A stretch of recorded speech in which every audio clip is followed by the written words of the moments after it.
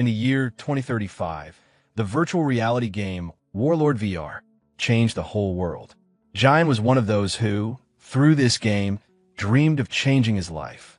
He dedicated his life to this game, but what he received in return was betrayal. He was betrayed by his friends. This betrayal took everything from him, but it also gave him something else, a chance to start everything again. He had the chance. From now on, he would not belong to anyone. He would not play with others, no matter what the result was. He would prove that it was possible to win even alone, while the rest would share the prize of victory among themselves. Cheyenne used to roll dice to divide it, but ended up eating all the loot alone.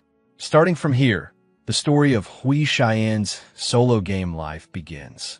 The game starts inside the Valabri forest, which appeared peaceful from the outside and seemed brightly lit, but inside, in a certain portion, a wounded man was seen.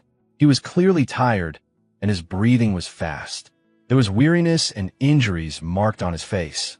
The condition was very serious because he was surrounded by a group of fighters, and many dead bodies were lying on the ground, showing that a fierce fight had taken place.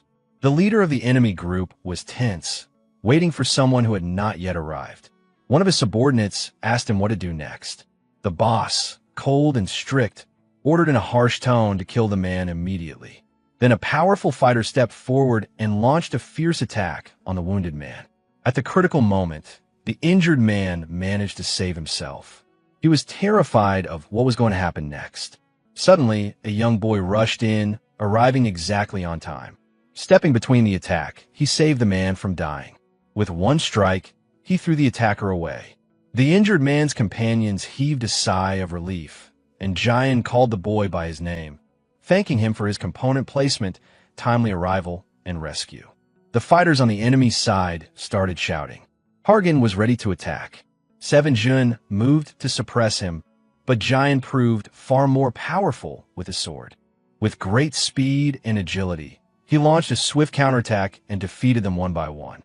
Because of this, the enemies fell to the ground completely while Chan stood tall. Smiling confidently, he said, "All of you attack me together. Even then nothing will change. You guys will defeat me." Then it was revealed that his real name was Han Jian, and his title was Hero the Slayer. Seeing this, Cheyenne's companions were filled with regret. The companions began to apologize to Jun. They admitted that they had dragged him into such a dangerous fight. They confessed that they had no hope, and while it was expected that the enemy might set a trap, Jun's apology was rejected. Jun, who had lost faith, assured them it wasn't their fault. Then he extended his hand toward their leader. The leader was surprised, looking at Jun very impressed by his simple gesture. Those standing around them became more emotional. The rest of the group also expressed their feelings emotionally. The name of Jun was repeated several times, and the deeds he had done were gratefully acknowledged. However, Jun insisted again that it wasn't his fault. He further explained that the real problem was someone else, someone who, due to their lack of skill, always arrived late. Jun was clearly pointing towards Shri. Then, turning towards Shri with a mocking smile, Jun asked, "Are you with me? Do you agree with Mr. Jun?" Shri began making fun of her friends, and then herself, in a mocking tone. She said that no matter how many weaklings come together, it wouldn't make any difference in the end. Soon, the true identity of Shri was revealed. Her full name was Chai Sealin, and she was a member of a group called Thunder Hunters, carrying the title Thunder Queen. Jun mocked her again, saying that she was always angry, attacking without thinking, and repeatedly losing to the people she loved. Shri considered these words trash and, filled with anger, warned Jun not to jump too much, otherwise he would regret it. But Jun only laughed.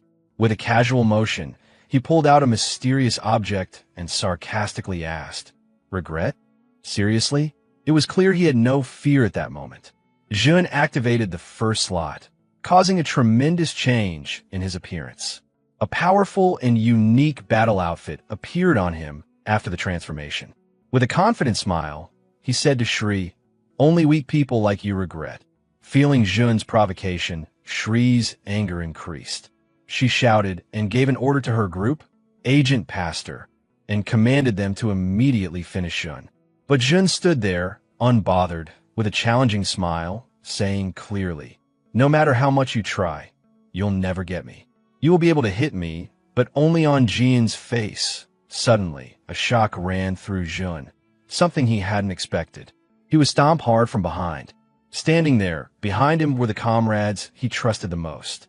At the next moment, his screen began flashing warning signals, indicating that his health points were falling fast and his movements were now restricted. Jin was in total disbelief. He asked with difficulty, "How can one of my companions do this?" Sadness filled his voice. One of the companions apologized and admitted, "Yes, I betrayed you." The group leader, too, betrayed him. The traitor explained the reason. He needed money. He then requested Jun to understand and assured him that he didn't hate him. Jun was filled with anger and disbelief. He couldn't comprehend how the people he loved the most, those he considered close friends, could betray him like this. At that very moment, Shri appeared. Laughing cruelly as if it was all just entertainment, Shri made fun of Jun, taunting him about his belief in the fake friendship he had with his teammates. She mocked the bond he insisted was real, declaring that such emotions had no meaning when it came to money. Then she moved closer to him and said that now she would make sure he would be out of the game permanently. Continuing the insult, Shri said that if she kept hitting him like this every time he logged in and took even one step in the game, she would remind him that in real life he was a worthless nobody, that the game was his real world. Then, with a mocking smile, she added, "Now you have become the same pathetic person again." Unable to tolerate the insult any longer, Jun burst out in anger and jumped to attack her, shouting, "Shut up!" But his attack went in vain. He was easily knocked down, and his blood spilled on the ground. As everyone stood around him, Jun, filled with anger and deep pain, thanked them all with his last breath. He cried out, "I did this for you guys. Why did you cheat on me even though I trusted you?" One of his old comrades shouted at him in reply, "Now die." He further explained that they'd been given hundreds of millions to kill him. After getting so much money, what else could they do? For them, it was all just a great hobby, causing so much trouble and betrayal just for the sake of money. They even reminded Jun how he once said they were all like a family. And now, that very family had betrayed him. But now, there was no expression of remorse on their faces.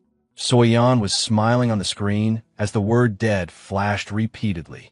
Then the game restarted and gave the official message that Jun was dead, informing him that now he could not log in for 48 hours. The death penalty had opened, and those who died would temporarily lose their eyesight inside the game.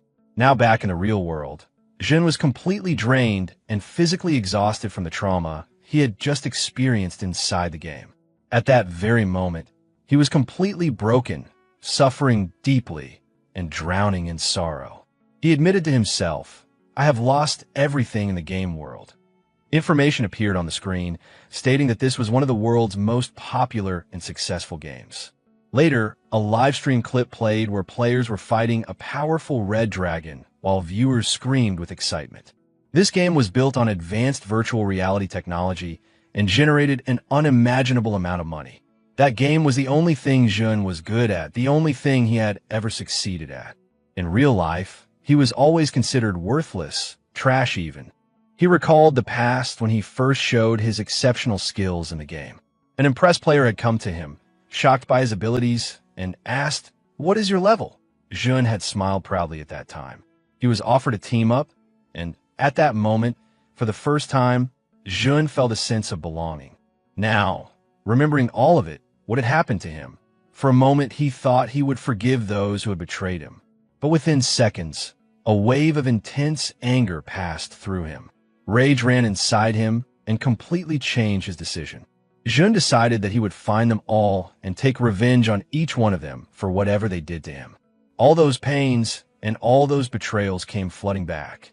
He started remembering the sacrifices he had made for them. Burning with anger, he made a call to someone whose name was Dongsu. Jun was running on the road, deeply drowned in thought, and did not even realize that the signal had turned red. By the time he realized it, it was too late. He thought to himself, "I wish I knew earlier that everything would end like this. Maybe I would have never cared for anyone." But as he was trying to escape his thoughts, a speeding truck hit him hard. The scene was filled with blood all around. People screamed, shouting that someone had been hit by a truck. Jun was lying on the ground, caught between life and death. As he struggled, he heard his phone ring. The voice said, "The number you have called is unavailable. Please try again later." At that moment, he felt another cruel irony. Of all the things that happened, the one that hit him was a garbage truck.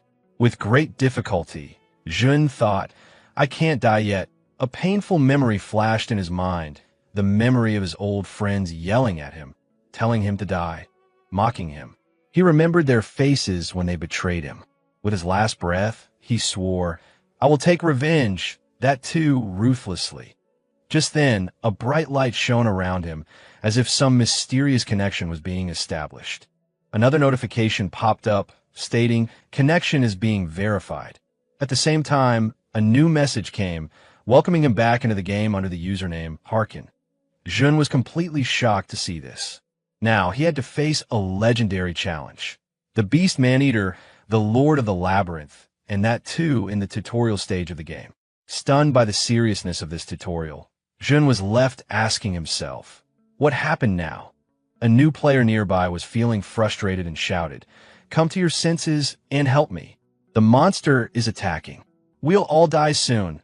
Jun quickly realized that defeating the creature alone was impossible, so they all joined together and made a plan to fight.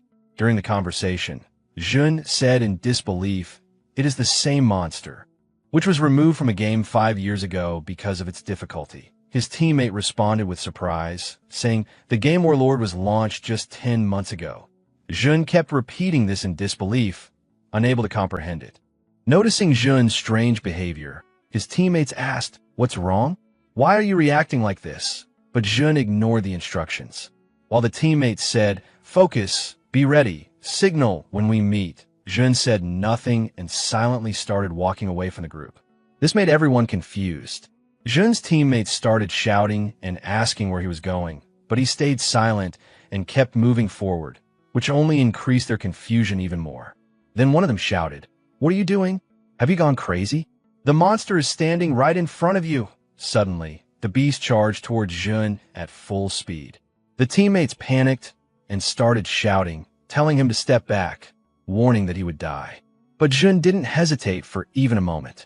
He faced the monster with full confidence, swiftly revolving and delivering a powerful strike that killed the creature with a fatal blow. Everyone watching his strength was stunned. The beast roared loudly before collapsing, and Jun's devastating attack sent 2 of the players falling back in shock. They stood there, unable to believe that Jun had defeated the monster in just one shot. Both of them looked at him in surprise, then smiled, and one of the players openly praised Jun's talent. He extended his hand, inviting Jun to join their guild. But that simple gesture reminded Jun of a painful memory, the very moment he had once been betrayed. Jun's expression changed instantly. Anger lit up in his eyes. He said coldly, "I made my decision a while ago." Both players were confused, asking what decision he was talking about. But before they could understand anything, Jun struck. There was only rage in his eyes, a rage that demanded bloodshed. Jun was completely shattered inside. He said to himself with strict resolve, "If in this life I ever trust anyone again, even a dog would be more trustworthy than me." A message appeared on his screen. "Hero Slayer, Herculean Past. I am back." At that very moment, Jun opened his eyes and found himself in a strange place. He removed the virtual reality helmet from his head, looking around in confusion, trying to understand where he was. After a while, he realized that he was inside a gaming store, specifically a V-Gear shop selling VR equipment. As his memory started to come back, he remembered that 5 years ago, he was poor and used to play in this store because he didn't have the money to buy his own gear. A question echoed in Jun's mind. Was I actually back in the past? When the thoughts settled in, he immediately decided that if this really was the past, then a lot had happened that he could now change. The store was becoming increasingly crowded, but he moved forward, his mind working faster than ever. He reminded himself that now he had the knowledge of the next 5 years and experience. If used correctly, he could take revenge without hesitation. Without wasting any more time, he approached a store clerk, handed over his payment card, and said, I need the best V-Care unit. The clerk, a little nervous but smiling, replied, I'll help you right away, sir. Inside Jun, a wave of excitement and anxiety surged. He started planning his next moves, how to level up quickly, how to move faster. But a little while later, the clerk called him over and said with a sorry tone, Sorry, sir, the balance on your card is insufficient, so the purchase can't be completed. Hearing this, Jun's face turned slightly pale. He smiled bitterly to himself, realizing he had forgotten just how poor he had been in the past. He stood there, drowned in frustration, cursing himself. Back then, he used to play here because he never had enough money to buy his own device. Now the pressure started building up inside him. He began thinking hard. How could he quickly earn money without wasting precious time? Just then, his eyes fell on a nearby advertisement screen. It was showing the image of Siri in a campaign promoting the game. A bold voice echoed from the ad. What are you waiting for? Siri's words were strong and commanding. Strong people challenge. Hesitation is a luxury no one can afford. Jun stood silently in front of the advertisement, thunder flashing across the screen, while Queen Siri's voice called everyone to become true masters of war. He remained there, frozen, lost deep in thought. The bold caption flashing in front of him read, Warlord, start now. He stood there thinking about his current situation, about what his next step should be. But then, Shri's mocking face and taunts began echoing inside his mind again. The same useless failures haunted him. But this time, something different stirred in Jun's eyes, a concrete determination. He told himself that hesitation was a luxury he no longer had. It was time for action. As the sun began to set, the scene shifted. Jun was now inside his small and simple apartment. A new VWare gaming system had just been delivered and installed. The technician said, setup is complete, and quickly left. Jun simply gave a short, curt reply. He stood there, thinking, holding a card in his hand. This was the fastest way to earn money now, he told himself. The card was an advertisement for a quick and easy loan service with a small amount required to get started. A little while later, Jun was sitting opposite a man, asking for a loan of 10 million bond. The man casually replied, something big will happen, never mind. But then he changed his tone. Suddenly, the man slammed the card on the table and placed a knife right on top of it. There was a direct and chilling message in his eyes. If you don't return the money, your life will become hell. Chan was scared from inside, but he didn't say anything. The risk was high, but Jun took the card anyway and told himself, I don't care about the consequences. Slowly, he began wearing the VR headset, thinking in his heart, if I have to go down to hell to change everything, then I'm ready to face them one by one. All the faces that had wronged him started flashing before his eyes. The anger and fire burning inside him betrayed his calm expression. The star connection was loading, and he gritted his teeth in fury. The system quickly recognized him and confirmed, login successful. Welcome back, Hurakan. Now, Jun was once again inside the world of Warlord, taking on the character of Hurakan. He stood silently, as if waiting for someone special. Deep inside, he tried to remember the name. Someone important was about to appear. A shining girl appeared before him, golden energy swirling around her. Her blonde hair glowed with a bright light. She smiled and introduced herself. I'm Ariadne, and I will be the guide of your journey. Jun immediately recognized her, his expression tightening. Ariadne extended her hand towards him, her attention completely on him, and began explaining the basic rules of the game. She said, you have 3 starter classes available right now. You must choose one. The skills you pick now will determine the direction of your specialization later. This was not just choosing a class. Jun knew this was the very first step of his entire story. Ariadne first explained the warrior class, direct combat, fighting on the front lines. Jun thought for a moment about that class, considering that he already had some experience with weapons. Maybe he could level up faster that way. But then he rejected it. He knew deep down that walking the path of a frontline fighter alone would be too difficult. Next, Ariadne introduced the cleric class, a support role, healing and helping others. Jun didn't even waste a single moment thinking about it. He plainly said to Ariadne, I have no intention of protecting or supporting anyone. Now, Only one option was left. Ariadne smiled slightly and said, "Good luck. Enjoy your adventure." Then, she started activating his selection. Golden magical energy began to radiate from her hands. The swirling energy rose and surrounded Jun, wrapping him in a blinding golden light, all sides darkening his face. There was a surprised expression flickering across his features, and then a system message appeared. Base class selected. You will now be taken to the tower of your choice. The scene shifted. Jun arrived at a mysterious, towering structure. A powerful, resounding voice echoed through the space. "Welcome, youngsters seeking knowledge." It was the voice of Golko, the master responsible for the desk class. Golko, who trained players in the mystic arts, asked, "What magic do you want to learn?" Without hesitation, Jun replied, "Dark magic." Golko was left stunned for a moment. He couldn't believe what he had just heard. He asked softly, "What do you mean? Dark magic?" There were many forms of magic, but Jun stood firm.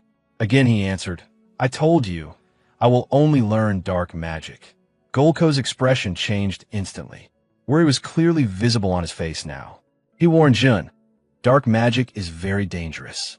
It can destroy your soul." But Jun replied in a cold, clear tone, "I know the risk, and I have chosen this path myself." Golko started trembling slightly. Seeing such a bold decision shook even him. Then, suddenly, Golko began changing form, his body twisting into a terrifying, shadowy skeletal figure. Mockingly, he said, "It has been a long time since anyone chose this path." Then a skill book appeared in front of Golko. He said, "If you're really ready, put your hand on this book. But remember to think carefully. This path is not easy." There was a fire of determination burning fiercely in Jun's eyes. He wasn't going to turn back now, not even for a second. Without hesitation, Jun placed his hand on the skill book, ignoring Golko's warning. Golko shook his head and muttered, "I already told you. This is the path of fools. It is not for those who walk without thinking." But Jun smiled confidently and replied, "I am not the one who can be called a fool." Jun's unwavering confidence made Golko laugh loudly. He was genuinely impressed. "You are very interesting. Such people are rare," Golko said. At that very moment, a memory flashed through Jun's mind, a famous video from his past life. He remembered a player who used necromancy, the dark art of summoning the dead, to defeat a powerful boss alone without any help. The thought crystallized in Jun's mind. This was the power he would claim. Then a system message popped up. "Congratulations. You have officially become a necromancer. Title unlocked, Novice Necromancer. Skill unlocked, Skeleton Shard." A confident smile returned to Jun's face once again.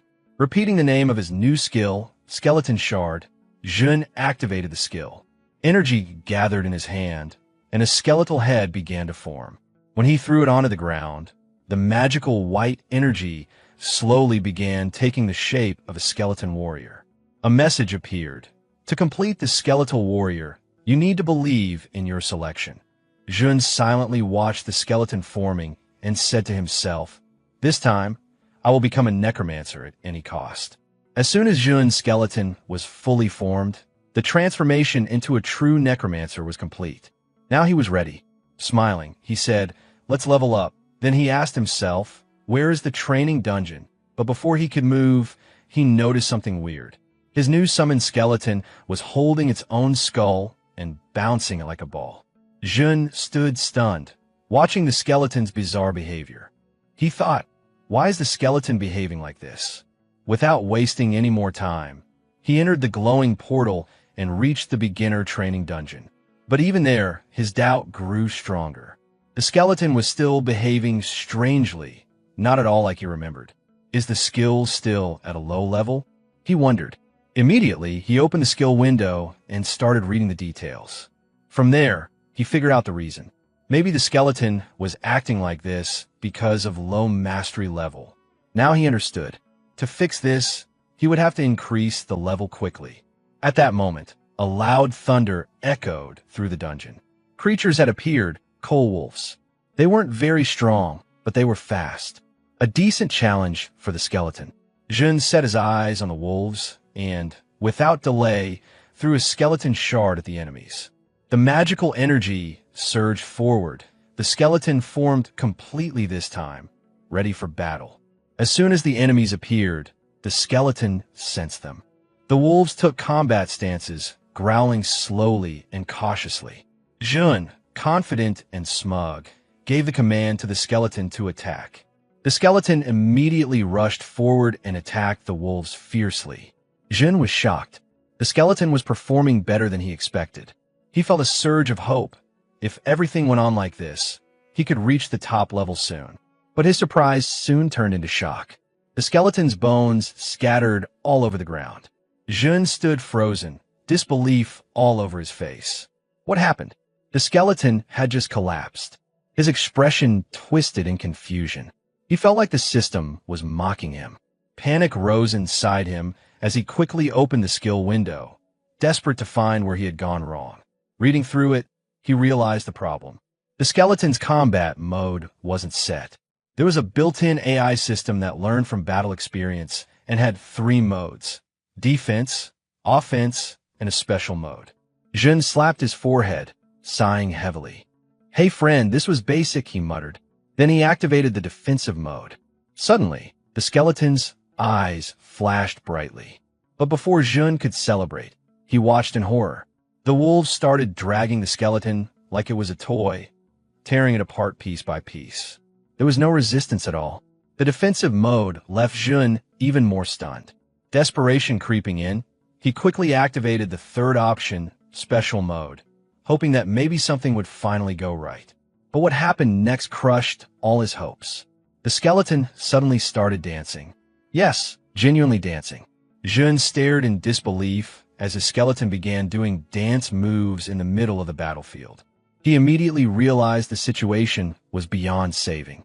Tears welled up in his eyes. He blamed himself, thinking, "What have I done?" The skeleton was completely destroyed, lying broken on the ground. Clutching his head, Jun groaned, "I'm going to lose my mind." He made up his mind then and there. He was going to delete the character immediately.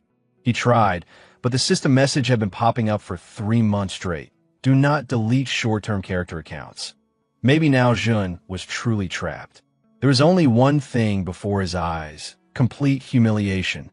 Sitting on the ground in despair, the drowned Jun mumbled, "I can't even marry my chosen class." He realized he couldn't even change his class anymore. That's when he remembered something even worse. The loan installments were about to start from next month. Thinking sarcastically, he muttered, "Maybe I'll get hit by a car again. Why is my luck so bad right now?" As everything seemed to spiral downward, he tried to encourage himself, saying things were just starting to get better. He cast a frustrated glance at the useless skeleton standing nearby, the same skeleton that hadn't helped him even once. His frustration flared, and he began scolding the skeleton. "You're driving me crazy. Don't move. Stay right there." The skeleton stood awkwardly in place. Suddenly, a memory from his past life flashed through Jun's mind, a skilled necromancer. He recalled how that guy controlled his skeletons flawlessly. He started thinking, was that guy a fool? How did he train those skeletons? Then, an idea struck him like lightning. Immediately, he opened the skill description window again. Digging deeper this time, he found something crucial he had completely missed before. The creature came with a deep learning system. It gained experience through battle. This was the real key. Jun realized that his skeleton had actually been observing and learning from the Coal Wolves' fight. Filled with newfound determination, he walked over to the skeleton and sat next to it. He stood up and said confidently, "How lucky are you that I am your master?" The skeleton tilted its head slightly, confused, staring at Jun like a little girl seeing a superhero. Grinning, Jun said, "People call me a genius because I taught every guy on my team to reach the top." Then he added, "There's a golden rule to remember. If you attack and can't dodge, you die." Saying this, Jun suddenly punched the skeleton. It fell hard onto the ground. But Jun didn't stop. Every time the skeleton got up, he launched another attack. While hitting it repeatedly, he kept explaining, "Don't just stand there like an idiot after taking a hit. Think, how will you counter?" Then he asked sharply, "Did you understand?" The skeleton stood up, taking a ready stance.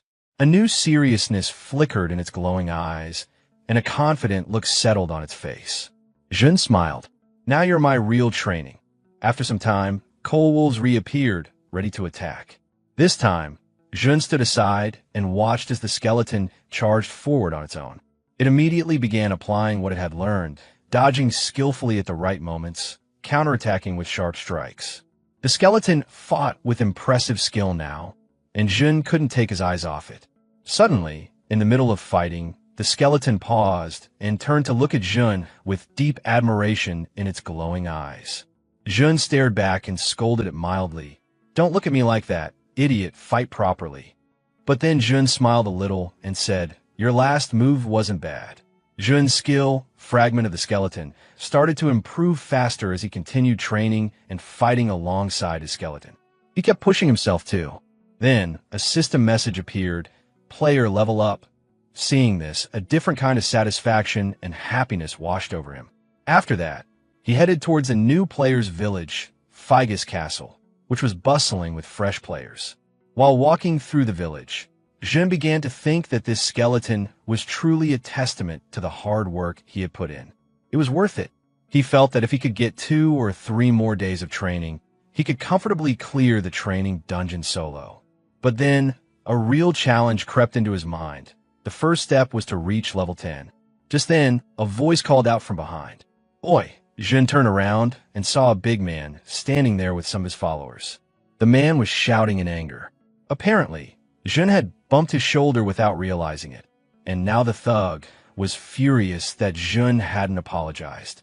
Jun started thinking, this looks like the third-rate red thugs, wasting my precious time.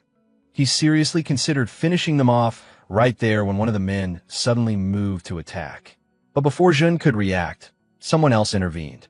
A man wearing strange clothes casually stepped in and easily stopped the attacker's hand. With a smile, he said, "It's not right to kill such people, understand?" The big man growled angrily. "Who are you? Are you with him?" But the newcomer simply replied, "I'm not okay with this." Jun immediately recognized the man, Methador Shev, a very famous person from his past life, a powerful warrior. Jun confirmed it by glancing at the man's massive muscles and the signature odd number branded on his gear. This is what Jun took in so clearly that he remembered Methador was, in his past life, the first-class warrior and the most powerful player. He couldn't understand what such a legendary personality was doing at a place like this. Jun felt a bit confused and uneasy. On the other hand, Methador started mocking the attacker's behavior, imitating him in a sarcastic way. The attacker grew tired and started justifying himself, saying, "First he hit me, and if you didn't know that, then why are you getting involved?" Methador smiled coolly and said, "There's an old saying, an eye for an eye." But the next moment, Methador released a dangerous combat aura. Fear was clearly visible on the faces of the attackers. The big man froze completely, while Jun stood there carefully watching the whole scene unfold. Methador, still calm and sarcastic, said, "You punched me in the palm. So now, I too have a right."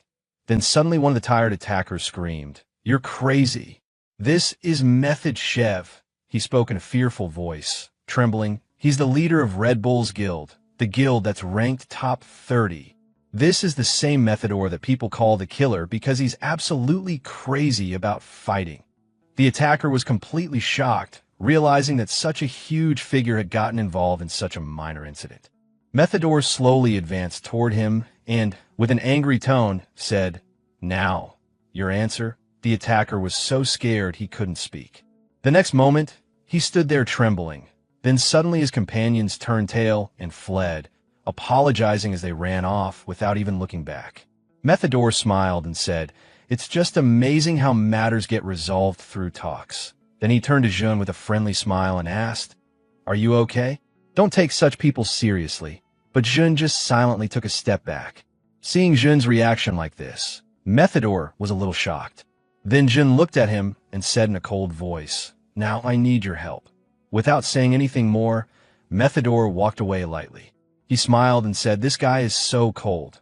Jun walked away by himself, feeling angry and frustrated because he was feeling so weak. His hands trembled before the might of Methador. He clearly admitted it to himself. I was scared. But at that moment, he made a firm promise. Next time I meet Methador, I'll meet him as a completely different person. There was a different sense of determination in his eyes now. There was a glow, and his face turned absolutely serious. The scene shifted back to the training dungeon where a soft fire was burning on the walls. Jun sat alone, thinking about how massive the gap was between him and a powerful player like Methador. Then he remembered another figure, a being just as big and powerful. Jun realized that if he ever wanted to take revenge, he would have to become much stronger than he was now. Suddenly, a powerful beast resembling a tiger appeared. It launched a sharp attack at him, but Jun's skeleton companion immediately jumped in between. Using its newly learned skills, the skeleton attacked the tiger aggressively. The tiger struggled a lot while fighting against the skeleton's relentless assault. It received heavy damage, and the battle ended shortly after. A system notification popped up, "Cold Tiger killed." This led to Jun leveling up. But even after this success, Jun wasn't happy. Reaching level 10 had taken him 3 whole days, more than he had expected. Although Skeleton looked proud and happy, Jun's disappointment was obvious. Skeleton tilted its head, unable to understand why Jun looked so upset. Then a new message appeared. "Congratulations. You have reached level 10. All monsters in the beginner's area have been cleared. The beginner's mark has been withdrawn. Rewards will now be distributed." Reading this, happiness finally spread across Jun's face. Then, a device appeared on his wrist. The War Watch was revealed. It had many features: status, quests, map, inventory, and it also worked as a communication device. For the first time in a long while, Jun felt really good. Using the device, he requested to open the status window. In the next moment, it appeared: name, Haken level, 10 class. Necromancer. He already had some points allocated in his stats. Strength, 3 stamina, 3 intelligence, 2 mana, 5. Then a new message came: "Please distribute your earned points."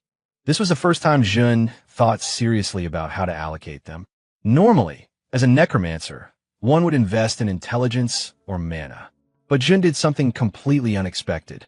With confidence, he put all his points into strength. Another message popped up: strength plus 50. Jun looked at his hand where another window floated. Total strength, 53. A smile slowly formed on Jun's face. He was completely satisfied with the choice he made. It felt perfect according to him. But the skeleton stood beside him, staring at Jun with wide, confused eyes. Jun's disappointment was clearly visible. It was as if Skeleton thought Jun had given up his dream of becoming a necromancer by putting all stat points into strength. Seeing this, Jun got irritated and started shouting at Skeleton. Then he asked, "Why are you staring like that?" He lightly struck the skeleton on the head and said, "I haven't given up being a necromancer, understand? I am teaching you to grow. I am helping you." He left it at that. Jun believed that even if he increased intelligence, it wouldn't matter much. By increasing physical strength, he could reach the peak of his past combat techniques and transfer that training to the skeleton.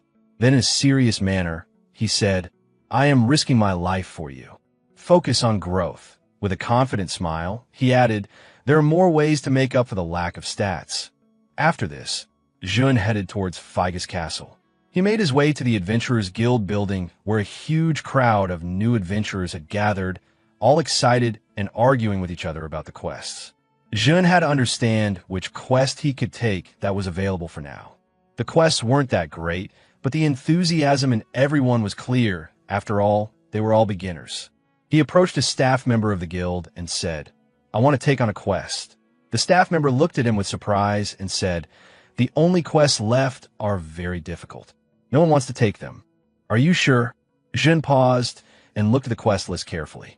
He saw that the quests were really useless, but then a confident expression came to his face. He said to himself, "Finally, this is the hidden card I was looking for." The quest he chose was called Mount Pima Cave. The objective was to eliminate all the low-level monsters around Mount Pima, and the reward was only 10 gold coins. The staff member frowned and asked, "Are you really taking such a low-reward quest?" Jun replied with certainty, "Yes, I will. I'm absolutely sure." He knew that if he completed this boring quest before reaching level 15, he would get a rare title, Prospect. He remembered that titles greatly boosted character stats, and the Prospect title specifically gave percentage-based stat boosts, which could make him very powerful, even overpowered. With confidence burning in his heart, Jun thought, "From here, my real journey will begin, like a legend." Then Jun immediately started the next step of his plan. He announced with excitement, "Now first, I have to prepare some necessary equipment." After some time, he reached Mount Pima, where his quest was supposed to take place. But as soon as he saw his reflection, shock and frustration began to show on his face. The gear he had was absurdly bright and strange. He was wearing weird clothes and looked as if he had come straight out of circus. Embarrassed by his awkward appearance, Jin became filled with anger and irritation. He screamed in his heart, "What the hell is this?" He remembered that when he had gone to buy good clothes, he didn't have enough money because he had spent most of it on Skeleton's gear. Because of that, he had to buy cheap, ridiculous-looking equipment for himself. But now, Jun was determined. "I have to finish this quest quickly so I can afford proper clothes." Gritting his teeth, he moved into the jungle to complete the mission as fast as possible. As soon as Jun stepped out of the bushes, a blood-soaked hand reached out, as if making one last attempt for help. The injured person fell unconscious in the grass right in front of him. The boy, lying there with blood on his face, struggled to make any sound. He was gasping for breath, but his voice was lost, his trembling fingers leaving a trail of failed hopes on the ground. A few boys stood at a distance, their sinister expressions twisted into cruel smiles. They laughed as they watched the condition of their victim, taking pleasure in someone else's pain. Somewhere deeper in that same forest, a young man, living in a corner of the woods, shouted happily. Maine finally mounted insurance came. His name was Multi Joe, and he stood proudly in his shining armor. "Now my adventure begins. I'm level 11 now. Maybe I'll make it to the top rankers." His praise was suddenly cut short when he heard a scream from nearby. "Rescue!" Immediately, he ran toward the sound of the scream, seeing a man carrying his injured friend, pleading for help. "The creature that attacked us. It wasn't like any normal monster," the man said, trembling. Multi's expression turned serious as he asked for details. The injured man, still shaking, managed to stammer out a few more words, barely able to speak. "It was huge, terrifying. It had glowing eyes." Multi's interest peaked, his grip tightening around his weapon. He turned to the man and said, "Show me where it happened." The voice of the injured man was trembling as he spoke. "We were just lucky. I was able to escape with my life, but now there's no healing potion that can help. My friend's condition is getting worse." Multi consoled him, saying, "I have some potions. I'll give them to you immediately." The gray-haired man, filled with gratitude, started rummaging through his bag, tears in his eyes as he thanked Multi. "We will definitely return this favor one day," he said. But at that moment, Multi glanced at his watch. Before he could react, a man attacked from behind, knocking him to the ground. Blood soaked the ground around him, and his breath came in ragged gasps. Disbelief filled his eyes as he lay there, struggling for air.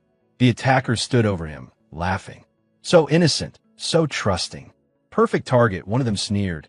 "Now, we'll make good use of everything you've got," another said.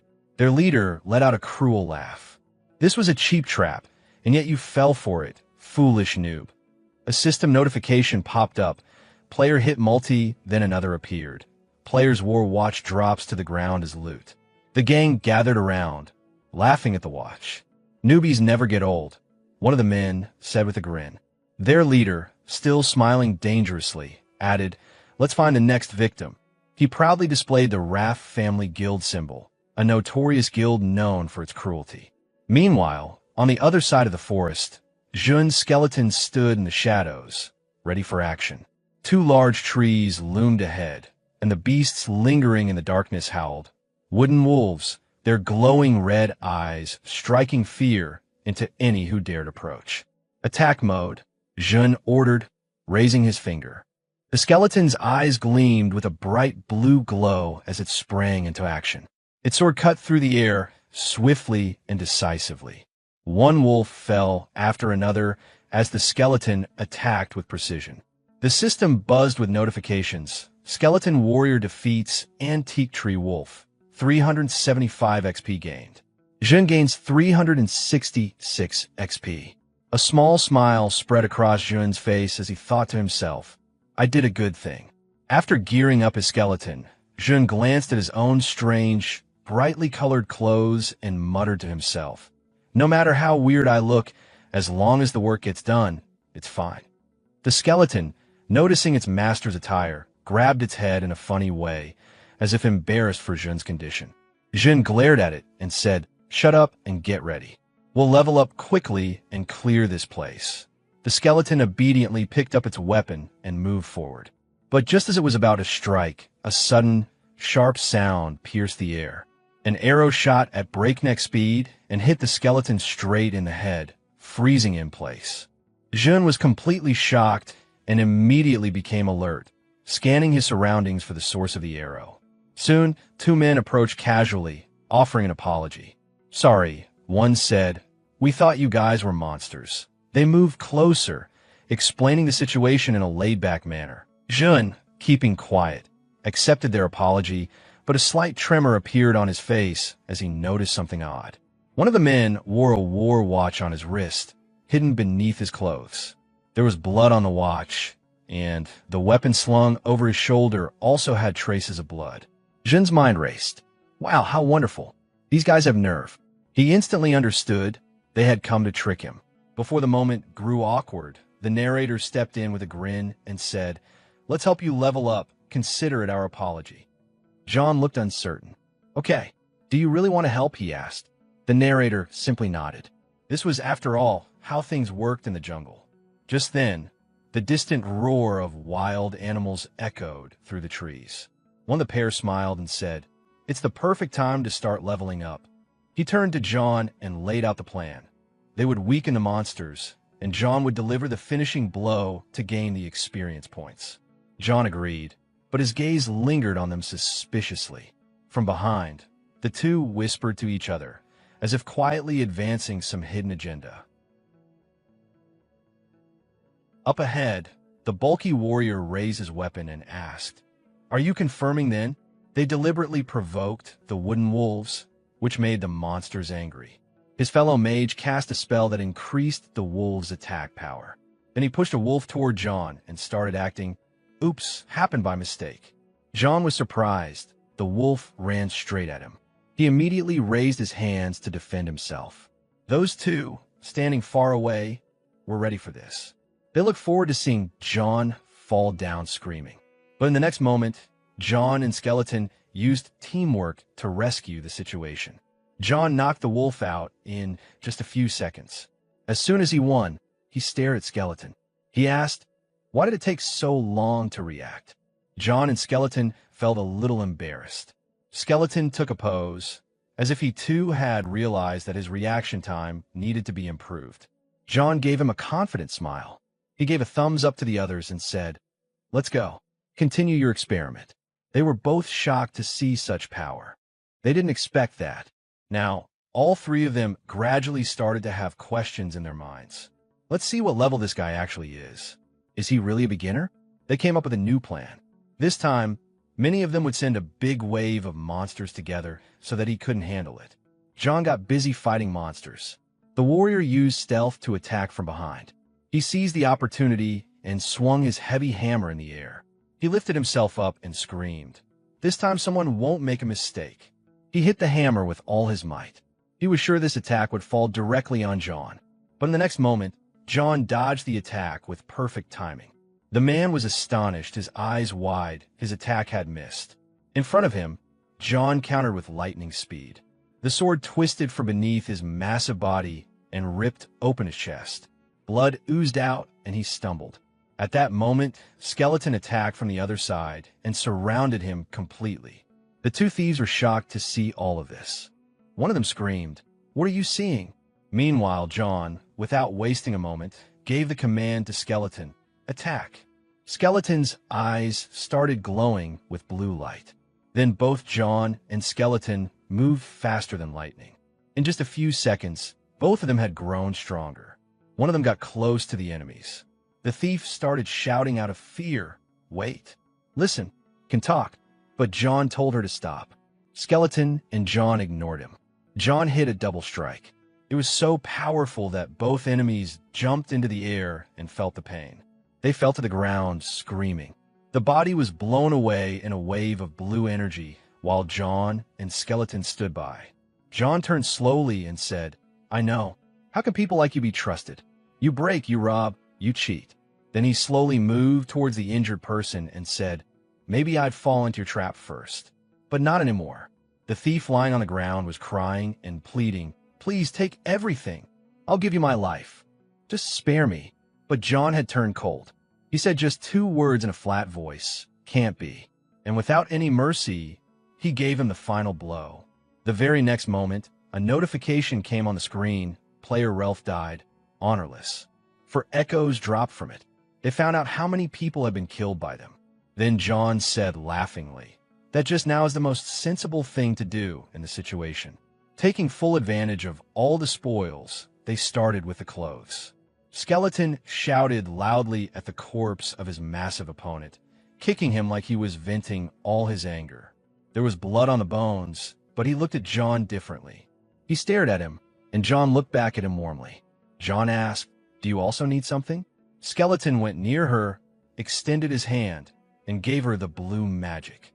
She healed with light, after which Skeleton raised his sword in joy. Now it was new. He was wearing pants and was a proud guy. John stood like a warrior, laughing. He said, "Do you like this new look so much?" Then he calmed down a bit and talked about his appearance in the game. He said it doesn't matter how strong you look from the outside. What really counts is the strength within. But even after saying that, John herself started showing off a bit while walking in her new clothes.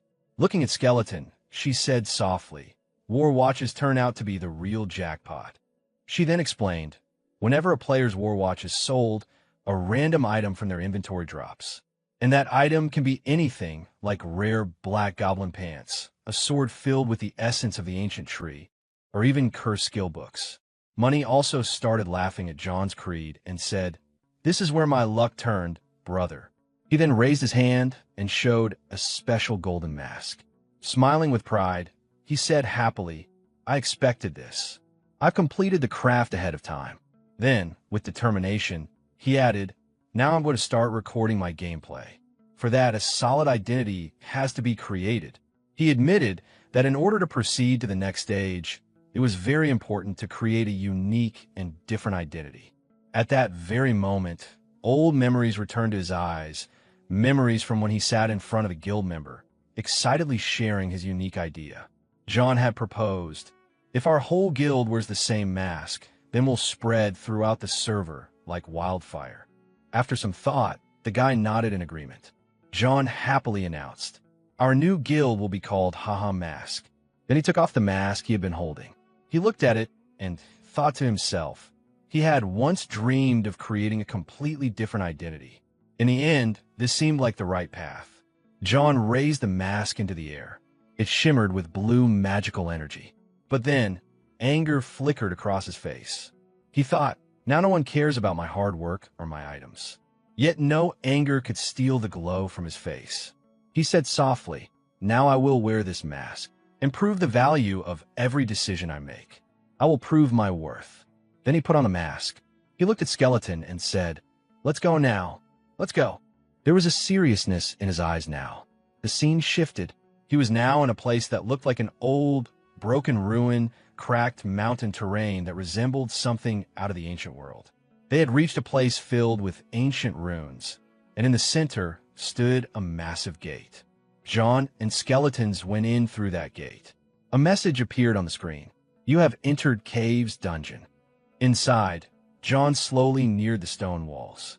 While walking, he said, "In this place, blue werewolves should have been a little tougher. But now my gear is going to be upgraded. It's over, I'll finish it in 10 minutes, dungeon." He shouted in excitement. Skeleton started running ahead through the narrow passage, and John followed him at full readiness. But a few hours later, John was lying on his back on the ground, staring up at the ceiling, tired and motionless. Then suddenly, he got up and shouted, Has even a single monster not come? He began to rave in anger. I feel something's wrong. If someone had entered this dungeon and cleared it, a system message would have come. Or it's a bug or something. Then suddenly, his eyes caught something strange stuck on the wall. A glowing mess of swelling purple energy. He quickly moved closer and touched it. It was something different. Suddenly, that energy began spreading rapidly. It was like a new gate was opening around him. The air began to distort and pull inwards. A message appeared on the screen. You have found the instant dungeon. You have to get in there. John knew. Instant dungeons were randomly generated. When one opened inside a normal dungeon, the original dungeon would pause until it was completed. He also knew these dungeons were harder, but the rewards were equally great. But the risk was greater. Either clear it or die. There was no middle path. John thought for a moment about backing out. If I die in 2 days, it would be better if I'm out of the game. I should do some other mission. But in the next moment, his expression changed. He looked straight ahead. He told himself, as he stepped toward the portal, I just want to complete this. That's all I need. And with that, he went inside the portal completely. With determination, as soon as John entered the portal, a bright flashing light engulfed him. His eyes were dazzled, forcing him to raise his hand to shield them. As the light dimmed slightly, he saw that he was now standing in front of a massive arena, right in the center of what looked like a Roman Colosseum. The skeleton was there with him, standing at his side. John glanced around and thought to himself, is this some kind of arena duel? A little nervous, he muttered, which opponent are we going to get now? Just then, the ground beneath them started to tremble slowly. John was shocked. What is happening? He said. A massive, werewolf-like creature burst into the arena with a furious roar. Above its head, the label corrupted werewolf glowed menacingly. John took a step back in surprise. Such a powerful monster. Corrupted too? How come? Suddenly, the beast charged at him. Its first attack was so powerful that a shockwave rippled through the arena. John was flung straight into the wall, groaning in pain. Dust clouded the air. The skeleton, still standing in the smoke, was startled but quickly planted his feet, raised his sword, and braced himself, his posture showing resolve. Though the situation looked dangerous, John stood up again with a sarcastic smile. He laughed and said, now all this is comedy, it seems. Then out loud, he added, corrupted monsters, too usefully connected to the main quest. That means I turn out to be lucky. He looked over at the skeleton and asked, are you ready? Go fight. If you don't beat it, dinner's canceled tonight. With a confident smile, he ran straight toward the monster. The skeleton followed in sync, raising his sword. John used that as leverage to leap into the air. As John rose, the corrupted werewolf looked up, its gaze fixed, almost as if staring at a delicious prey. At that moment, the whacked gem glowed dark purple from within, summoning energy that merged into his weapon. John activated a skill, Devil Scars. Dark energy coursed through the werewolf, and there was a flicker of surprise in the beast's eyes. The effect was clearly visible. John's attack landed directly, causing the werewolf to scream in pain. It stumbled backward, one of its arms slashed and falling. A message appeared on the screen, Skill Devil Scars activated. Enemy attributes decreased by 10%. With a slight smile, John remarked, this is even worse. There's not that much damage the first time, but the monster didn't stop. It launched another furious attack. Its next punch came fast. John braced himself for the impact. Then, a new notification popped up. Corrupted werewolf has entered berserk state.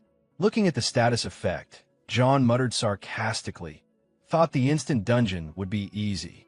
But nope, not again. Realizing the danger, he decided to use the special skill he had been saving. In the next moment, he raised his hand and said, slot on. He pressed the device on his wrist. Suddenly, a surge of strong blue energy erupted from his body. An explosive wave spread outward in all directions, forming a spiraling energy field around him. The ground shook, and with a loud burst, the glow lit up the entire arena. When the light faded, John stood revealed in a new armor set, surrounded by dark energy. He said, now start. Let's do the real fight. This was a special skill, slot on game mode. It granted temporary power directly from the game world. The energy connected to the skill boosted the player into an enhanced form, where strength increased many times over. This form was unique, its appearance, power, and abilities distinct. That's why players called it final mode. Now, surrounded by blue energy, John stood in his final mode. He raised his hand and said, "Come on." On the other side, the corrupted werewolf let out a thunderous roar, revealing its massive teeth with pure, savage intensity. Then, with terrifying speed, it charged toward John and dashed to the side. It raised its claws to launch a fierce attack. Although John managed to evade, the werewolf still succeeded in injuring him once. The monster continued to launch strong, unrelenting attacks, but John skillfully dodged them all, though one swipe came frighteningly close. It almost seemed like it grazed him. John seized the opportunity and leapt back in retreat. In the very next moment, the werewolf attacked again, but John narrowly escaped once more. Now he knew this beast was not normal. Its speed and brute strength made it a dangerous threat. John quickly assessed if this creature lands even 4 clean hits, the fight could end right there. As the werewolf lunged toward him again, John charged with a slight smile. "I have another plan," he told himself. Then, in a flash, he unleashed a sharp sword attack. A wave of blue energy burst forward, heading straight toward the beast. The attack was aimed precisely. It struck its target. A scream echoed across the arena as the werewolf stumbled backward slightly. John remained exactly where he stood, fully prepared, and said, "This is what makes this game fun." But at that very moment, his expression changed. The monster had activated its special skill. The ground beneath John's feet suddenly trembled and cracked. He was instantly reminded. This was the berserk state, where the beast's power increased many times over. He had forgotten. As he turned, he saw the werewolf now right beneath him, red eyes glowing, preparing to finish him off as John fell through the air. But John smirked and taunted, "Hey, you've forgotten something too." In that moment, the skeleton appeared between them, fearless, sword raised high. With a powerful strike, the skeleton landed a clean hit on the beast, chopping off another arm, and once again, passed the momentum back to John. The skeleton had created an opening. "You called it out. Let's move like we trained," John shouted. The werewolf watched, stunned, as both John and the skeleton charged toward it at super speed. Before it could react, the duo launched a coordinated attack. The power of their double strike was overwhelming. The werewolf's body began to burst from the inside, breaking down slowly into small, crumbling pieces, offering no resistance. In the very next moment, a message appeared on the screen. "Corrupted werewolf has been defeated." Soon after, another message followed. "Slot on has been deactivated by John."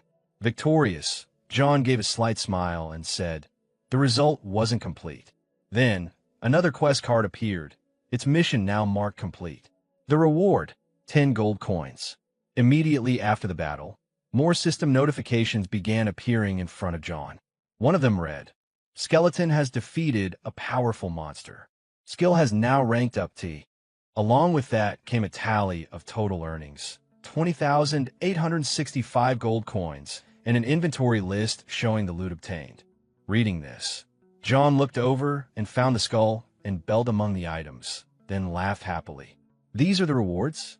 This is amazing," he said cheerfully. Suddenly, another system message popped up on his screen. He had obtained a rare necklace, the Corrupted Tracker Necklace, a unique Chronicle-type item. John immediately checked the stats. It gave him a boost of 18 points across various classifications. He stood there stunned. Even among high-rank items, this one stood out. High-rank items are non-tradable, though. But this is better than standard unique items, he said to himself. This is indeed a rare piece. Then his eyes fell on the name again, Corrupted Tracker. His expression shifted. Memories of his earlier suspicions about the main quest began resurfacing in his mind. At that moment, 3 glowing windows appeared in front of him, each showing a new title just added to his account. The first title, Promising Rookie, grants plus 3% intelligence and magic. Exactly the kind of boost John had hoped for. The second title, Challenger of Heroes, increases endurance by 3 points. It was well-deserved, considering he had solo cleared an instant dungeon. But the third title left him completely shocked. Corrupted Tracker, he wasn't expecting it at all. His jaw dropped as he remembered that was the title of the first chapter in the main quest line. Everything suddenly became clear. All the clues, all the corruption, now it meant something. The main quest line, Warlord's Discount, it formed the backbone of the game world.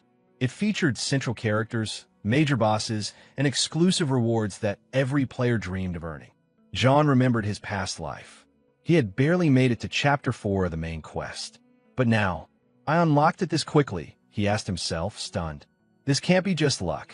Then, with disbelief and joy mixing in his voice, John shouted, I hit the jackpot. He immediately initiated the logout sequence, still in disbelief at what he had just discovered. The scene cuts to the real world. The news had already begun to spread. Guild Hydra had officially entered the last chapter of the corruption quest. They had 3 months to complete it. We see a player sitting quietly in front of his screen, a cup in his hand, a deep, contemplative frown on his face. Then he scoffs and mutters, half tauntingly, It's a real jackpot, huh? Anger flashed across his face. Disappointment was clear. In frustration, he slammed his forehead onto the table. Someone's already triggered the final chapter of that quest, he muttered. And now, if I step in and do anything to try to claim it, I might not even survive. He sat still in silence for a moment, then said to himself, maybe I should stop here and just prepare for the next chapter when it opens. But after a pause, a spark of realization lit up his face. Wait, this could be it. My chance. He realized something critical. At this very moment, the attention of the entire server was focused on the Count Corruption quest. This quest was about to become the first major milestone of the entire game. And now, it was nearing its conclusion. As he leaned back, a spark of excitement flickered in John's mind. If I can release a video about this quest right now, it'll go viral for sure, he thought. This wasn't just a personal victory, it was a golden marketing opportunity. I mean, imagine the views. I'll be a legend overnight. In his mind, he pictured himself sitting like a king on a throne, surrounded by wealth, glory, and internet fame. He laughed to himself. This is a blessing. He immediately began recording all his gameplay footage, already thinking ahead to the edit. But he knew one thing clearly. Editing is the most important part. You can't hand this over to just anyone. This video needed impact, style, and a professional touch. So he decided he'd contact the one person who, in his past life, had been called the god of editing. This is the right person, John said to himself. The scene cuts to a small room, where a pink-haired girl wearing glasses slurps noodles, eyes glued to her phone screen. Her name was Romani. A notification blinked on her phone. Dungeon clear video, edit request. Harkin Romani scoffed, pushing up her glasses. A newbie, she said sarcastically. She tapped on the file. Probably some spoiled rich kid trying to show off on the internet. But the moment the video began playing, her entire expression changed. She jumped up from her chair, eyes wide. It was like she'd just seen something important. Romani leaned in closer to the screen. Her eyes sharpened with intense focus. She whispered to herself, I found it. Romani, widely known online as Hellmouth, was a legendary freelance video editor. Now, holding her phone tight, she grinned with a fire in her eyes. This is my inspiration, she muttered. Elsewhere, high above the city skyline, a woman stood in her luxurious apartment, gazing calmly out the window. She held a sleek tablet in her hands. Her expression was cool and unreadable. Just then, an employee rushed into the room. Director, he said breathlessly. You call? The woman turned slightly and said, There's been a new video about the Count Corruption quest. The employee handed over a report. It's different from the others, he said. A level 15 player defeated the corrupted werewolf. Solo. The director raised her eyebrows in mild surprise. This has never happened before, the employee added. He continued, I've already had the team verify the footage. It's all real. The player's level checks out. The woman glanced at the footage on her tablet and smirked. "How amusing," she said with sharp confidence. Then she turned to the assistant and gave a simple command, "I want him." Now, at that moment, her true identity was revealed. Her name was Siri Financial, one of the most powerful celebrities in the world and the true face of the massive corporation, Thunder Group. But in the world of Wallet, she was known as Shri, the Thunder Queen. That's it for today's video. I hope you guys enjoy this manhwa as much as I do. And guess what? There's another brand new manhwa recap dropping at the same time. So make sure to check it out. You're definitely going to love it. Thanks for watching. The next day, the protagonist checks his phone and freezes. The video he uploaded already has over 6,000 views. He feels awkward, remembering how long it took him to reach numbers like that before. Romani messages him first, asking if he saw the views and when the next video is coming. That alone tells him something has changed. Lying back in his pod, he admits to himself he has no plan. He doubts he'll run into another monster like that anytime soon and considers waiting until level 50, but decides he can't waste the momentum. He logs back in, knowing now isn't the time to slow down. Elsewhere, Shev the Slayer replays the video, commenting on how impressive the movements are every time. Something about the player feels familiar. Yell, affiliated with the Red Bulls, joins him and teases him for watching it again. Shev points out the mass player and talks about how natural his movements are, especially how he trained his summon. Yell snaps at him to focus, reminding him they're going live soon. She tells him over 200,000 people bought tickets to watch him. As the stream begins, Shev and his guild enter a dungeon, smiling as he calls everyone to prepare. Back at the Raiders Association in Castle Figus, Herkin slams the table in frustration over the lack of missions. He considers taking a break when the old mission man approaches, recognizing him as the one who cleared Mount Bama Cave. The man introduces himself as Hotan and asks to speak privately. He claims to have heard about the mutant encountered in the cave. Herkin is confused, recalling only a strange werewolf. Hotan explains that monsters exposed to corrupted power are becoming unstable, and a bounty has been issued. Before Hotan can finish, Herkin grabs his arm and says he wants in. He assumes it's a hidden quest and doesn't hesitate. Hotan tries to caution him, saying it's too early, but Herkin insists. Relenting, Hotan tells him to seek someone named Ahimri east of Castle Figus and offers a letter of recommendation. A new quest is created, Himri's Teachings, with a skill book as the reward.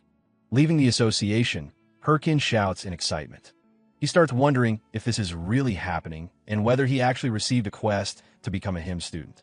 He knows him is one of the 7 disciples of the Grand Mage Boon, an NPC every mage wants to meet because of the rare skill books he provides. Realizing how valuable this opportunity is, he runs off in high spirits, assuming it came from the Rising Star title combined with the corrupted count progression. If things go well, he won't need to worry about video material for a long time. He stops suddenly, remembering something he still needs to do. Entering a forest, he uses Bone Fragment to summon Little Bone. Once it appears, he checks the rewards from the last battle, starting with the werewolf skull he kept. The system asks if he wants to use it to enhance the skeleton warrior, and he agrees. The skeleton gains werewolf traits and additional toughness. He then equips the corrupted tracker necklace, and the system applies its effects, boosting all his stats and class-related attributes. Satisfied with his preparations, he throws 2 more bone fragments onto the ground, summoning 2 additional skeleton warriors. Little Bone looks confused as Herkin explains they'll now fight as a unit and need to get along. As they move on, Little Bone bristles at no longer being the only one.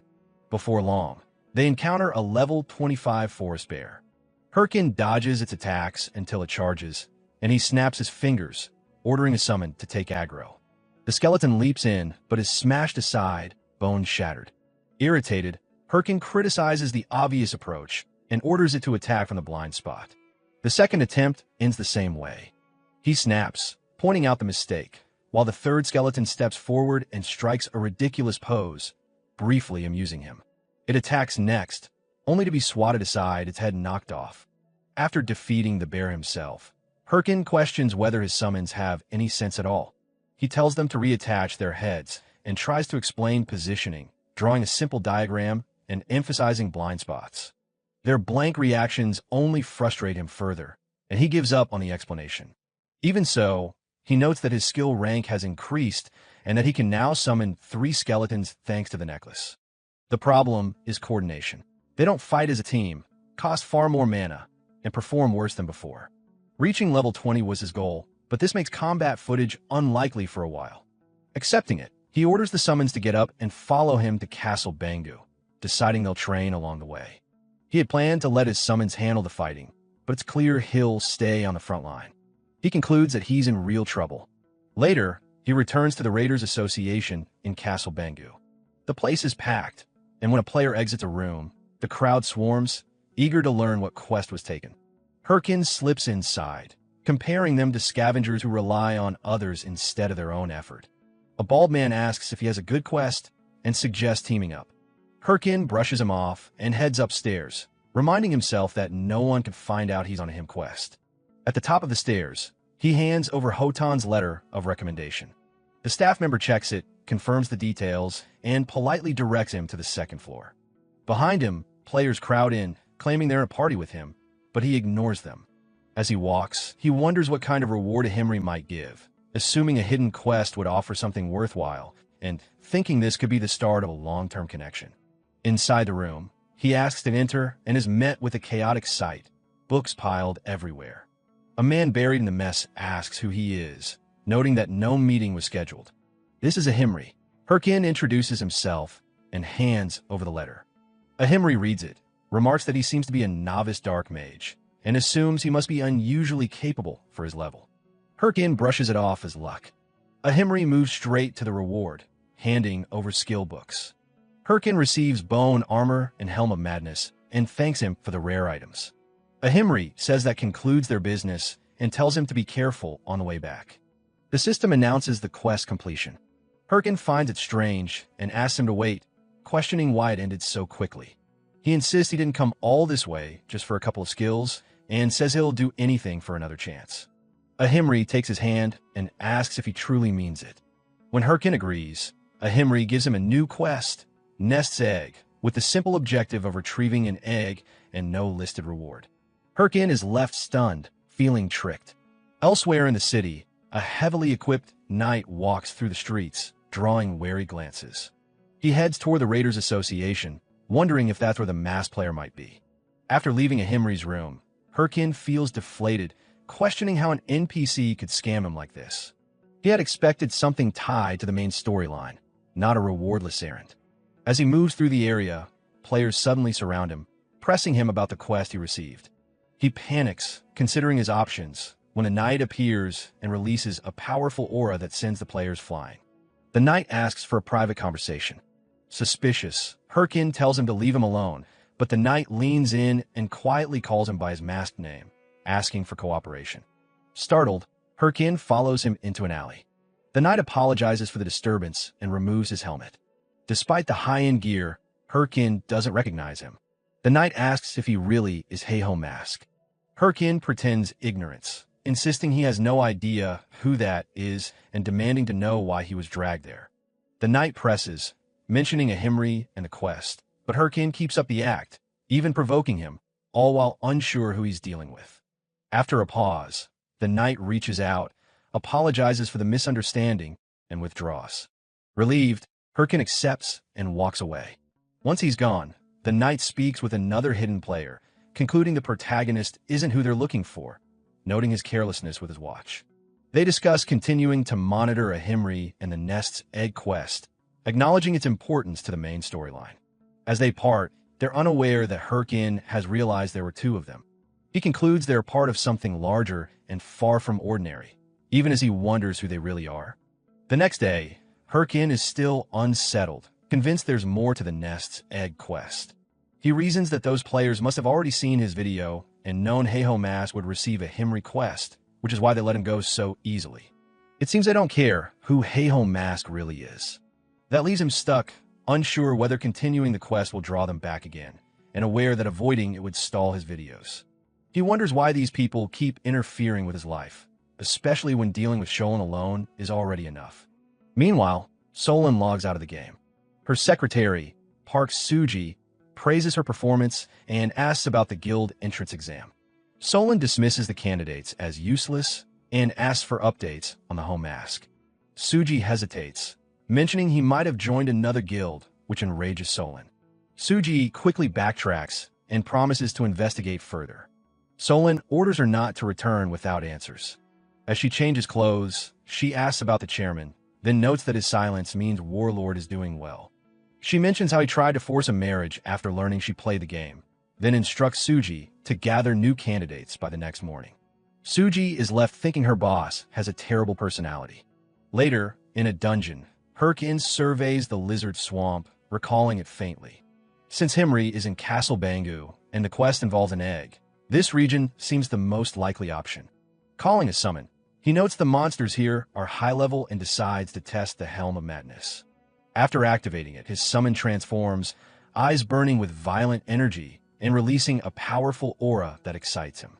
Wanting to test it, he orders the summon to attack him, forgetting the warning about loss of sanity. The summon charges with bloodlust, but Herkin punches it away and scolds it, then checks the skill again, finding no issue. A level 30 lizard man emerges from a swamp. Herkin turns calmly, activates the skill again, and the system confirms the Helm of Madness is boosting the summon's attributes. He also uses bone armor, equipping a chest plate. With the summons prepared, he orders them to attack. The lizard men are forced on the defensive, and one summon strikes from behind with a decisive blow. The system announces the defeat of 3 lizard men, significant experience gained, and 2 level-ups. Herkin laughs in excitement and decides that for the next week, they'll hunt monsters while searching for the egg, moving on if needed. From a distance, a woman watches. Confident in her looks and used to things coming easily, she considers how to introduce herself, then slips in the mud and falls into a puddle. Furious, she curses the place, recalling how one of her followers brought her there to help her level, only to die and leave her stranded. Watching from a distance, she knows the monsters in the area are strong and the terrain is rough. As she studies the protagonist more closely, an idea forms. Maybe she's found herself a new slave. She makes a noise on purpose, stumbles into view, and collapses, calling for help. She claims she hurt her legs while escaping monsters, putting on a pitiful expression, certain the fool in front of her will rush to help. Herkin doesn't even stop. He turns away and keeps walking. She's left stunned, shouting after him in disbelief. To him, it's just another lunatic. Furious at being ignored, she watches him continue on, clearing monsters effortlessly with his summons. After a while, he notices she's still following him. He realizes he's been ignoring her to avoid wasting time, but she refuses to leave. Remembering the players who tried to deceive him before, his irritation builds. If they're in the game, they should play properly. He decides to deal with it. He turns around and asks what she wants. She approaches and says she dropped her sword in the swamp while hunting, asking for help finding it. He agrees, but makes it clear that once the sword is found, she's to disappear.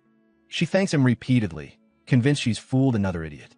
They search the area and eventually locate the sword. She thanks him again, but he reminds her of her promise. He orders his summons to retrieve it. While laughing and thanking him, she takes advantage of his distraction and attacks.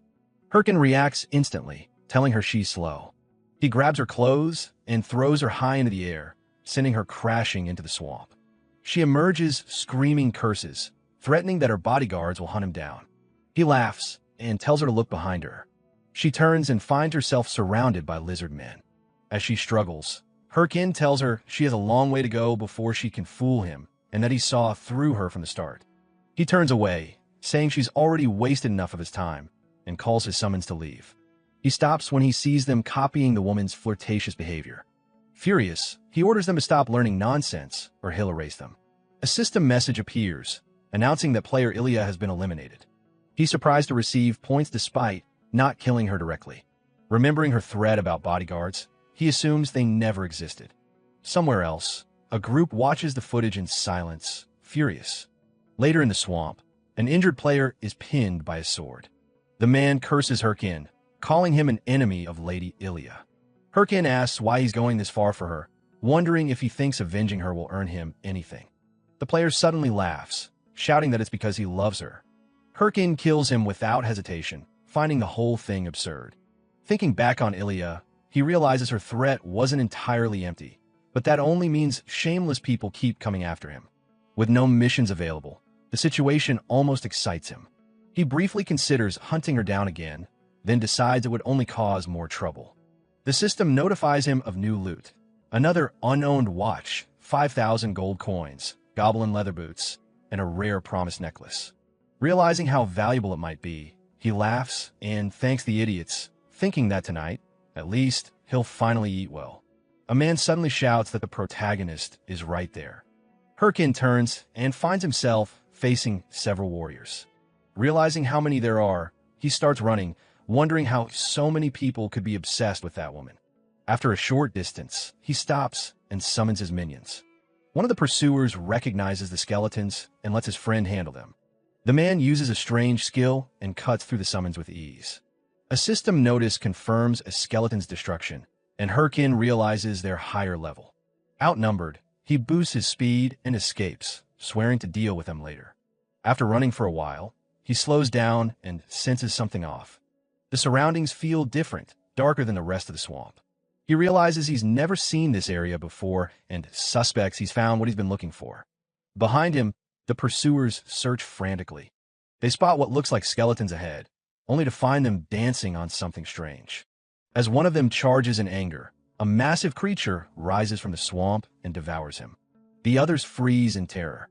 It's a level 40 lizard dragon, the swamp's boss. Herkin watches from hiding and realizes this must be the nest tied to his quest. Normally, the boss shouldn't be here, but a related quest can force it to respawn. That means this place really is part of Himri's task. The thought angers him, knowing he was sent here at level 20, but he also knows the players around him have drawn the boss's attention. As some shout to retreat, Herkin appears briefly, summons his skeletons, and uses the chaos to escape. While the boss and players clash, he runs straight for the nest, convinced it will be empty. Inside, he searches desperately until he finds something that barely looks like an egg, more like a stone. A system notice warns another skeleton has fallen. Realizing the boss is returning, he grabs the object and flees. Back at the battlefield, bodies litter the ground. He approaches one injured player, casually takes his watch, and warns him that he's been holding back until now. He tells them that next time, neither they nor that woman will be spared, then leaves at full speed. Deciding to profit from the situation, he posts the lizard dragon's location on the forum for sale. Later, he returns to Himri and places the object on the table, hoping it's correct. After examining it, Himri confirms it's what he wanted and thanks him. He comments that Herkin was faster than expected. Nervous, Herkin asks if there's another task. Himri explains that the item was found near corrupted monsters and was temporarily named the Stone of Corruption. Herkin is stunned. He realizes this is a key origin item tied to the main quest. The players who tested him weren't after him personally. They were making sure no one interfered with the main storyline. Only now does he understand that what he thought was a scam was actually part of something much bigger. Himri apologizes, saying he knew the mission would be too much for a rookie, but explains he needed to test Herkin's willpower against an unknown threat. He asks if Herkin is ready to fight corruption. Herkin clenches his fists, convinced this is his chance, and declares he'll devote everything to it. Himri immediately refuses, leaving him confused. He explains that the monsters are too strong and that he won't entrust such a task to someone so inexperienced. Just as Herkin reels from that, Himri changes his tone and says that if Herkin were to ask the great mage to accept him as a disciple, he might be willing to guide him. Herkin leaves the room without a word. Soon after, the system notifies him that the Ness Egg quest is complete. He has obtained the title of Himri's disciple, and Himri's teachings part 2 has begun. The new objective is to reach level 40 before meeting Himri again, with a corrupted tracker skill book as the reward. Remembering how he had to act earlier, Herkin fumes, convinced Himri is a con artist. Elsewhere, a raid concludes without casualties. The guild captain thanks the knight who assisted them, admitting the clear was possible because of him. When the captain offers extra payment, the knight refuses, saying he doesn't break rules. As he heads to the nest to collect items, he assumes the Stone of Corruption will still be there. Jumping in, he realizes it's gone and erupts in rage, cursing Heiho Mask. Meanwhile, Herkin is logged out, staring at his phone.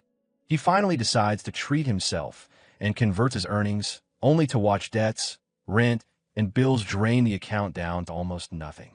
Furious and exhausted, he wonders why nothing ever works out. A message from Romani arrives, asking if he quit. He hesitates, thinking about the trouble chasing him, then snaps. Hungry and frustrated, he decides he doesn't care anymore. He logs back into the game and enters the Forest of the Dead. The system confirms the location. He remarks that the place is always unsettling but perfect for grinding and drawing attention. Calling his summons together, he introduces a new teammate, a skeleton mage given by a Himri, and puts it in charge of strategy. He notes the skill's heavy mana cost, but strong potential. Ahead, hands emerge from the ground as level 33 skeletons rise. His summons hesitate, unsettled by enemies that look just like them. Herkin urges them forward, reminding them that undead monsters are different once the fight begins. Seeing his summons cowering, he snaps at them to stop wasting time. With a flick of his fingers, he orders them forward. Boney charges first and strikes a skeleton, only to freeze when the enemy keeps moving as if nothing happened. Herkin confirms that normal attacks don't work. He pulls out a warhammer that boosts strength and smashes the skeleton's skull, shattering it completely. He follows through, sending the remains flying, then turns to his summons and tells them that all they have to do is crush the skull. Instead of understanding, his summons clutch their own heads in fear. He ignores it and declares the goal: 100 skeletons in 100 minutes for a timed attack video. With a chilling smile, he makes it clear failure isn't an option. That's enough to send them rushing off to hunt. As time passes, the system reports multiple kills and level gains. He praises them, noting they adapted faster than expected, and feels confident the video will turn out well. Then he senses something wrong. A massive level 35 skeleton warrior appears. He recognizes it as a rare spawn and immediately retreats with his summons, knowing it might revive in bone form. Charging ahead, he thinks about food for the first time in a while, only to narrowly avoid a devastating axe swing. Shaken, he coordinates with his summons, knocks the warrior down, and finishes it when the skeleton mage's fire ignites its bones. The system announces the kill and a large experience gain. Breathing out, he decides the footage alone should be worth it. Before he can relax, the system issues new warnings. A field boss has detected intruders. A huge magic circle forms, and a colossal golden skeleton emerges. He recognizes it instantly as the Forest of the Dead's boss, infamous for killing rookies. He knows defeating it would be a jackpot, but as he calls his summons, they vanish. The system informs him they were dispelled due to lack of mana. He's alone. With no choice left, he activates his slot and equips his battle armor. He charges first. The golden skeleton begins casting, unleashing relentless attacks that force him to dodge non-stop. One it would mean death. Realizing he can't let it cast freely, he strikes its palm and delays the spell. He notices its hands are tied to its magic and decides they're the key. Suddenly, the boss changes. The system warns that it's evaluating him. A wave of dark energy erupts, bombarding the field. He barely avoids one strike and is hurled across the ground by another. As he struggles back up, he realizes the attack patterns feel different from what he remembers. Whether it's a hidden phase or a rebalance, he can't be sure. With no summons, fading memories, and a towering enemy before him, he focuses on surviving each strike, inching closer while searching desperately for a blind spot. He's suddenly grabbed as the boss's arm closes around him. Pulled in close, he stares straight into its roaring face and thinks he's finished. As it begins channeling another attack, he wonders how many patterns it still has left, then smiles. He still has a trump card. He activates Demonic Curse, and the system announces a reduction in the boss's stats. Using that opening, he breaks free and rushes forward, remarking that the boss handed him the chance himself. He gathers power into his fist and drives it straight into the golden skeleton's face. The impact detonates, cracks spreading through its body as its form collapses. The system announces the defeat of the golden skeleton, a massive experience gain, gold, the title Skeleton Slayer, and a level up. He exhales in relief and deactivates his slot, knowing he wouldn't have lasted much longer. Checking his status, he sees he's reached level 36 with 9 titles and greatly increased stats. The excitement fades into realism as he realizes mana is becoming a serious limitation. His strength-focused build worked while his summons were present, but without them, it's risky. He has no money for new gear, but decides not to dwell on it. For now, he'll send the video to Romani, push for level 40, and reward himself with beef ramen later. When Romani watches the footage, she first explodes in frustration, then suddenly bursts into excitement. She realizes he defeated a stronger boss without taking a hit and with no rehearsal. The quality is so high it barely needs editing. Grinning, she settles on a title and decides to call it Solo Emperor. Later, at the Banga Castle Adventurers Association, Herkin returns to a Himri. The NPC comments on his condition, and Herkin tells him to just hand over the reward. The system announces the completion of a Himri's Teachings Part 2 and grants the skill book Osteology. He immediately understands its value, boosting skeleton stats, reducing mana costs, and allowing an extra summon. He thanks a Himri repeatedly. A Himri then reveals the corrupted tracker ring and explains how it synchronizes with the stone and necklace. Seeing its effects, Herkin is ecstatic, knowing how rare it is. When he reaches for it, a Himri pulls it back, teasing him and telling him to take it if he can. Laughing, Herkin activates his slot and charges. Sometime later, outside the association, he's exhausted but in possession of the ring. He reflects that the old man nearly killed him, but it was worth it. A Himri mentions a missing agent named Miggy in the Suryu Castle area. Herkin decides to level up more before heading there. His watch suddenly fills with messages from Romani urging him to check the video. Opening it, he freezes as he sees millions of views, floods of praise, and donations pouring in. He sinks to the ground, staring at the numbers, then starts thinking about food. Steak cuts run through his mind one after another as he realizes he can finally eat whatever he wants. He thinks about the jackpot he just hit. He expected good reactions, but not this overwhelming. As he considers logging off, his watch beeps again. A massive donation comes in, along with a message explaining they've tried contacting him repeatedly.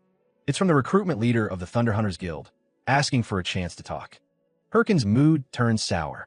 He immediately recognizes it as Colin's guild, the same one that expelled him in his previous life.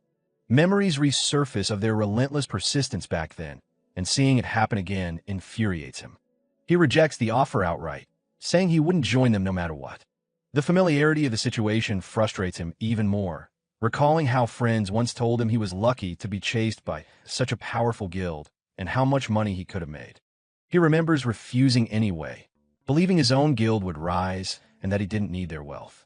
Snapping out of it, he slaps his face and tells himself it's not time to get drunk on money. There's too much to do. He summons his skeletons and bluntly reminds them that he carried the golden skeleton fight alone.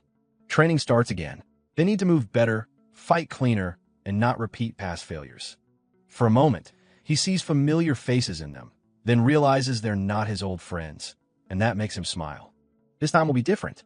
He declares their next destination, Suryu Castle, and decides they'll train on the way. The training is simple, run non-stop. Anyone who falls behind gets punished.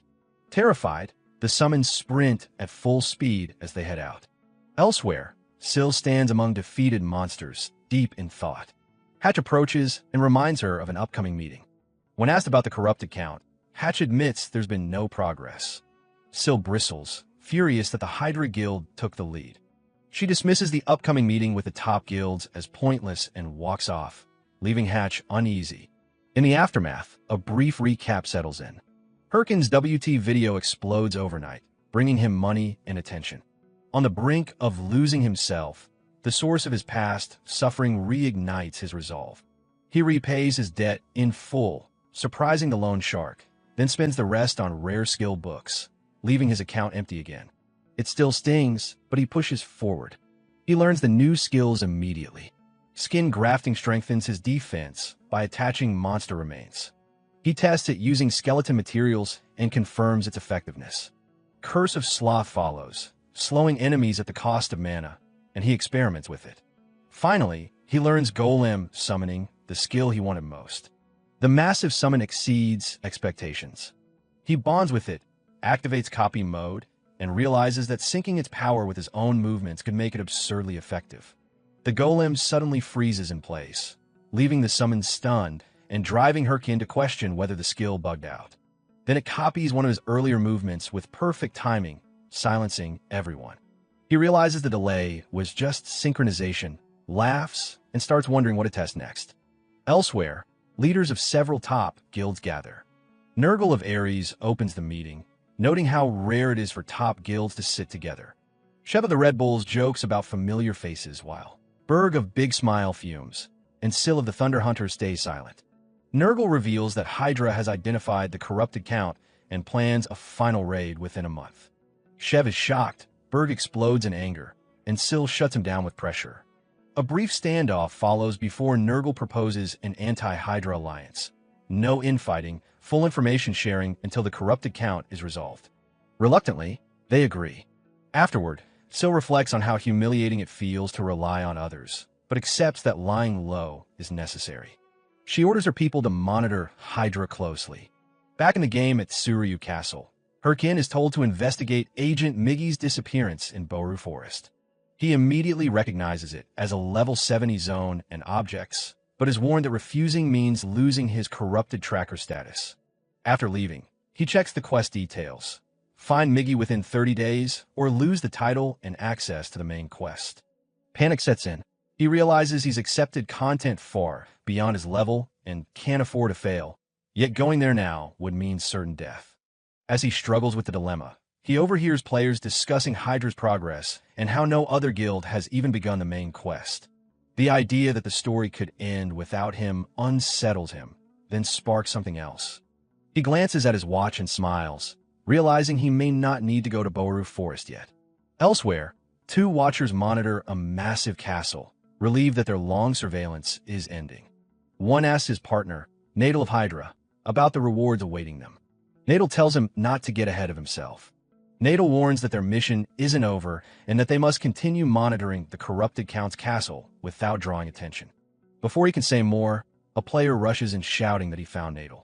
It's Kim, rank 3 of the Red Bulls, greeting him casually. Nadal, barely holding back his anger, demands to know why a Red Bull is there. Kim replies that he came to hunt a high-level boss, and jokingly suggests that must be their reason too.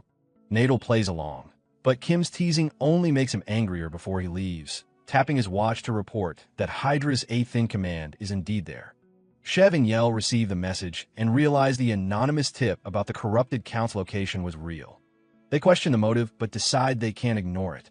Kim asks to start a fight to stall Hydra, but Yell orders him to pull back. Before he can move, an explosion erupts. When the dust clears, Kim finds a sword at his throat. Thunder Princess Howie of the Thunder Hunters demands answers. Elsewhere, Herkin watches his golem battle a massive bear while his skeletons look on. He checks his watch, puzzled by the silence. He knows the only way to avoid Boru Forest is to end the chapter itself. Since the corrupted Count's defeat would close all related quests, he spreads the information to multiple guilds, excluding Colons. Still, no one responds. Then the system announces Hydra has begun a live stream. He pauses the fight, silencing the bear with a punch, and watches. The host announces Hydra will attempt the corrupted Count raid in 3 days. Herkin laughs, satisfied. If Hydra succeeds, his problem disappears. 3 days later, the system announces Hydra's raid has failed and all members were wiped out. Herkin explodes in disbelief, cursing their recklessness and realizing he may need another plan. Soon after, the Red Bulls start a live stream. Shev the Slayer confirms Hydra's failure and declares that the Red Bulls will accept the challenge. His guild roars in response. Watching, Herkin wonders if even Shev's guild is truly enough to face the corrupted Count. He's caught off guard when Shev announces that the raid will include their partner, the Thunder Hunters, led by the Queen of Thunder, Syl. Realizing it's Cholan, Herkin feels conflicted. Earlier at the Red Bulls camp, Shev had questioned why Syl requested a meeting. She makes it clear they're still allies, not enemies. When Shev mentions one of his men getting beaten up, Syl brushes it off as a greeting, even teasing Kim. Getting serious, Shev asks for the real reason she came. Syl explains that information about the corrupted Count has leaked to several top guilds, and it's obvious someone has been stirring the waters. Shev admits it's true, but says they don't know who started it. Syl mocks Hydra's chances, saying they rushed the raid and will fail. She proposes cooperation instead, offering Shev the first kill. Though suspicious, Shev accepts. As the raid begins, Syl proves her strength in battle. The corrupted Count mocks them and unleashes endless waves of monsters. The fight drags on, pushing the alliance to its limits. Shev charges forward to clear a path, and Syl follows. The corrupted Count counters with hidden attacks, striking from unexpected angles and injuring her midair. After a brief pause, she recovers, breaks free, and lands a decisive blow. The system confirms the corrupted Count's defeat by the Red Bulls and Thunder Hunters.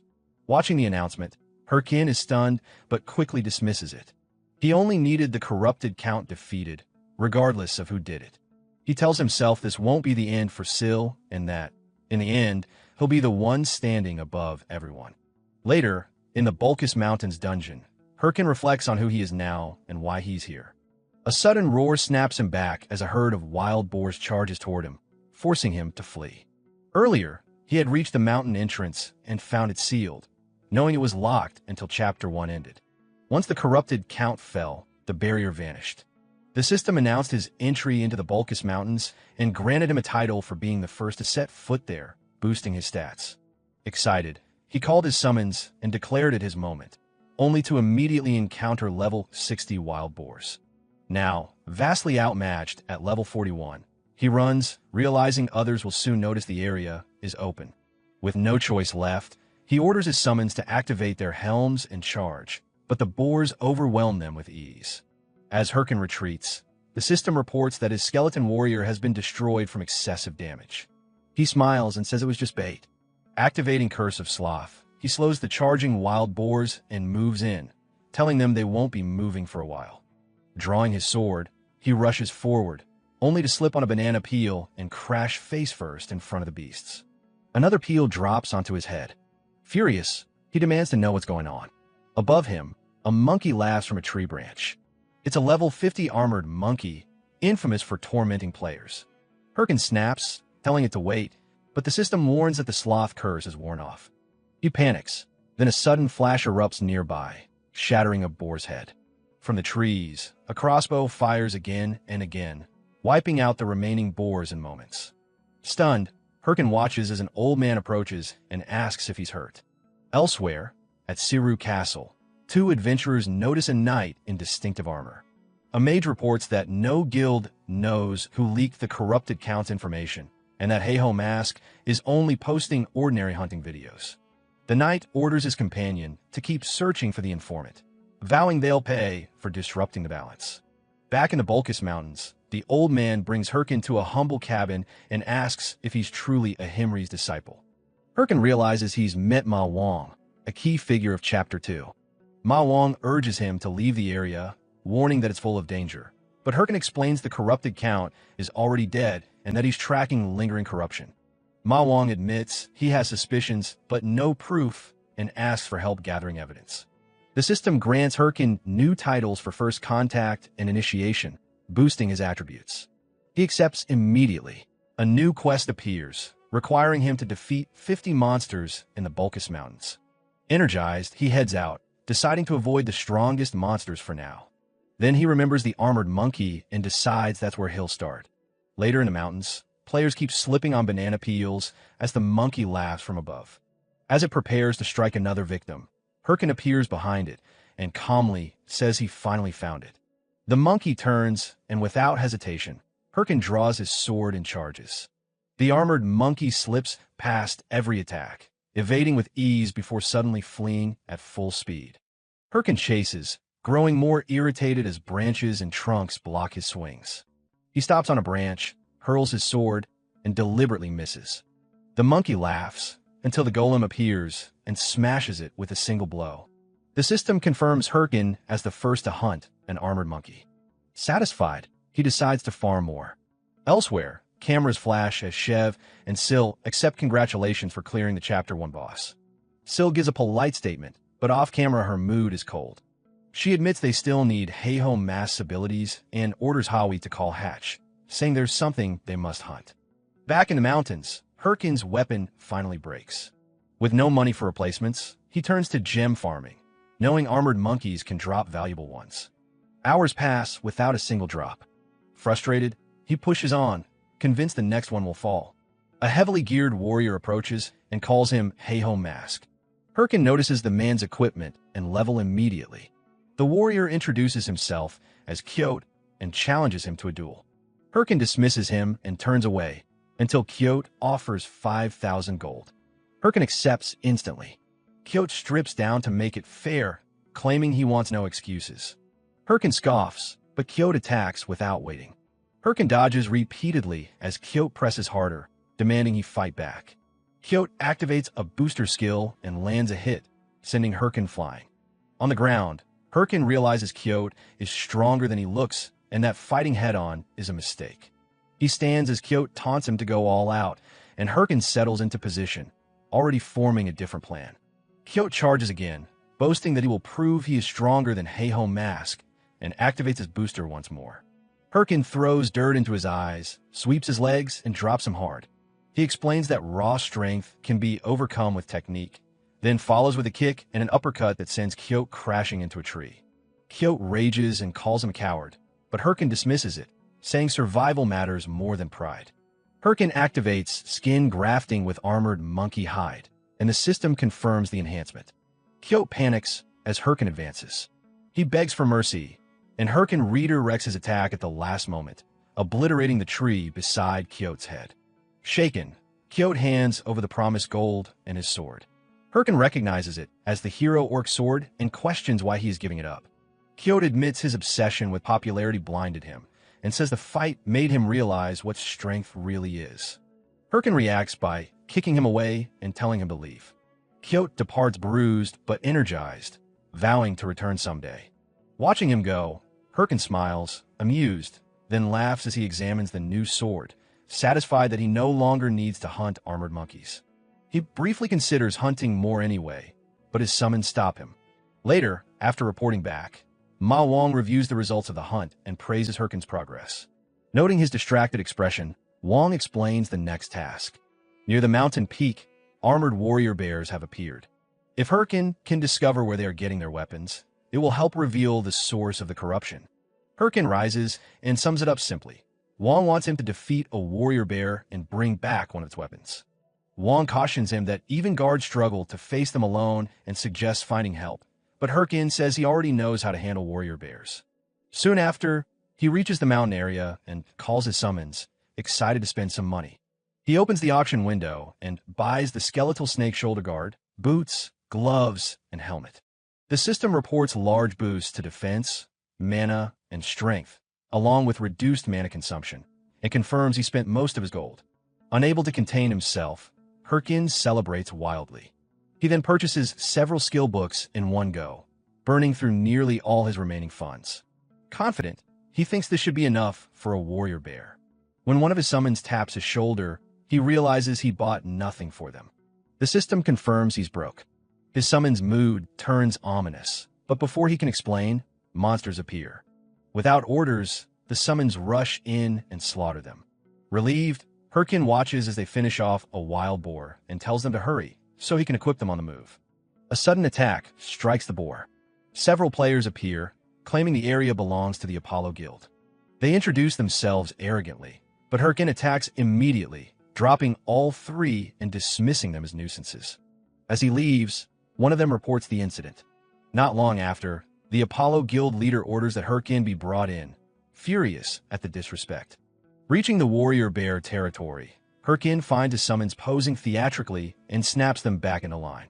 He reminds them the warrior bear is level 70 with 3 phases and that defeating it will put them ahead in the main quest. They salute just as a massive roar shakes the area. The warrior bear emerges. Herkin equips his battle gear and declares this quest his. Elsewhere, Hatch of the Thunder Hunters wanders the mountains, grumbling about being sent to track a rookie, effortlessly burning down a wild boar king and hoping Heiho Mask appears soon.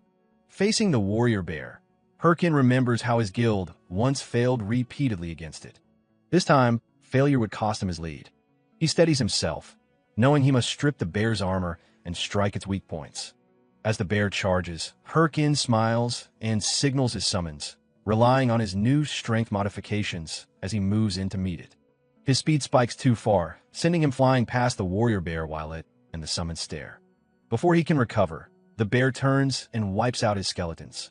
Furious, Herkin checks his leg strength modification and realizes the boost is too extreme to control.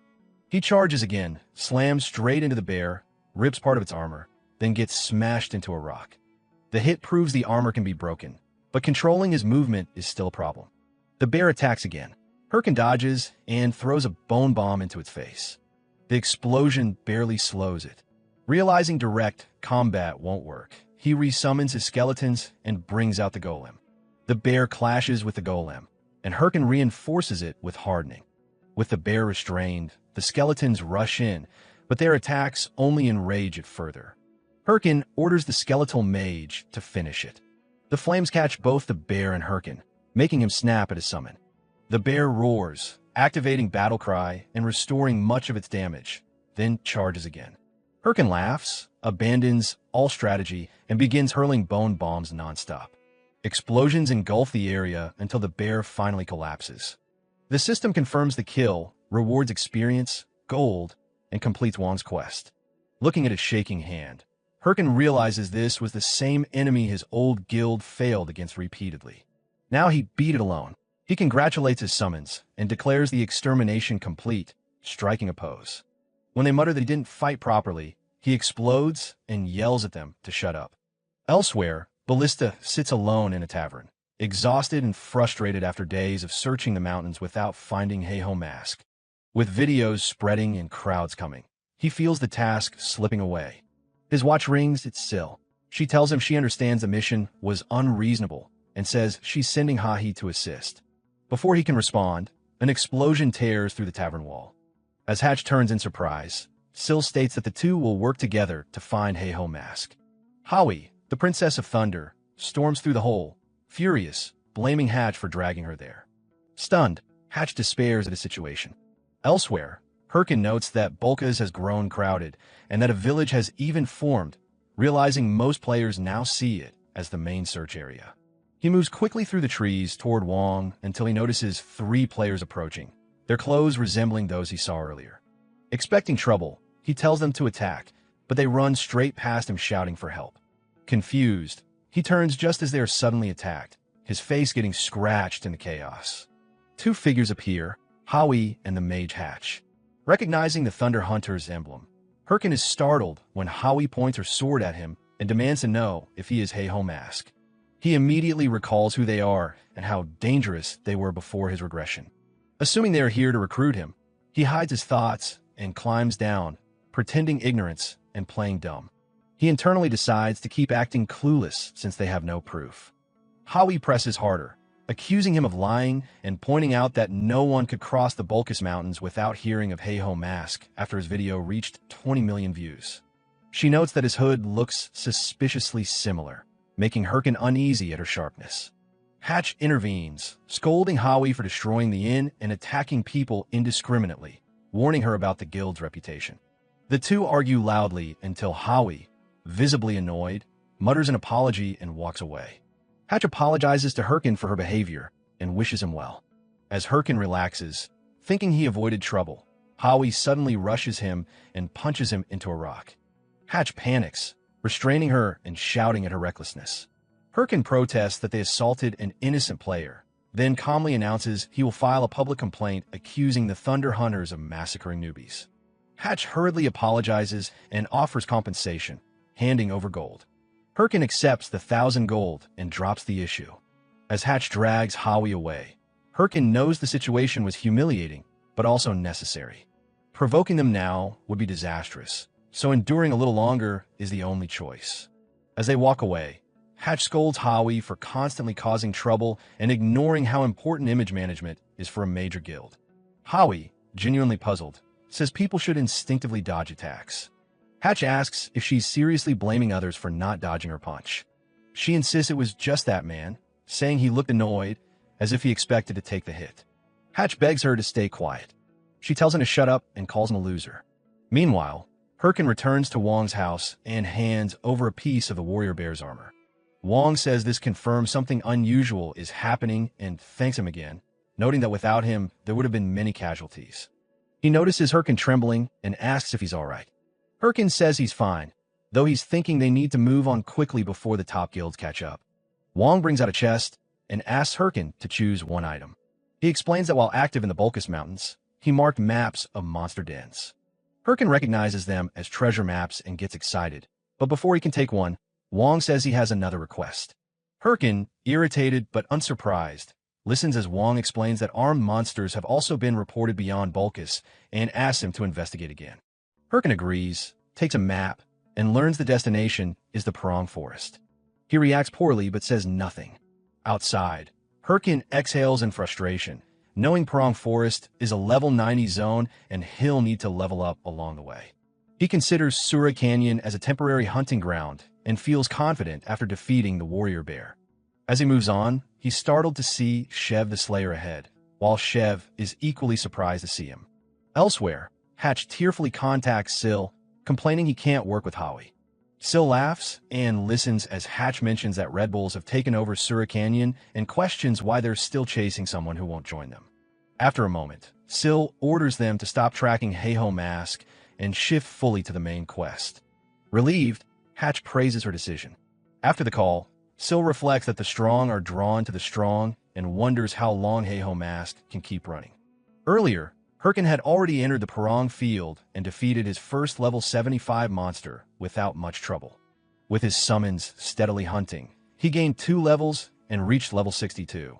While discussing plans to level a bit more before heading deeper, players watching from afar realized he was Heiho Mask. Soon, they surrounded him, overwhelming him with attention. Irritated, Herkin fled with his summons, realizing his warrior bear video had made him too visible, making normal hunting impossible. He decides to head toward the center of Sura Canyon, where higher levels would discourage followers. While moving, he runs into Shev again. Shev greets him warmly, commenting on how impressive his growth has been since the starting town. Herkin asks why Shev is there, and Shev explains that the Red Bulls have claimed Sura Canyon as a base for the main quest. Shev excitedly mentions wanting to meet Heiho Mask and asks if Herkin has seen his videos. Before Shev can say more, Herkin suddenly bolts, dragging his summons along and shouting apologies, insisting he doesn't know who Heiho Mask is. After running for a while, Herkin stops, frustrated and overwhelmed. He realizes both Thunder Hunters and Red Bulls are circling him, making leveling nearly impossible. As he debates abandoning the main quest, he remembers the maps from Wong. Pulling one out, he quickly identifies a marked location nearby, a rare dungeon. Reaching a waterfall, Herkin recalls that rare dungeons are usually hidden in dangerous, hard-to-reach places. Knowing the risk, he takes a breath and jumps into the lake with his summons. Underwater, his breathing time drops rapidly, but he trusts Wong's map and keeps swimming. With only a second left, he reaches a hidden passage and emerges into a dungeon. The system registers the discovery, granting him titles for uncovering a secret dungeon and exploration. Surveying the area, Herkin confirms his choice. If players are the problem, then hunting where none can follow is the answer. As they move deeper, he wonders what kind of monsters a secret dungeon might hold. A strange sound follows, and a small creature with glowing eyes appears. Staring at it, Herkin grows irritated, then notices flames forming around its body. Realizing it is an elemental monster, one of the rarest types, he becomes excited at the value of the materials it could drop. He orders his summons to attack. The creature cries out, and the ground trembles as a massive level 70 fire salamander emerges to protect it. Without hesitation, it launches flames, forcing Herkin to retreat. Seeing no alternative, he activates the Helm of Madness on Little Bone, applies bone armor, and equips the Black Orc Skull, completing the transformation into a skeleton knight. The presence alone terrifies both salamanders. In an instant, the skeleton knight cuts down the large salamander. More salamanders soon appear. Herkin lets the skeleton knight engage freely, watching as it tears through them with ease. The essence drops prove valuable, more than enough to justify the cost of strengthening the summon. Deciding this place is ideal, Herkin plans to continue hunting until all his skeletons are upgraded, then move on toward Parang Forest. An hour later, the system warns that he has discovered an instant dungeon leading to a throne room. Herkin hesitates. Entering means no retreat, and failure would lock him out for days, time he cannot afford while other guilds advance. Still, with nowhere else to go, he steps inside and warns his summons that luck is all they have now. Inside the throne room, he notices shattered knight statues marked with blade scars, suggesting a violent past.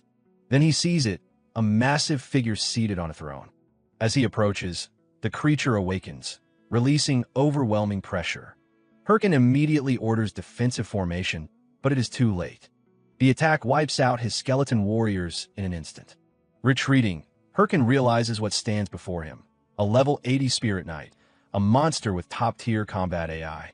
Memories surface of encountering one in his past life, when even his entire guild had been annihilated at a similar level.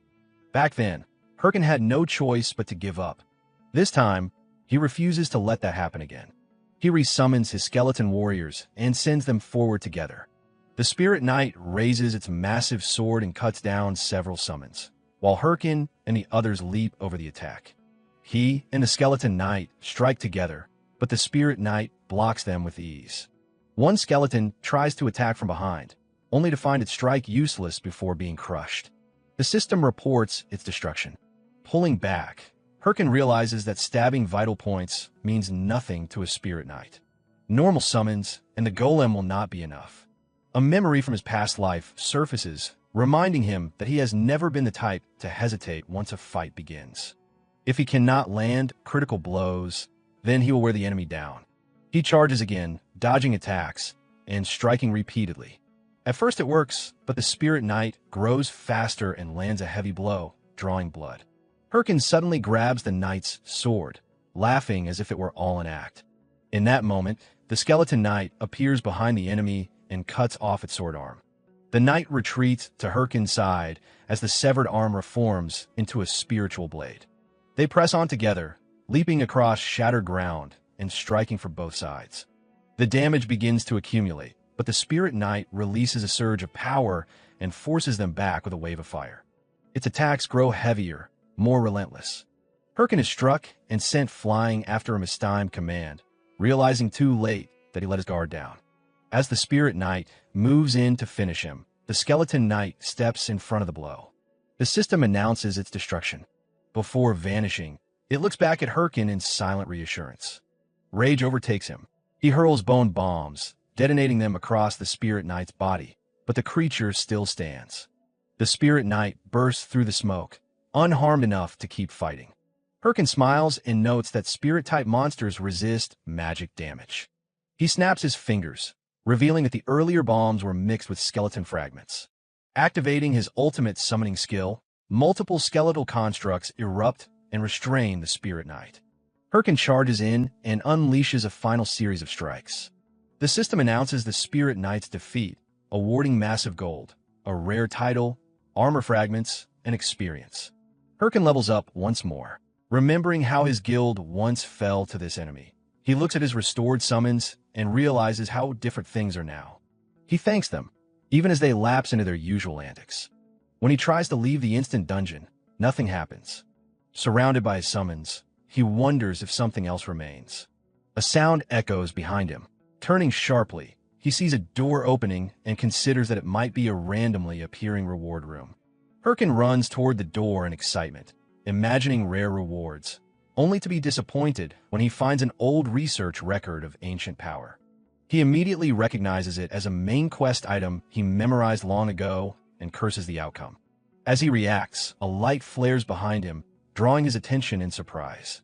After leaving the instant dungeon, he heads straight to the Prong Forest, confident he has leveled enough to return to the main quest. He summons his companions, now outfitted with powerful new armor.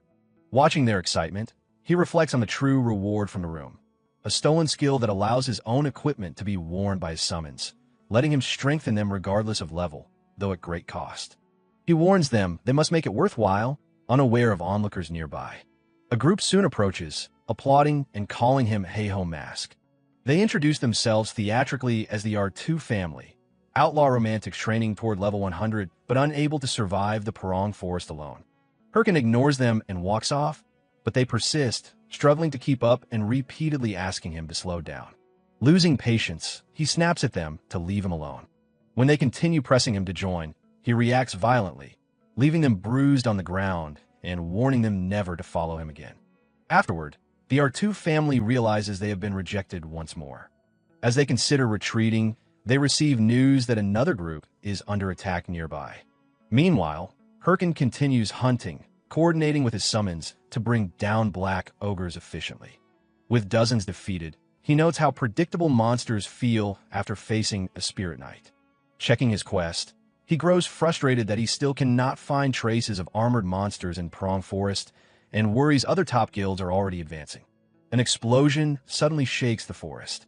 Herkin turns alert, realizing this may be what he has been looking for, and calls a summons. Elsewhere, the R2 family is struggling against armored monsters moving in formation, clearly led by an intelligent boss. Outmatched, they realize escape is their only option. Remembering how they were always abandoned when asking for help, their captain decides they will not leave others behind. He orders his partners to burn their remaining mana to create an escape route for the trapped group, then charges the monsters alone, striking fiercely and believing that holding them back is the right choice. The captain is struck down by a counterattack and left helpless as the Black Ogre prepares to finish him. At the last moment, Herkin arrives and blocks the kick, bluntly stating he is not there to help but to make sure no one steals his monsters. Without waiting, he summons his forces and orders an all-out attack. The battlefield turns chaotic as his summons overwhelm the armored ogres with speed and coordination far beyond what the R2 group expected. As the lesser ogres fall, Herkin steps forward and calls out the boss. The ground shakes as a level 80 helmet ogre emerges, radiating corrupted power. The R2 captain, being treated nearby, doubts anyone could face it alone, while another observer identifies it as a corrupted monster tied to the main quest. The ogre charges, but Herkin calmly channels power and strikes first, tearing through its armor and dropping it in a single decisive blow. The area falls silent as the system confirms the helmet ogre's defeat, rewards, and level up, along with the item needed to complete the mission. Herkin notes he must return to Wong to continue the main quest and briefly considers how the drops should be divided. Remembering the R2 captain's earlier resolve to protect others, he lets the matter pass. The R2 group approaches to thank him. Instead of demanding loot, they insist on proof they were present and ultimately leave all drops to Herkin without protest. He is left confused by their idea of romance, but quietly acknowledges their sincerity. As he heads back through the Parang forest with his summons, Herkin reflects that while teaming up with people like them might be fun, it would only slow his path forward. His goal lies beyond guilds and alliances. He urges his summons onward, focused on finishing the mission and moving ahead. Elsewhere, Syl stands over a fallen warrior bear as her guild gathers around. Hatch reports that 2 top guilds have fallen into open conflict, weakening themselves. He then adds that Heiho Mask has already defeated the Helmet Ogre and remains ahead in the main quest. Instead of anger, Syl smiles and orders her guild to accelerate, declaring that the Thunder Hunters will immediately advance into the next stage of the main quest. After returning to Bangu Castle, Herkin is greeted enthusiastically by Ahimri, while he himself questions why he had to come back. Ahimri explains that Hunter Wong praised Herkin's work and sent a reward. He produces the Ring of the Secret Order, which greatly boosts all attributes, recovery, and class-related stats. Herkin recalls how Wong had warned him that joining the Secret Order meant risking his life, though he had eagerly agreed, knowing this ring was the real reward. Outwardly composed, he struggles to contain his excitement. Wong had sent him back to Ahimri because Ahimri was also part of the Secret Order and would provide the emblem. Herkin had expected trouble and is proven right when Ahimri refuses to hand over the ring without making him beg. After an undignified display and Ahimri's laughter, Herkin finally receives the ring, knowing the reward is far too good to refuse. Now accepted into the Secret Order, Herkin is immediately given a new mission. Ahimri sends him to a war zone, a chaotic battlefield filled with endless waves of monsters pouring in from beyond castle walls.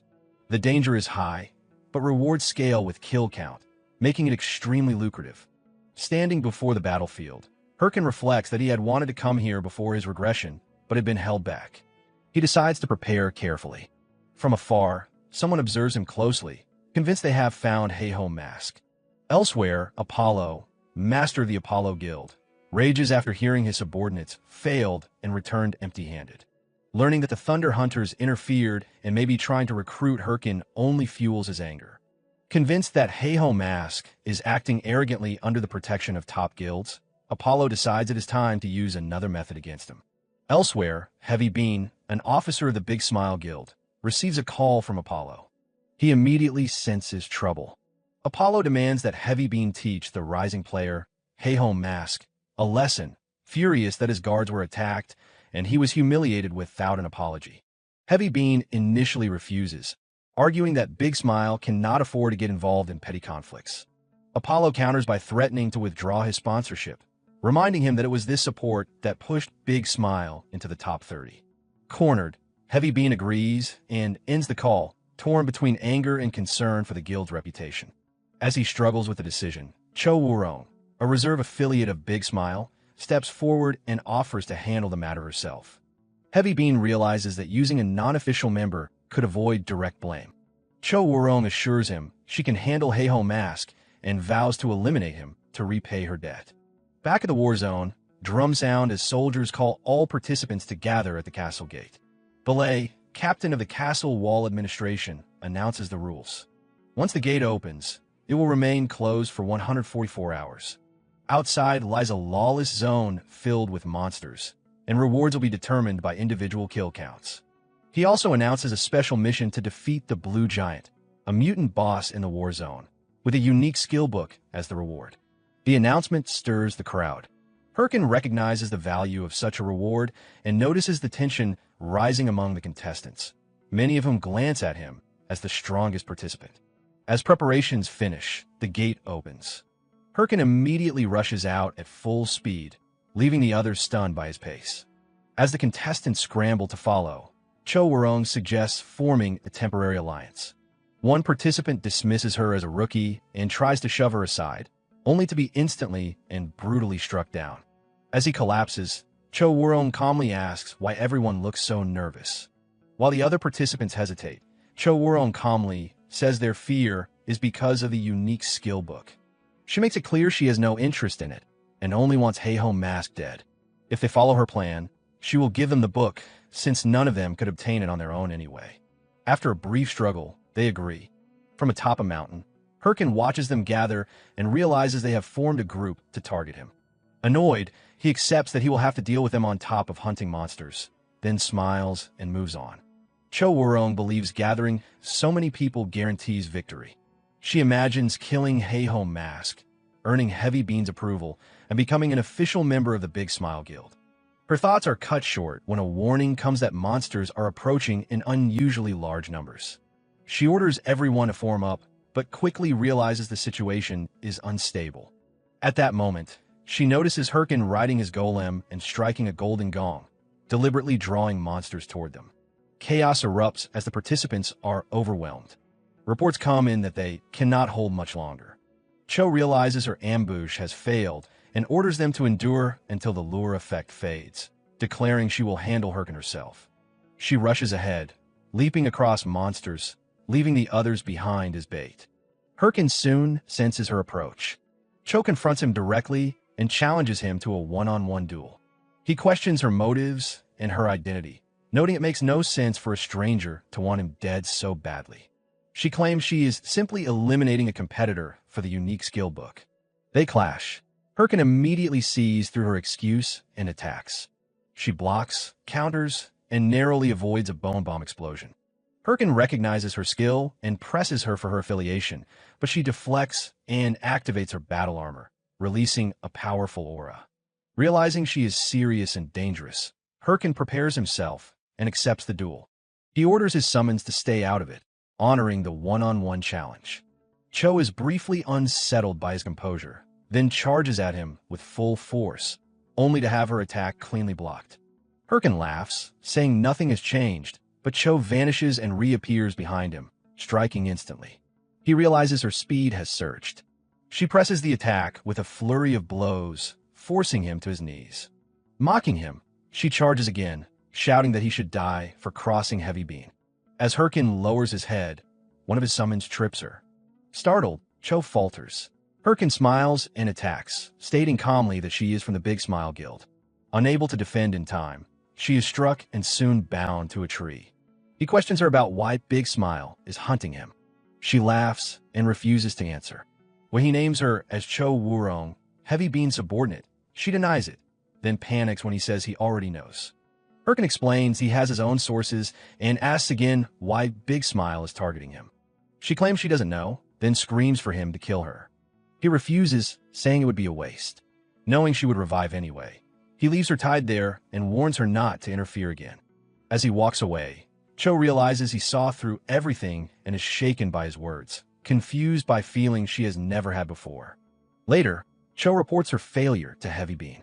He tells her to rest, but after the call, he erupts in rage. Soon after, Apollo contacts him, demanding to know why news is spreading that Big Smile was defeated by Heiho Mask. Heavy Bean is left humiliated and furious.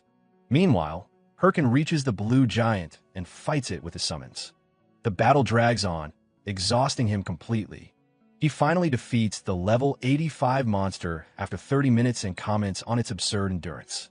Resting, he reflects on Big Smile's hostility and recalls how top guilds once tried to crush his rise in his past life. Suspecting something larger, he abandons overthinking and decides to crush anyone who stands in his way.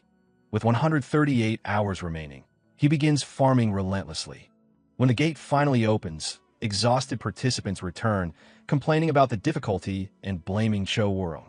Herkin appears loaded with rewards, casually mocking them. From the shadows, Cho watches him again, vowing that next time will be different, though her gaze lingers longer than it should. At that moment, Belay steps forward to announce the top contributor of the mission. Belay calls Herkin by name and summons him to the office. Herkin rushes over, excited at being recognized. The administrative captain praises him for leading the kill count and defeating the blue giant, thanking him for his contribution. He then mentions the recent appearance of unfamiliar blue-skinned monsters infused with ice energy, including creatures like the blue giant, and suspects they originate from the ice mountain. He considers sending an expedition there, but notices Herkin is distracted. Herkin answers quickly, already familiar with the Frozen Mountain Kingdom. When Belay brings up the reward and a possible mission, Herkin's attention snaps back, earning a comment about how predictable he is. Belay then explains that the Secret Order has sent a letter assigning Herkin to the Oral Mountains, where he must meet the blacksmith wolf to receive the next mission. The reward is unspecified. Herkin notes that the area is filled with high-level monsters and suspects they are deliberately pushing him. Belay hands over the promised unique skill book as his reward. Herkin clings to it excitedly, while Belay tells him to use it well. Herkin activates the book and receives the unique skill clay creation, leaving him briefly confused about its purpose. Elsewhere, Syl erupts in fury after learning that outsiders interfered with a Thunder Hunter's raid and stole their target. Her rampage devastates the area as Hatch struggles to calm her. When told the intruders are not from the top 30 guilds and escaped cleanly, Syl orders their identities uncovered and bounties placed on them, vowing to personally eliminate them if they appear again. In another location, members of the Hands Guild discuss the same interference. They acknowledge the risk, but reaffirm their goal of maintaining balance from the shadows. When Heiho Mask is mentioned, Singlet deflects the blame and states their priority is restraining the top 30 guilds, leaving Herkin for later. The group agrees and moves on to their next objective. Back with Herkin, he studies clay creation and realizes it allows him to reshape his golem using monster materials, with effectiveness tied to proficiency. Excited by the possibilities, he tests it using a blue giant tooth. The golem transforms into a miniature blue giant instead. A system notice explains the result is weakened due to low skill rank. Herkin stares at it in disbelief and curses the game. Herkin arrives at Urgel Village still irritated, blaming himself for getting his hopes up. He knows pets were rare even in his past life and decides to level the skill later, focusing instead on the main mission. Checking the quest, he thinks of Blacksmith Wolf, a legendary NPC of the Secret Order whose weapons were famous, and realizes this is his first chance to meet him. After a long walk, Herkin reaches Wolf's workshop and enters, only to find it eerily empty. Before he can react, he is struck hard and slammed into the wall as his HP drops rapidly. An old man mocks him, calling newcomers weak, then slams a massive hammer into the ground. It is Blacksmith Wolf. Herkin asks if he is really Wolf and why he was attacked. Wolf explains it was simply a test for new members of the Secret Order. Herkin explodes in anger, but immediately receives system notifications granting him 2 rare titles. The first to speak with Wolf, and the first to survive the blacksmith, significantly boosting his stats. Realizing how valuable this is, his attitude flips instantly. Wolf asks if he is still angry. Herkin responds with exaggerated affection, clinging to Wolf and praising him until the old man grows unsettled, calls him crazy, and throws a bag at his face. Wolf kicks him out and orders him to deliver the bag to the residents of Behim Forest. As Herkin tumbles outside, a new mission registers. Deliver the bag to Behem Forest and earn the blacksmith's recognition. He grows excited, knowing elves live there, but also recalls they are hostile, elusive, and constantly moving. Unsure how to find them, he heads to the city square. There, he bangs a golden gong and loudly announces he is buying information on Behem Forest for up to 100,000 gold. Players whisper in shock, recognizing him as Heiho Mask. Embarrassed but determined, Herkin endures it, preferring this over attracting top guild attention online. Suddenly, a man appears carrying a massive defeated monster. He addresses Herkin directly, calling him Heiho Mask. Herkin freezes, recognizing Pitbull Singh, a top 100 ranked player. The crowd erupts, speculating about a possible clash and insisting Herkin stands no chance against him. Enraged, Herkin silences them. Singh then steps closer, saying he knows everything about Behem Forest. Herkin suppresses his instincts, wondering if it's a trap, and asks calmly what Singh's price is. Singh begins talking about the price, and everyone waits in silence. Then he bluntly says the price is that he wants to confess his love. Herkin freezes, completely lost, while the surrounding players grow awkward, wondering if Pitbull Singh just confessed to Heiho Mask in the middle of the city. They quickly flee into the forest. Herkin finally snaps, demanding to know what just happened. Singh tells him to calm down, which only makes Herkin angrier, pointing out that Singh caused chaos by confessing publicly. Herkin rejects him outright, saying he doesn't like men. Singh gets irritated and says he never confessed to him. Singh explains that months ago, while hunting, he saw a lone rabbit and then a woman who gently warned it not to wander. He was instantly captivated, but she fled. He waited in that area for months, gathering information about elves from NPCs, but found nothing. When he heard Heiho Mask was looking for elves, he decided to approach him. Herkin realizes that explains Singh's behavior, though he's annoyed Singh didn't just say it directly. Needing to finish his mission, Herkin tells him to lead the way. Singh brings him to Beacon Waterfall, explaining it's where elves often appear, along with a great oak tree nearby. He also warns that powerful monsters roam the area. A level 90 bark serpent appears. Singh offers to handle it, but Herkin insists on fighting alone and charges in confidently, only to be smashed aside by the serpent. Herkin screams in pain about his nose while Singh and the serpent stare in disbelief. As the serpent attacks again, arrows suddenly strike it. Herkin explains that NPC residents don't fight monsters, so when they're cornered, elves intervene. As expected, elves appear. Herkin approaches, claiming he's acting under Lord Wolf's orders, but an arrow is aimed at him. The elves accuse him of deceiving them and denounce humans as liars. Herkin hesitates, wondering if force is his only option. Then Singh kneels and apologizes for deceiving them, saying he only wanted to meet the elf he encountered before. He openly admits he fell in love at first sight and asks for a chance. To Herkin's disbelief, the elf accepts. The elves laugh, teasing that Selene charmed a human, and lead Singh toward their village. Left stunned, Herkin realizes the mission is technically complete and follows along. Singh, glowing with happiness, says he feels like he could die of joy. Herkin explodes in frustration, demanding to know if this is a dating game and why everything turned out like this, while telling Singh to stop acting like they weren't almost killed moments ago. Herkin tells Singh that the prettier someone is, the crazier people become, adding that he knows someone even more beautiful and completely insane. Singh replies that he doesn't like elves just for their looks, explaining that elves are symbols of fantasy. Herkin briefly suspects Singh is a pervert, but Singh clarifies that ever since he was young, elves have been central to the fantasy worlds he loved, and adventuring alongside them had always been his dream. Herkin grows confused and asks what that has to do with confessing. Singh asks whether Herkin isn't also playing this game to fulfill his own dreams. Herkin says he has no such dreams, only the goal of becoming the strongest and crushing anyone who looks down on him. Singh asks if that doesn't make Herkin the same as those who once looked down on him. The question catches Herkin off guard. He dismisses it, saying the strong devour the weak, and that's how the world works. Singh asks whether what happened to Herkin in the past wasn't also natural. Herkin snaps and punches him, the impact echoing through the forest.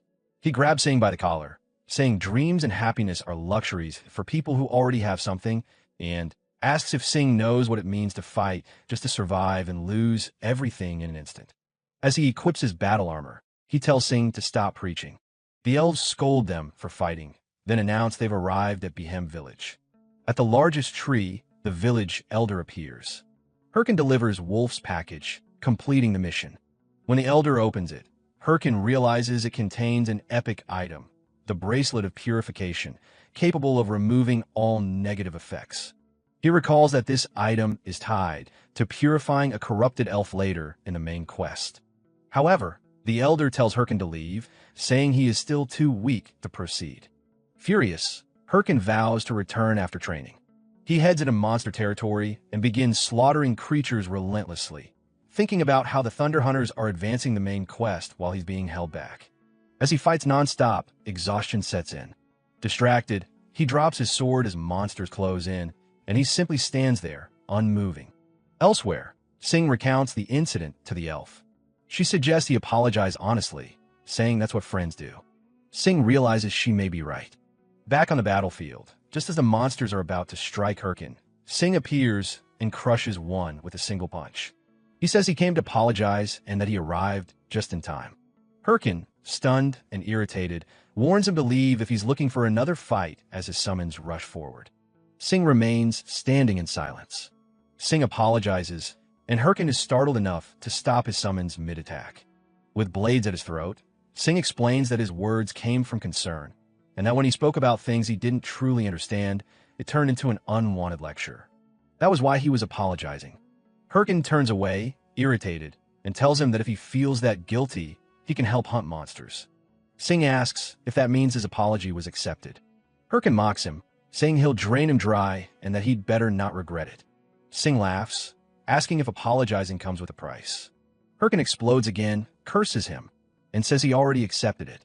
Monsters suddenly rush in. Without another word, the two move together, crushing the creatures with ease. System messages pile up as experience pours in. After hours of non-stop fighting, Herkin collapses exhausted, realizing he has finally reached level 100. He checks his status, seeing his massive stats and dozens of titles. Sing, equally drained, comments that it was insane. Herkin agrees, noting they barely slept for days. Sing says he's logging out. Herkin accepts it, then hesitates before awkwardly thanking him. Sing tells him not to be shy, says it's embarrassing between men, and logs out. Herkin immediately shouts insults after him. Back in Behem village, the elder now judges Herkin strong enough. He hands over the bracelet of purification and begins the corrupted elf quest, warning that corrupted beings cannot be reasoned with. Herkin receives the bracelet, satisfied, already thinking of keeping it. When he asks where to go, the elder admits he doesn't know and leaves, telling Herkin to figure out himself. Outside, Herkin rages at the lack of information, then calms down and thinks it through. Corrupted elves raise monster armies, meaning unusual monster activity will appear nearby. Instead of revealing the quest, he decides to buy information on newly spawned monsters and piece it together himself. While boasting about his own genius, someone approaches and asks if he's looking for monster information. Herkin turns eagerly, then freezes. It's Shev the Slayer. Earlier, Shev had received a new anonymous message identical to the old one about elf corruption, pointing out someone was buying monster information. He immediately realized it was a smokescreen by someone who knew the truth and decided to intercept it himself. Now, standing before Shev, Herkin feels the plan collapse. He considers retreating, but feels Shev's overwhelming pressure. He summons his minions defensively. Shev laughs, saying it was the right choice, since attacking would have gotten Herkin killed. He then grows serious, saying Herkin's physical ability and information control far exceed a normal rookie. Shev asks directly who Heiho Mask really is. Herkin opens his mouth to answer and starts yelling instead. Herkin suddenly began acting unhinged, collapsing to the ground and screaming that he was just a stupid novice being threatened by someone from the Red Bulls Guild. He wailed about only looking for monster information, briefly pausing to fake a crying face before continuing to flail and shout. Shev remained silent. Herkin wondered if the act had worked. After a moment, Shev sighed and said there must have been a misunderstanding, since he didn't think Herkin was the person from the report. Herkin immediately stood up, relieved, saying it was all a misunderstanding. Then Shev mentioned a 5 billion bonus. Herkin froze, momentarily lost in the number, until Shev calmly clarified that it came with salary, benefits, and incentives. He then turned away, saying that if Herkin wasn't who he was looking for, there was nothing more to discuss. Herkin chased after him, claiming it had always been his dream to join the Red Bulls, only to stop himself mid-thought and shout that Shev couldn't buy people with money. Shev pointed out that Herkin's actions contradicted his words. Herkin muttered that 5 billion could buy a lot of meat. Shev then directly offered the same contract to Heiho Mask. Herkin refused without hesitation. Shev's sword appeared at his neck as he warned that refusal meant becoming an enemy. Herkin still said no, activating his battle armor and declaring he would rely on his own strength, even if it meant dying there. Shev said nothing. Instead, he sat near the cliff and commented on the view. He mentioned the Red Lake and casually shared that his guild had confirmed a sudden increase in monster spawns nearby. Herkin questioned why he was being told this. Shev laughed and said they didn't consider him a rival, adding that the Red Bulls bowed to no one. They were only sharing the information out of respect for his solo play. As Shev turned to leave, Herkin shouted Salt Mountain, deducing their main quest route. Shev stopped, surprised, then laughed, calling Herkin an idiot. Furious, Herkin cursed him and stormed off with a summons. Later, Shev reported the failed recruitment, admitting Herkin looked ready to break rather than join. He said he was curious how far Heiho Mask would go alone. Herkin soon arrived at Red Lake. While his summons played in the water, he recalled memories of leveling there with his old guild. Shaking it off, he ordered his summons into formation when a group approached. He prepared an ambush, only to freeze when they bowed instead. The priest begged for help. They explained they were from the Golden Brothers Guild's 2nd Division and faced expulsion if they failed to hunt a corrupted gray rooster. Herkin refused outright. They broke down, clinging to him and offering payment. Curious despite himself, Herkin asked how much. The warrior answered 20,000. Herkin turned away, saying the price is too low. The warrior clings to his leg, insisting it's all they have and offering all rewards if the monster is defeated. Tired of the begging, Herkin agrees to take the 20,000 and everything else. They eagerly accept, thank him, and hurry to pay as he walks ahead. Earlier, the same group had been chained in a slave farm owned by Apollo, begging for time to repay their debt. Apollo offered them a single chance at freedom by ordering them to kill Heiho Mask, lending them high-quality equipment and threatening eternal slavery if they failed. Back in the present, they watch Herkin's back, planning to strike while he's distracted. Before they move, a massive presence lands, the level 120 corrupted gray rooster. Herkin remarks on the noise, tells them to handle the rest after the armor is stripped, activates muscle modification, and charges forward. His speed shocks them. He dodges the rooster's long-range feathers, closes in, and dismantles its armor piece by piece, calling it slow. As he announces only the helmet remains, the warrior gives the signal. Fireballs erupt behind Herkin, one after another, burying him in explosions. The group celebrates, believing they're free. Then Herkin's voice cuts through the dust. He says something was wrong from the start. Poor players don't carry gear like that, and no one sends a necromancer to the front without a plan. His abilities activate in sequence, reinforcing armor, health, and recovery. He summons his forces and calmly states that their identities don't matter. They're already dead. Panic spreads as the warrior orders more magic. A cockatrice suddenly appears behind Herkin and his summons, clearly under his control. As fear grips them, the system warns Herkin that a corrupted elf is nearby. The elf appears briefly, enraged, then flees. A timer starts. Herkin curses the group, orders them to stall the cockatrice, and chases after the elf, warning them not to run. Time ticks down as he pursues. The elf remains just out of reach. Herkin throws skeleton bombs, but the elf dodges each time. With seconds left, he throws another bomb ahead, then uses the explosion to propel himself forward. He closes the distance at the last moment and grabs the elf. The elf bites its own tongue and laughs.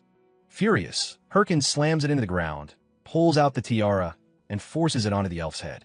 The artifact activates, and the system announces that purification has begun. Hoping it worked, Herkin watches as the elf pulls out a map and hands it to him before collapsing and dying. The mission completes, but Herkin realizes the elf was doomed from the start. He looks at the map, crushed by frustration, and curses the game, wondering why the chase even mattered. Nearby, the warriors group is still struggling against the cockatrice. When their weapons begin to fail, Herkin returns and drops his golem from above, crushing the monster instantly. The group rejoices, tearfully claiming they knew he would forgive them. Instead, Herkin beats them down and demands the truth. They confess that Apollo's guild ordered his death, using their debts as leverage. Angered, Herkin realizes multiple guilds are now moving against him. He orders the group to hand over everything they have and declares that from now on, each of them owes him 1 million gold per week. They are left stunned. At the Big Smile Guild headquarters, Heavy Bean learns that the Red Bulls have declared war in retaliation for the attack on Heiho Mask. Before he can react, another report arrives. Rare items he lent to Apollo's guild are now listed for sale by Heiho Mask himself. Heavy Bean grits his teeth, cursing the name. Hours later, Herkin returns to the elven village frustrated. DRA kept the purification diadem and dismissed him, though he did grant a new mission: uncover the secret tied to the location shown in the corrupted elf's memory. The clue describes a place watched by waters, blue clouds overhead, and a hidden village. Herkin curses the elves for writing riddles, then resigns himself to asking the one person who understands their language. He finds Sing surrounded by elf women, living comfortably. Enraged, Herkin drags him over and demands a translation. Sing quickly explains the riddle points to the blue mist forest, watched over from high ground. Herkin grows even angrier, punching a tree and fuming at how unfair everything feels, until his summons awkwardly try to comfort him. A level 110 Smogrian suddenly attacks. Herkin and his summons tear it apart, and he levels up again. Looking around, he realizes the area matches Sing's warning, yet there are no humans in sight. As mist thickens between the trees, a masked figure emerges, demanding to know who Herkin is and who he serves. Herkin answers that he belongs to no one. The figure calls him an intruder and releases a crushing, ominous power. Herkin immediately senses the field around him change as the masked figure advances, declaring that intruders must be eliminated. The opponent reveals itself as a corrupted comrade, Ian, of unknown level. Realizing this is tied to the main mission, Herkin barely reacts in time to block Ian's charge. He counterattacks and orders his summons to strike, but they are wiped out in a single blow. Herkin rushes forward in anger, unleashing a flurry of attacks, only to see Ian regenerate instantly as the system warns that physical attacks are ineffective. Magic fares no better, and another summon is destroyed. Herkin understands he is facing something unlike anything from his past life. With no choice, he goes all out, summoning his golem, empowering his remaining forces, and layering curses. Even then, Ian counters effortlessly, shattering his summons again and driving Herkin back with overwhelming force. Herkin presses on himself, analyzing every movement, but is kicked aside and nearly crushed. Using his golem to restrain Ian for an instant, he exploits a brief opening created by his curse, orders a final magical assault, and detonates everything at once. When the dust settles, Herkin collapses as the system announces the completion of the corrupted elf remembrance mission and grants him the title Corruption Destroyer. Exhausted and frustrated, he believes it's over, until Ian walks toward him again.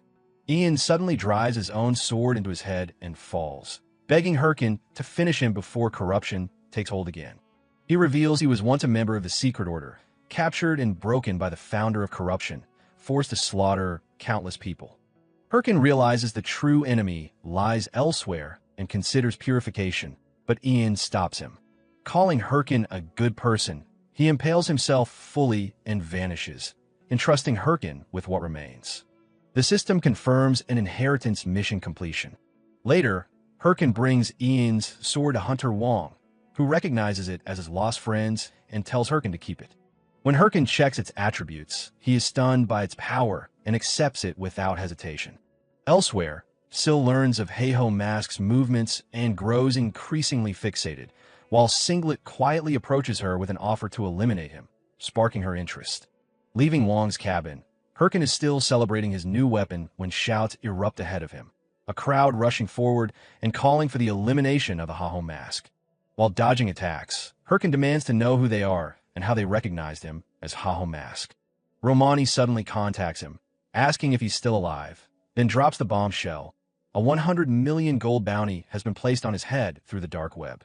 Herkin is stunned, unable to grasp how things escalated this far. Earlier, Singlet explained to Syl that Heiho Mask was an uncontrollable variable, like an illegal chess piece that had to be removed quickly. Many guilds had already agreed, and with the Thunder Hunters' help it would be easier. Syl smiled in agreement, then suddenly attacked Singlet, smashing him into the ground and pinning him with her sword. She coldly accused his guild of stealing her boss and declared she didn't negotiate with thieves. Singlet retaliated briefly, then fled. Furious, Hahui wanted to chase him, but Syl stopped her, dismissing him as a rat. She ordered Hatch and Hahui to contact every guild and announce that Haho Mask belonged to her, and that anyone who touched him would be wiped out. Singlet, fleeing at full speed, reported the failed negotiation to his master. He was told to stay out of it and wait. The move had already been made. Watching multiple feeds of Haho Mask, the man calmly observed how the pawn would react. Back in the present, Herkin keeps running as more players swarm him. Knocking one down only brings more. Romani jokes that he's become a walking lottery ticket and asks who he angered this time. Herkin insists he did nothing, though Syl briefly crosses his mind. Romani presses him for a plan, warning that her livelihood depends on his commissions. Herkin snaps back that quitting isn't happening, opens the auction, buys a wyvern skull, and decides to force the truth out. He summons his golem and dumps all attribute points in a clay manipulation. The system announces the skill has reached rank A. Using the wyvern skull, he activates the skill, burning through a fortune as the golem reshapes. The transformation finishes, revealing a massive wyvern. Herkin laughs and challenges anyone to come first. He takes off into the air, leaving the shouting players below. Still irritated, he realizes he can't progress like this forever. He decides the only way forward is confronting the source directly and sends a request for a private meeting with Thunder Queen Syl. That night, he lands on his wyvern where Syl is waiting. She complains he ignored her summons. Herkin, tense with old hatred, asks if she placed the bounty. She says no. He accuses her anyway, shouting about betrayal and manipulation. She stays calm, saying he wouldn't believe her regardless. Her words echo something she said before his regression, unsettling him. Syl explains that an unknown ranker recently proposed excluding Haho Mask from the game entirely. She refused, suspecting broader interference in the main quest. Herkin realizes that something truly did happen before his regression. He half believes her and prepares to leave, convinced she isn't the mastermind. Syl stops him and offers guild protection, warning that surviving alone with a 100 million bounty is unrealistic. She promises not to force him into anything. Herkin refuses outright, declaring he will become the strongest on his own. Syl calls him childish, then smiles and tells him to do his best. She'll be one of his competitors. Herkin flies off, unsettled. Romani soon contacts him again, panicking over wanted posters spreading everywhere. Herkin can only sigh, knowing this is far from over. The next day, in Missandra's castle, Herkin walks into a beating. A group is roughing up a terrified blonde boy, demanding he hand over a request. Herkin steps in and asks if the boy is Git. The boy confirms his name, trembling. Herkin tells him to come along. When one of the men charges him, Herkin drops all three effortlessly. Git stares in shock as the men collapse. Herkin looks at him and asks if he's curious who just saved him. Herkin says nothing for a moment. Jit remained silent for a moment, then bowed and thanked Herkin for saving him, saying he had given up and would have lost the quest without him. Herkin calmly pointed out that it was the Ruins dungeon exploration quest, and that clearing it would remove the blocked field behind it. When Jit asked how he knew, Herkin told him to hand it over. Jit grew irritated, assuming Herkin was just like the others. They entered the Missandra Ruins dungeon as a two-person party, with the condition that if either died or left, the quest would fail. Herkin moved forward, carrying Jit, who continued crying that the first quest that made him feel acknowledged was being taken away. Herkin snapped at him to stop bawling and told him that if he hated losing things, he should try stopping it with strength. Jit lashed out, saying it was useless no matter how much he tried. He admitted he was weak, failed raids, died alone in the field, and eventually gave up, drifting through minor village quests until he finally obtained this one. For the first time, he felt recognized by the game. There was no way he could beat someone like Herkin. Herkin dropped him and told him to keep living like that if he wanted. Still, he said he would clear the dungeon no matter what, and that just because Jit had lived weakly until now didn't mean he had to stay that way forever. Left alone, Jit wiped his tears, confused by Herkin's behavior. After debating whether to log out, he decided to go wait quietly at the dungeon entrance and slowly stood up. Several bug monsters suddenly appeared in front of Jit. When he opened his eyes and saw a giant one, he panicked and ran straight to Herkin. Hearing him, Herkin turned just as Jit leapt into his arms in terror. Irritated, Herkin shoved him away while Jit screamed about monsters and being eaten. Herkin drew his sword and cut down the swarm as Jit ran in circles, shouting for help. An hour later, after clearing the bugs, Herkin stood exhausted and grabbed Jit, accusing him of causing trouble on purpose. Jit cried and insisted he was just scared of monsters. Herkin let him go and told him to stay put, warning that if he interfered during the boss fight, he would kill him. They had already reached the boss room. Jit, realizing it only then, nervously explained that the giant ant den was infamous, endlessly respawning spiderlings that exploded on contact, and a giant spider boss with metal-hard hide. Herkin dismissed it and moved forward alone, telling him to stop fussing. Avoiding the trash mobs, Herkin advanced swiftly through the webs and reached the giant spider without touching a single strand.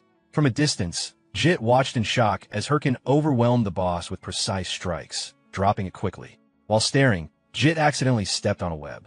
A small spider leapt onto him and exploded. He fell as more spiderlings swarmed over him, each one detonating on contact. Overwhelmed and unable to run, he froze as multiple explosions erupted around him. Herkin suddenly appeared, taking the blast head-on and shielding him. Calling him useless, he ordered Jit to run to the entrance. Even as spiderlings crawled over him and exploded in succession, Herkin stood firm, warning that if the quest failed because of him, he would kill him. Blood splattered across the dungeon floor as the explosions settled, leaving Jit staring in shock. Terrified, Jit ran toward the dungeon entrance. As he fled, he wondered why he was always so pathetic, why all he ever did was cause trouble and run away.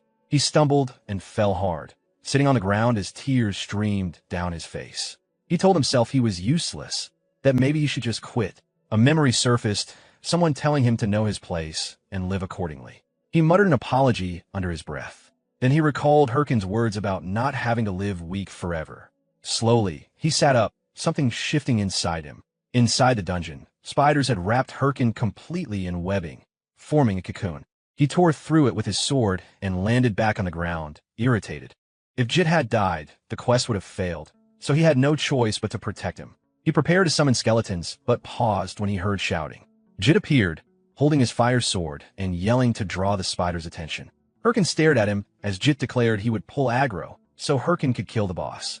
Herkin told him to leave, warning he would die. Jit insisted he wouldn't, saying he was good at running away. If Herkin killed the boss, they would be even. Herkin exhaled and called him shameless, but admitted it was better than watching him cry. He advanced toward the giant spider and resumed the fight. Jit moved as well, still trembling. His body shook, monster still terrified him, and he knew he was weak. A small spider leapt onto him and exploded, and he gritted his teeth. Steadying himself, he began cutting down the spiderlings with his fire sword. For the first time, the shaking felt different. After a prolonged battle, Jit collapsed from exhaustion, declaring they had cleared the dungeon. The system confirmed the completion of the Missandra Ruins dungeon. As he lay there, Jit reflected that even if he had only done the grunt work, he had still cleared it. Maybe he had grown a little. Suddenly, a group approached from behind and ambushed him. One of them remarked in surprise that the two of them had actually cleared the dungeon. The man pressed a knife to Jit's neck, commenting that they had more skill than expected. Hearing the voice, Herkin turned. The stranger tightened his grip and spoke casually, while Jit winced. Herkin looked at him coldly and asked what he was trying to pull. The man told Herkin to hand over the Dispel Block field title, saying that if he refused, he would die. Jit suddenly bit the man's hand and shouted not to give it away, insisting they had worked hard to clear the quest. Before he could finish, the man punched him, sending him to the ground. Grabbing Jit by the collar, he told him to understand his situation and bow his head. Jit spat in his face and said he did not even feel pain, that compared to the spiders earlier, his fists felt like cotton. Enraged, the man drew his knife to stab him. Herkin spoke up, mentioning the title. Both of them looked at him. Jit stared in shock as Herkin said he would hand it over, but only if the man beat him and took it himself. The man laughed, questioning what Herkin could do alone. Before he finished, skeletons appeared and eliminated his companions from behind. The man turned in shock as Jit stared, confused about where the skeletons had come from. Recognizing the summons, the man realized Herkin was the Ha-Home Mask, the solo ranker with guild-level combat power. He questioned why someone like that was there. Herkin placed a hand on his shoulder and told him it was none of his business, ordering him to hand over everything. Soon, a cry echoed through the dungeon as Herkin defeated him and took his war watch. As they exited, Herkin muttered that nobody's always caused trouble. Jit watched him, realizing he was not just a slightly strong player but a named rancor. He hesitated, then bowed again and thanked him for saving him and clearing the dungeon together. He admitted he would never have cleared the quest, physically or mentally, without him, and said he would be going. Herkin stopped him and told him to take the title. Jit was shocked, saying he did not deserve it. Herkin replied that he needed at least that much if he did not want to keep getting beaten up, and asked if he planned to continue playing. Jit broke into tears and said he would work hard. As Herkin walked away, he asked if he was crying again. Jit insisted it was just a runny nose. Herkin sat on a stone bridge, stretching. He felt more comfortable dressed like this. Keeping a low profile because of the bounty had been pointless. Still, it was not a waste. Jit, the quest man, was a named player who specialized in collecting rare quests. He would be useful later. He recalled Jit thanking him for the title, then dismissed the thought. He was not sure Jit would truly become a proper quest man. In any case, the blocked field was now cleared. He stood and looked toward the nearby city. It was time to get serious. His real goal, the beginning of Chapter 2 of the main quest, was ahead. It was time to enter the cursed territory. At Ricky Town Plaza, a black-haired boy arrived with a map, amazed at the newly unlocked area and the crowded streets. A blonde girl tapped his shoulder and told him to focus.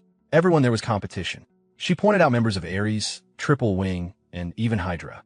Word had spread that the main quest continued here, and all the major guilds had gathered. The boy wondered if a no-name guild like theirs could survive.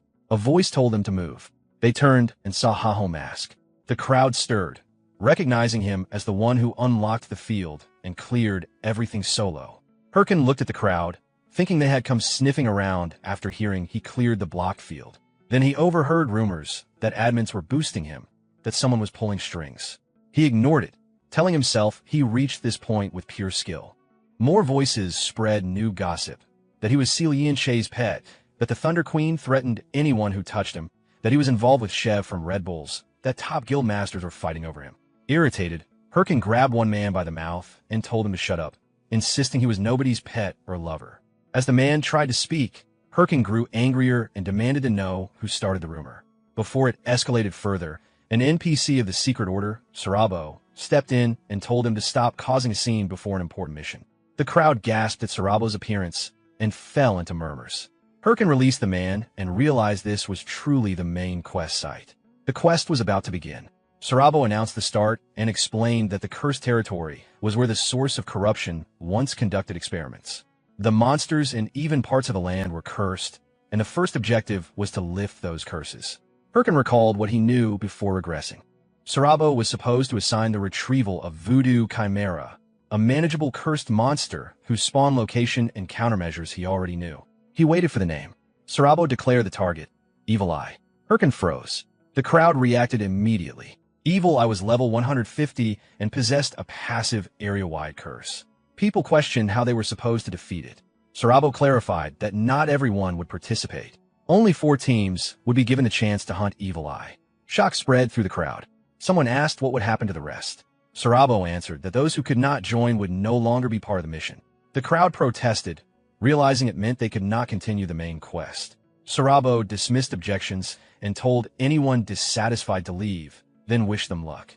After a brief pause, everyone rushed forward in a frenzy to secure a spot. Players pushed past each other. One man bumped into Herkin, started to complain, then recognized him and quickly apologized. Herkin stood still, unsettled. This was not how it happened before. Something had changed. He questioned whether his regression had altered the future or whether his past knowledge had been incomplete from the start. He slapped himself and forced himself to calm down. What mattered now was assessing the situation. He narrowed it down to 2 possibilities. Either his regression was changing events, or what he remembered had never been fully accurate. Elsewhere, Single arrived near the cursed territory. Opening the message portal on his watch, he reported to his superior that he had reached the area and was about to begin the main quest. Once it was done, he would take care of Haho Mask for sure this time. Inside the cursed territory forest, a massive minotaur roared. The black-haired boy panicked and ran, barely dodging its attacks. His sword shattered while blocking, and he shouted to the magic squad, asking how much longer. The yellow-haired girl and 3 mages finished charging a portal and told him to hold on. As the minotaur closed in, A fully charged lightning bolt fired from the portal and struck it down. The system announced the defeat of a voodoo chimera. The girl immediately ordered the mages to reform the front line and prepare for the next hunt. The boy ran to her, complaining that it was too scary and that clearing a main quest against top 30 guilds was impossible. Before she could fully respond, a burst of blue light flashed deeper in the forest. She told him to look. Herkin had activated his war watch and was advancing alone. He leapt into the air and cut down one minotaur with a precise strike, sliced through a second midair, and severed the third's head before landing. The boy stared in shock. 3 voodoo chimeras alone. The girl dragged him forward, pointing out that someone was clearing the quest solo, so he should stop whining. The boy recognized Haho Mask and muttered that he was on a completely different level.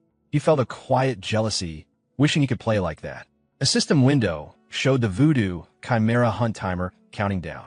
Herkin continued cutting down minotaurs one after another, pushing himself faster. Eventually, he dropped to one knee, breathing heavily. Things were not unfolding as he remembered. Someone was targeting him, and without reliable information, even progressing the main quest felt uncertain. After the last minotaur fell, a skeleton brought him a health potion. He refused it. Another minotaur appeared. He stepped forward without hesitation. Other guilds moved in teams of 5 or more. If he wanted to outpace them, he had to move faster than all of them. The minotaur turned toward Herkin and roared before launching a series of heavy attacks. 2 strikes landed, injuring him. He immediately summoned his skeletons, and they finished the minotaur at once. The voodoo chimera hunt timer expired. Sarabo appeared at the reporting ground and praised the first hunter for killing an overwhelming number of chimeras in a short time, noting that most had been hunted solo. He asked for the name to report to the association. Herkin ran toward the reporting site as fast as he could. When he arrived, Sarabo turned and announced that the second place had just arrived. Breathing heavily, Herkin froze. Second place. He wondered who had beaten him. Ares, Hydra, some powerful team. When he saw the black-haired boy and the yellow-haired girl standing as first place, he was stunned. A voice greeted him, saying it had been a long time. Herkin recognized it and recalled past encounters and mentions of an unknown ranker. Singlet stepped forward and addressed him directly, saying he had suspected it was him. Without warning, Herkin swung his sword. Singlet blocked the strike. Herkin pressed forward, demanding to know who he really was and why he kept interfering. Singlet calmly replied that the one interfering was not him, then drove a kick into Herkin's chest. The blow sent him crashing into a tree. He coughed, blood spilling from his mouth. Singlet raised his sword and pointed it at him, formally challenging Haho Mask Herkin to a one-on-one duel. If he won, Herkin would give up progressing the main quest there. Herkin glared back in anger. Singlet waited for an answer. Herkin glared at him and accepted the duel without hesitation. Seeing the growing crowd, Singlet suggested they move elsewhere. They relocated to a quiet area and stood facing each other. Singlet stared at him, recalling the humiliation he had endured because of Haho Mask and the mockery he received after failing before. He decided he would settle it here. While Singlet was lost in thought, Herkin began removing his equipment. Singlet frowned and asked what he was doing. Herkin said he was preparing to fight and asked if he had never heard of Watchman style. He explained that it was a method of fighting with only a watch equipped, abandoning gear and stat boosts, focusing purely on offense. It was a style meant to test talent alone, accepting death upon defeat. Singlet said he had never heard of such a technique. Herkin warned him not to mock it and questioned whether he had challenged him without the resolve to fight without equipment. Singlet's expression hardened. He discarded his own gear. Now we're talking. Singlet told him to come. They stepped forward at the same time. Their swords collided midair. Herkin blocked the strike, but felt the weight behind it. Even through the clash, he sensed the force in Singlet's power. Singlet forced Herkin back with raw strength and followed with a heavy strike. Herkin blocked and countered, but Singlet slipped aside and said it was too slow. A clean blow sent Herkin crashing to the ground. Looking down at him, Singlet mocked his resolve. Herkin steadied his breathing. It wasn't just level or stats. Singlet's fighting sense was sharp, reading his movements. The pressure reminded him of Matador and Chai Seal-Yin. A direct clash would not work. He surged forward and slashed, telling him to shut up. The blade grazed Singlet. It worked. Herkin advanced again and activated a curse. Before he could follow through, Singlet grabbed his head and slammed him down. Calling it boring, he said a simple debuff would not be enough and pressed his sword to Herkin's neck. Herkin said it wasn't over. He triggered a skeleton bomb. Smoke and violet flames filled the area. Singlet anticipated a blind assault and surged through the smoke. He lunged at a silhouette, but it was only a skeleton. It vanished. Confused, he received a call on his war watch. He said he was fighting Haho Mask. The voice told him he had been tricked and to check the live broadcast. On the stream, Herc skeletons were seen stripping Singlet's discarded equipment. The earlier taunts echoed back at him. Singlet realized what was happening. Herc's voice came through the broadcast, saying he would never fight a ranker head-on, and that the Watchman style was something he made up. The stream ended. Left alone in the clearing without his gear, Singlet shouted that he would kill Haho Mask Herkin. Singlet screamed in the clearing while Romani burst out laughing over the call, saying she almost died, adding subtitles to the live stream. Herkin admitted he had only bluffed because he had nothing to lose. If it had failed, he would have been the one lying on the ground. Romani asked what he would do next. Herkin said he would continue the main quest, but first he would sell the gear his skeleton stole. When she questioned who would dare buy it, he said they would sell it to someone unafraid, Red Bull's Matador Chev. At Salt Mountain, the Red Bulls cleared the subjugation quest. The guild cheered as Chev removed his helmet. His companion said the deal with Haho Mask was completed. Chev replied he needed equipment anyway. She questioned whether buying that particular gear would drag them into trouble. Chev laughed, saying a little thrill made things interesting. Suddenly, an attack exploded behind him. Chev blocked it effortlessly and swung his sword, sending the attacker back. It was Chai Seal-Yin. He asked what brought the Thunder Queen there and whether this was a declaration of war. Seal-Yin told him a hand over the gear Haho Mask sold him, saying only he or she would dare buy equipment with such a clear source. Since Herkin did not contact her, he must have gone to Chev. Chev thought she was like a ghost. He asked what she intended to do. She told him to refuse the deal and back off, saying it now belonged to Stormhunter. Chev replied that Haho Mask contacted them first and laughed, asking if that struck a nerve. Chai Seal-Yin's expression hardened. She told Chev to stop laughing or she would kill him. Chev only laughed harder, thanking her for the rare sight, but refusing to give up the deal, saying he needed the gear as well. When she grew angrier, he added that he might be able to help her in another way. At the same time, Herkin received a gift in his inventory. Romani informed him it was from an anonymous sponsor. He questioned who would send custom gear for free. Romani avoided the answer and instead asked about his ideal type, saying the sponsor was curious. Herkin awkwardly replied that he had never thought about it. Maybe someone who liked him. Romani hinted there might be a chance, then abruptly ended the call. Herkin found it strange, but decided not to dwell on it. After selling the stolen gear, he prepared to proceed with the main quest. Sarabo gathered the qualified teams and announced them. No Oppi Family, Haho Mask, Hydra Main Quest Special Team, and Triple Wing First Squad. He explained the next mission, defeat the Voodoo Chimera variant, the Evil Eye. The team that defeated it would receive a ward charm capable of dispelling curses, granting access to the entire cursed territory. Herkin immediately understood the value of the reward. With it, they could freely investigate areas tied to the main quest. Defeating the Evil Eye was possible, but taking first place against raid-specialized guilds would be nearly impossible. Sarabo finished the explanation and ordered them to move out. The teams rushed toward the hunting grounds. Herkin remained still for a moment, thinking that if that was the case, only one method remained. Nearby, the yellow-haired girl worried aloud that they barely defeated the Voodoo Chimera earlier and stood no chance against the Evil Eye. The black-haired boy suggested giving up. At that moment, Herkin approached them and told them it was too early to quit, asking them to spare him a moment. The commander of Hydra reminded his team not to repeat their mistake from Chapter 1. This time, they would not let anyone steal the quest. They were to move to the Evil Eye's habitat and eliminate any competitors on sight. From a distance, Herkin observed them. Soon after, the black-haired boy ran toward Hydra's path, fell to the ground, and cried out for help, saying he could not continue. Watching from a tree branch, the Hydra leader recognized him as the lucky rookie from earlier. Assuming he was being chased, he decided it did not matter. Competitors were to be eliminated. Herkin appeared nearby and casually remarked that kids these days lacked grit. The yellow-haired girl arrived, pulled the boy up, and helped him walk. The boy complained about being stuck with someone like Herkin. She replied it was because of a scam contract. A short while earlier, Herkin had proposed an alliance. He told them they wanted to clear the main quest, but lacked the strength to defeat the Evil Eye. He could defeat it, but dealing with competitors was troublesome. If they helped eliminate the competition, he would take down the Evil Eye for them. The yellow-haired girl questioned how they could trust him. Herkin asked what alternative they had. After thinking, she agreed and told him not to betray them. He replied she should say that to herself. When she asked how they were supposed to eliminate competitors, he said they did not need to worry, they were just bait. Later, they entered the cursed altar field and reached the Evil Eye's habitat. Herkin commented that he found it faster than expected and asked why the atmosphere felt so gloomy. Exhausted, the yellow-haired girl shouted that it was because of him. He had charged into other teams, beaten them down, forced them into reckless distractions, and made them flee while he bombarded enemies from atop his golem. None of it seemed related to eliminating competitors. Herkin admitted it might not have been directly related, then added that it was fun and that all rival guilds had been driven away. Furious, the girl tried to attack him, but her companions restrained her. The black-haired boy said that since all competitors were gone, they only needed to wait for Haho Mask to defeat the Evil Eye. While they were talking, the golem suddenly grabbed them and threw them into the Evil Eye's habitat.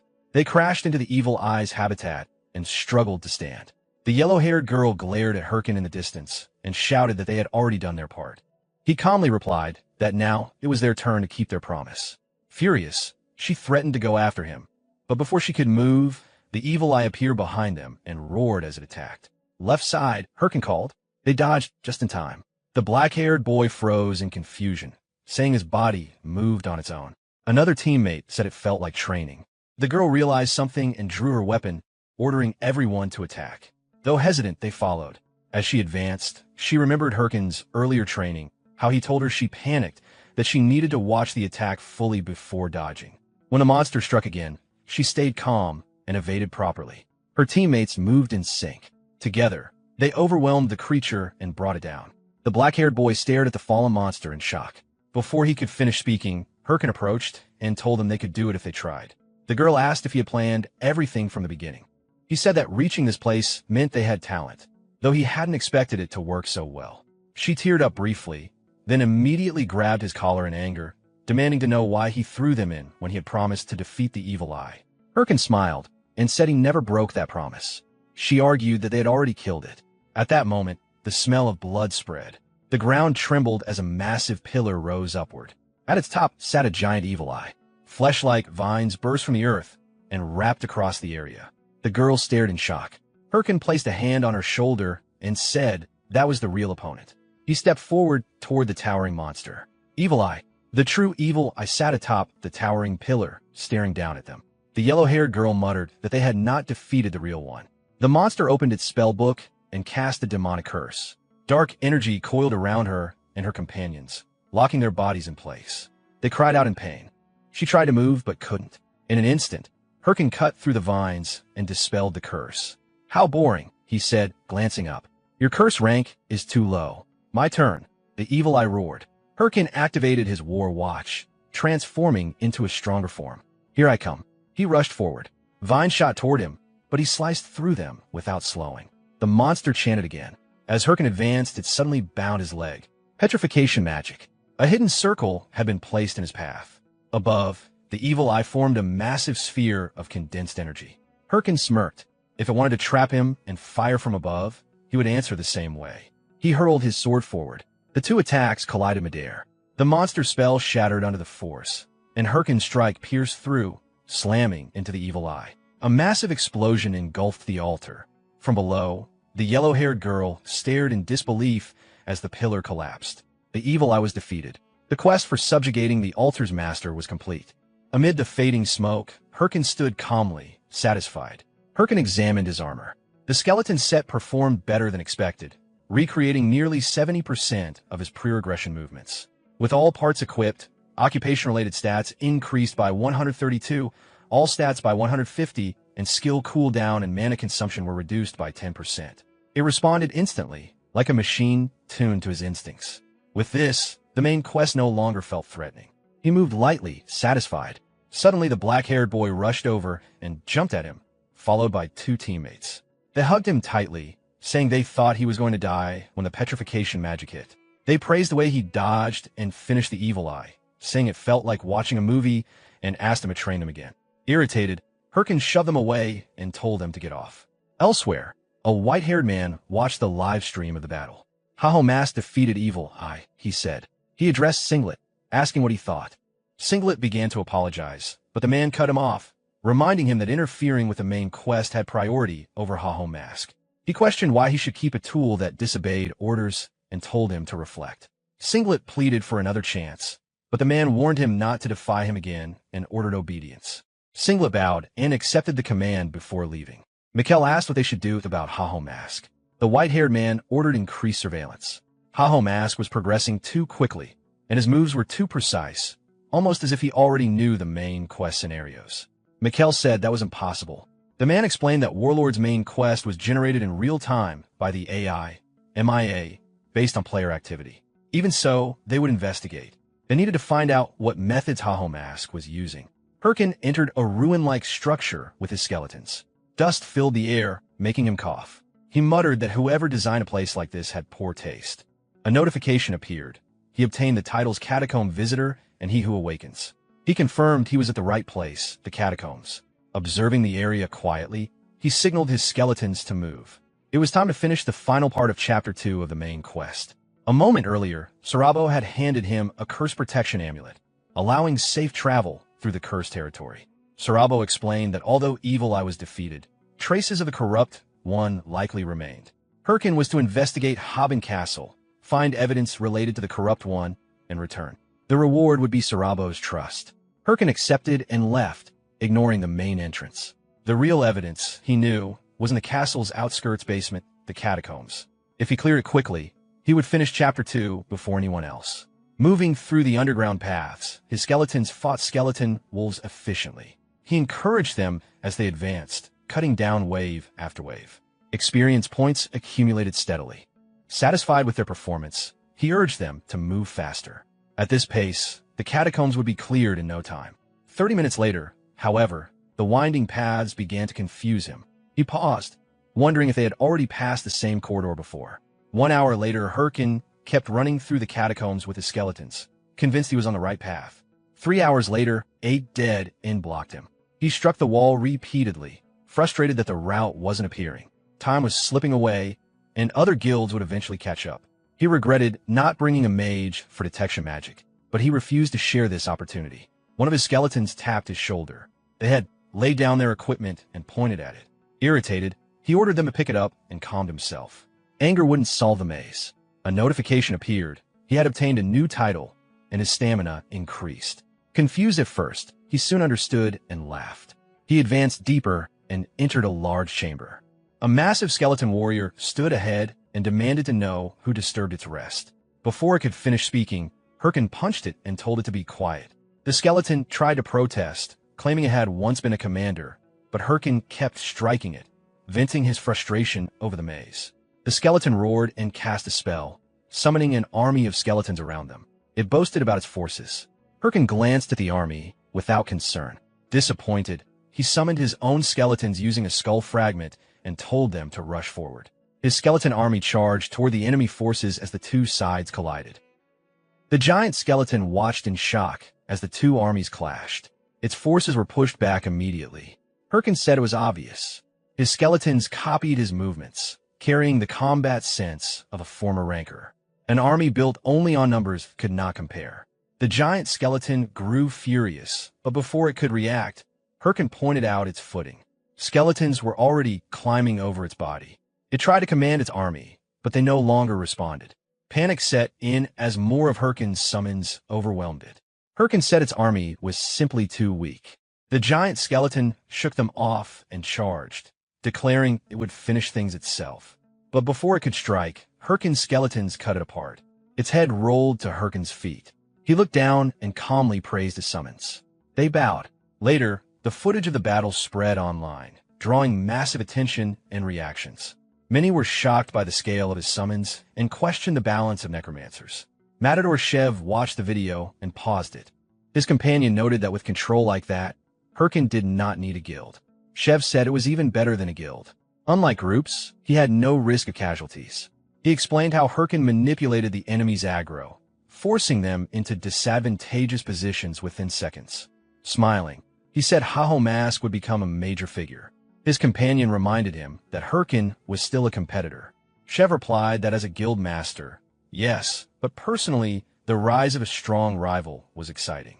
Meanwhile, Chai Silian also watched the video. She frowned, noticing he was not wearing the skeleton armor she sent. She wondered if he realized it came from her and criticized Shev for handling things carelessly. Her phone rang. After ignoring one call, she answered the next. Hatch urgently told her something major had just happened. Seal Yin answered the call, warning Hatch to make it worth her time. Hatch steadied himself and reported that a messenger from Hydra had arrived, asking for cooperation on the main quest. She immediately refused, suspecting their intentions after Chapter 1. Hatch added that Hydra claimed to know the final strategy for clearing Chapter 2 and had already contacted other top 30 guilds. Seal Yin was shocked. The final chapter was not even revealed yet, so how could they know? After a brief pause, she agreed to meet them. At Hydra's in-game hideout, members gathered as confirmation arrived that the Thunder Queen would attend. Some mocked her attitude, while others spoke of repaying the humiliation of losing the previous chapter. An orange-haired member thanked a man in white and green armor for providing the information that gave them this opportunity. The man replied that choosing Hydra had been the right move and suggested they watch their revenge unfold. Elsewhere, Hirkin presented a stone emitting dark energy to Sarabo. Sarabo reacted immediately, covering it and warning him never to reveal it to anyone. When Hirkin asked what it was, Sarabo explained that the crest belonged to the third prince of the Hyben Kingdom, Bayan Din of Northland, a respected figure who supported the Raiders Association. Hirkin questioned why such a crest would be found in the catacombs. Sarabo admitted he did not know, but if the crest was there, the prince was likely connected to the corruption. Hirkin was shocked, but inwardly relieved. The main scenario had not changed. Despite recent deviations, the core remained the same. He resolved to take the final chapter and secure his position. Sarabo then instructed him to go to Ahimbri. Hirkin, still lost in thought, asked who that was. Sarabo clarified it was his master, Grand Magi Ahimbri, also part of the Secret Order, and that his opinion would be important. A quest window appeared, directing him to visit Ahimbri. Hirkin stared at it, irritation rising. He did not want to meet him. Hirkin arrived at Ahimbri's place and handed over the stone.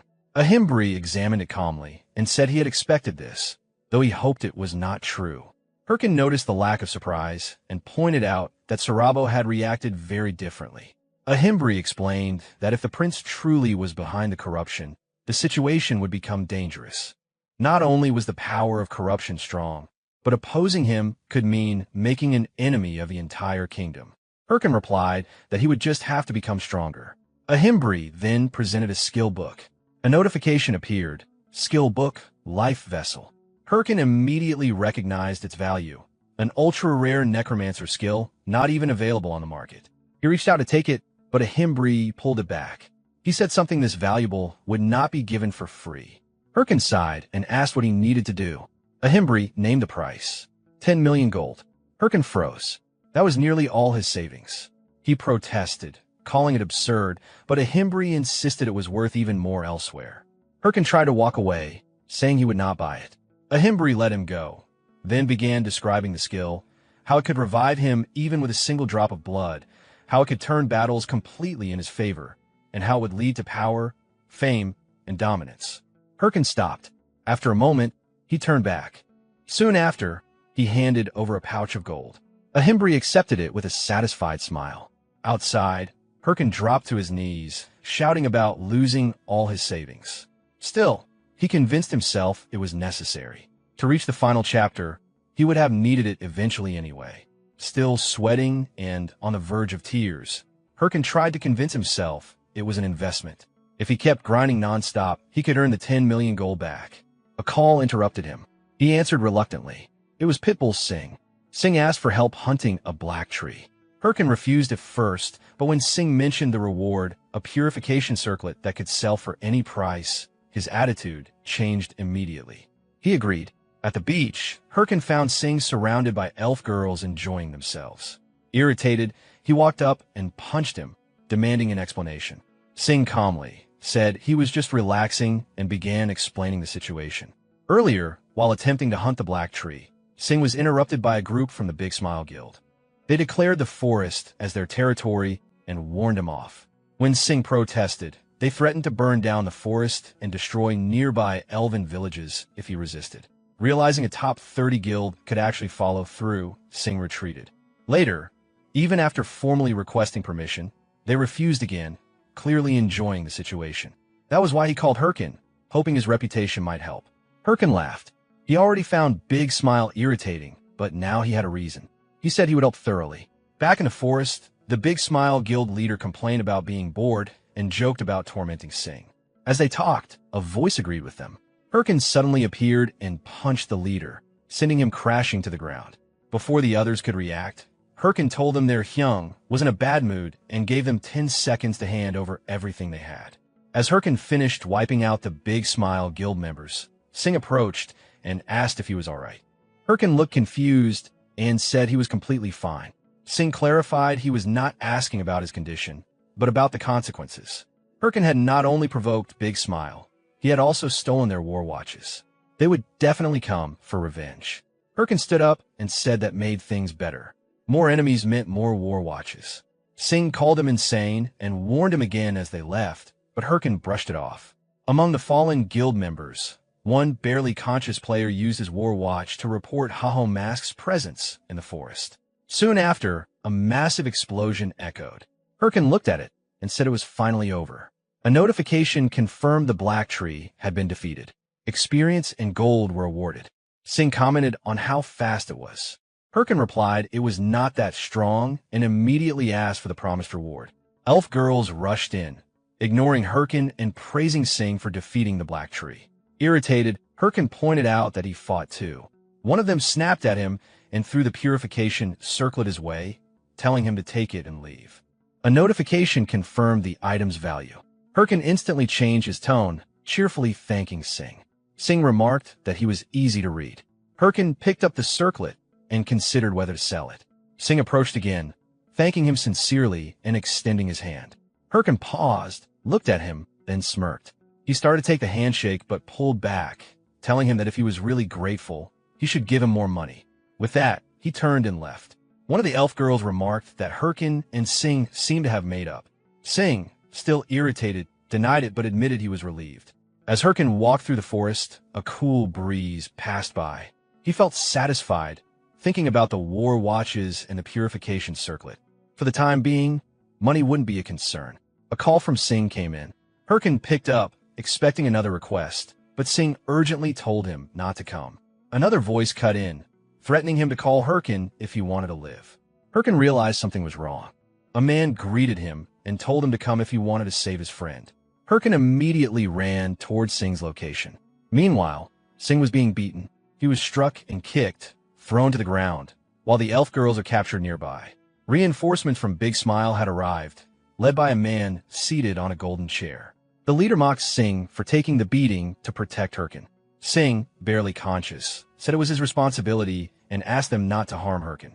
The leader grew irritated and kicked him again, pressing his face into the ground. As another blow was about to land, Herkin suddenly appeared and leapt in with a sword strike. The leader flinched, but Sing blocked the attack himself. Herkin landed, confused. Sing told him to leave, saying he could handle it. The guild leader laughed, mocking Herkin. Recognizing him as Apollo, now an officer of Big Smile, Herkin's irritation grew. Herkin asked what was going on. Apollo casually explained that Sing was taking the punishment meant for Herkin, insisting it was his own decision after asking for help. Apollo grabbed Sing and continued provoking Herkin, offering to release Sing if Herkin took his place. Herkin's anger rose further. Apollo declared himself someone born with everything, money, power, and fame, and said everyone once feared him. Then he recalled the moment everything changed when Herkin's video of defeating Big Smile spread online. Watching it and reading the comments, Apollo had grown furious as people laughed at him. He swore to repay that humiliation. Back in the present, Apollo pointed at Herkin and said that was why he set this up.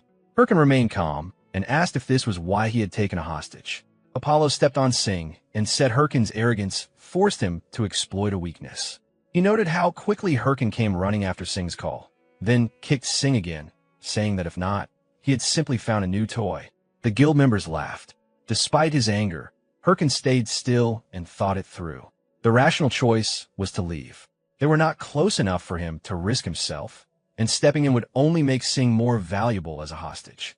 Sing had chosen this himself. As he hesitated, a memory surfaced, someone accusing him of being no different, someone who would run the moment things turned against him. Apollo, watching him remain still, assumed he was hesitating.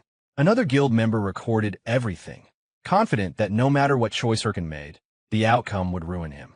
At that moment, Herkin moved. He swung his sword and cut down a nearby guild member instantly. Everyone froze in shock as he stepped forward and said he had thought it over. There was no reason to listen to them. He could just eliminate them all. Apollo's expression changed. He warned that if Herkin did that, Big Smile would mark him completely, and assassins would hunt him every time he logged in. With a hardened expression, Herkin asked Apollo why he pushed himself so relentlessly, cutting sleep, saving every coin, and training as if his life depended on it. Apollo ignored him and ordered his men to attack. They rushed in, striking Herkin one after another, but their attacks barely did any damage. He kept walking forward through the blows. Then he summoned his skeletons, and they began cutting down the soldiers. Herkin moved through the battlefield without slowing and said it was so he would never have to bow to people like them. Within moments, all the guild members were wiped out. Apollo panicked, unable to understand why Herkin would go this far. He tried to calm things down, but before he could finish, Herkin punched him. Herkin grabbed Apollo by the neck and told him to do whatever he wanted about making him a target, but to be ready for the consequences. He continued beating him, saying he would destroy everything Apollo had. As Apollo realized how far Herkin was willing to go, Sing freed the captured elf girls. They rushed to him, worried about his condition, but he said he was fine. Sing then looked at Herkin, who was catching his breath after the fight, and asked if he was all right. Herkin stood up and said there was no reason he wouldn't be. Sing warned him that this would cause trouble. The top guilds were already wary of him, and now he had given them a reason to act openly. He apologized, saying it happened because of him. Herkin dismissed it, saying he just refused to bow and that he hadn't stepped in to save Sing.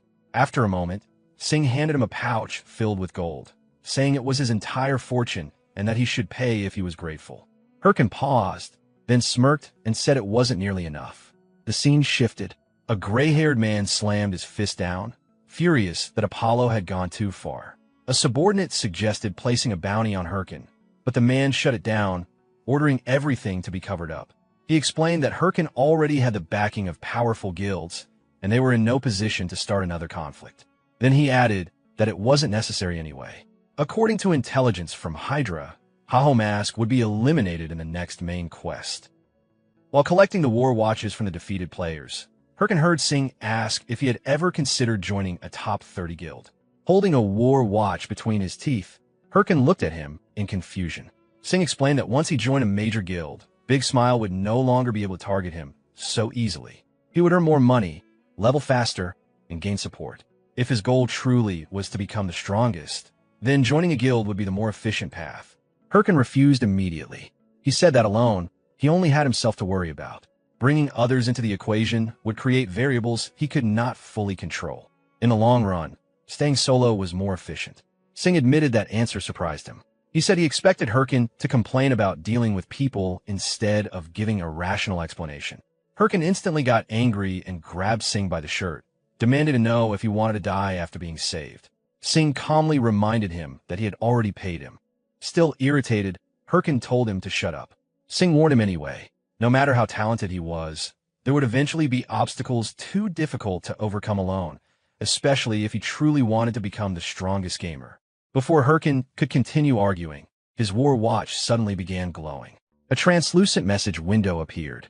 After reading it, his expression changed immediately. Sing asked if something important had happened, but Herkin gave no reply. He instantly leapt into the air and began racing through the forest, jumping between branches at full speed.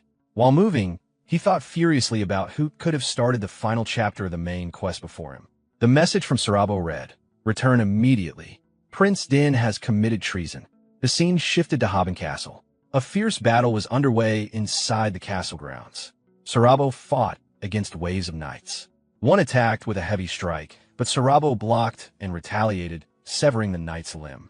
Even so, more knights kept advancing endlessly. Sarabo realized they were no longer human.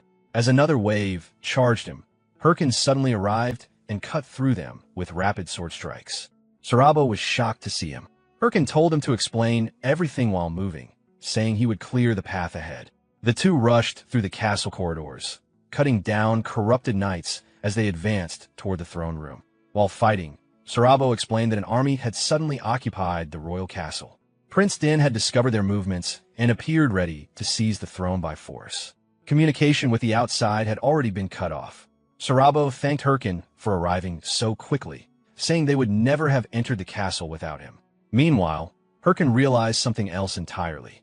Prince Din taking over the castle marked the beginning of the final arc of Chapter 2, which meant someone had already entered it before him. As they approached the throne room doors, Herkin could only wonder who it was. Herkin opened the throne room doors and froze.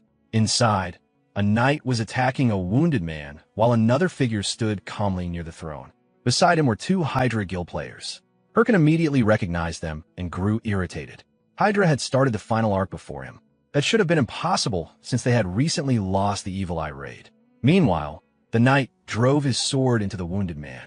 The man collapsed, clutching his wound in pain. It was Captain Beigel. Struggling on the ground, he begged Prince Din to stop. Prince Din approached him with a twisted smile and asked what was cruel about the strong taking the throne. He said it was far crueler to be denied the throne simply for being born third. Since the world failed to recognize his talent, he would destroy it instead. He revealed that he had already ordered monster armies to attack every fortress in the kingdom. Beigel tried to protest, horrified, but Din declared that the entire nation would soon burn in regret and despair for rejecting him. At that moment, Sarabo grabbed Beigel and retreated immediately, shouting for everyone to fall back. Beigel resisted, but Sarabo explained they had no chance against the kingdom's strongest knight, Sir Gardo. More importantly, if Din was telling the truth, they had to warn the fortresses before the monster armies overwhelmed them. The Hydra members and Herkin followed behind as they escaped through the corridors. While running, a red-haired Hydra executive named So Hank praised Herkin for reaching this stage alone and admitted she wanted to fight him herself someday. Herkin recognized her as one of Hydra's executives. Another orange-haired member reminded her of their priorities, but So Hank casually revealed something far more important. Hydra would not participate in the battle against Prince Din. In fact, none of the top 30 guilds would.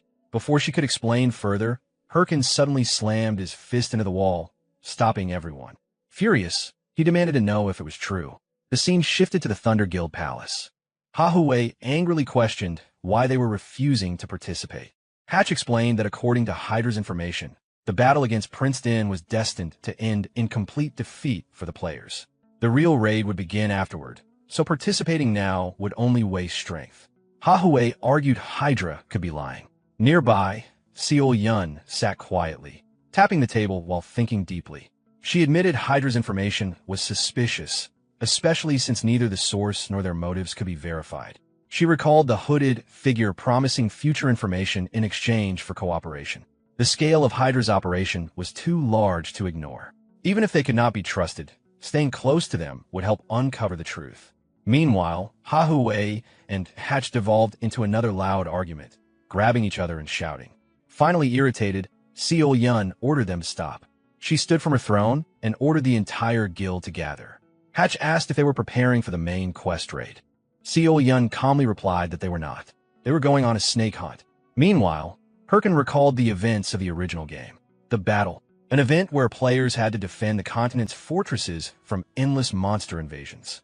Wave after wave of monsters would attack every fortress. If enough fortresses survived until the time limit ended, the final boss raid against Prince Din would unlock. On the surface, it looked like a large-scale defense event, but there was a hidden trap. The monsters became stronger with every wave.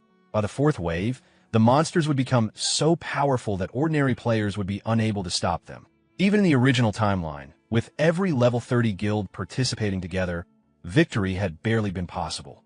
But now, back in the present, Herkin angrily demanded why the level 30 guilds were refusing to participate. Did they want everyone to die? So Hank tilted her head casually and asked why he was suddenly so angry. Without hesitation, Herkin threw a punch at her. So Hank blocked it with her wrist and grinned mischievously. Since he attacked first, she assumed he wanted to fight. Herkin coldly told her to try him. The two immediately clashed, exchanging rapid strikes. The force of their collision sent both of them sliding backward across the floor. After regaining her footing, So Hank admitted she had not had this much fun in a long time. She complained that the Prophet had prevented her from fighting earlier. Herkin immediately focused on that title. The Prophet. So Hank activated her war watch with a twisted smile, saying she wanted to enjoy herself a little longer. A translucent system screen appeared before everyone. The battle had officially begun. Monsters would now attack every fortress across the continent. The timer showed 59 hours remaining. Her yellow-haired guild companion panicked instantly, grabbing Sohank by the collar while screaming that they were seriously late. Disappointed, Sohank agreed to leave. Before departing, she told Herkin they would fight properly next time. Then she added one final statement. According to the old prophet, the future would not change anyway. As Hydra left, Herkin stared after them in silence. Just who was this prophet? Meanwhile, game magazines and live broadcasts flooded the community with shocking headlines. The Level 30 Guild Alliance had officially declared non-participation in the battle. Triple Wing, Thunder Hunters, Big Smile, and other major guilds all announced they would not be joining the defense event. Across the continent, fortresses were already under attack. Monster armies crashed against castle walls while soldiers desperately fought back. At Tsuryu Castle, Alliance representative Shane commanded the battlefield as troops clashed against demonic creatures. He ordered archers to fire, tanks to retreat, and the next attack formation to prepare. One of his commanders reported that the current wave was nearly finished and wondered if the battle might actually be easier than expected. Shane agreed outwardly, but internally, he was overflowing with excitement. The moment he learned the Level 30 guilds would not participate, he immediately rushed to a beginner fortress. Because his level was slightly higher than everyone else there, he had easily become the Alliance representative. Now he was gaining enormous amounts of experience, rewards, and authority while barely doing anything. To him, the situation was perfect. Thank you, Level 30 guilds. This really is the best. But then, another massive wave of monsters suddenly swarmed the battlefield. Seeing the overwhelming horde, Shane froze in terror. Why did this happen so suddenly? Black lamias and no-tailed dragons appeared among the monsters. Even individually, they were considered field bosses. The soldiers immediately panicked. Some screamed for everyone to run. One commander desperately called out to Shane, warning that the remaining gates would soon be breached and demanding orders. Shane trembled in panic, unable to respond. The commander encouraged him, saying they had held out this long already. If they survived a little longer, reinforcements from other fortresses might arrive. After hesitating, Shane forced himself to calm down. It was still too early to give up. But at that moment, a dragon lunged forward and devoured the upper half of the commander's body. Shane completely broke down. As the dragon advanced toward him, he desperately tried to log out of the game, repeatedly slamming his fingers against his war watch while screaming for escape. But the logout would not activate. Crying in terror, he realized he could not get out. Then suddenly, a brilliant light descended from the sky and crashed into the battlefield, shattering the ground. Shielding himself from the debris, Shane looked up in shock. Herkin had arrived. Looking directly at Shane, Herkin asked if he was the Alliance representative of this fortress.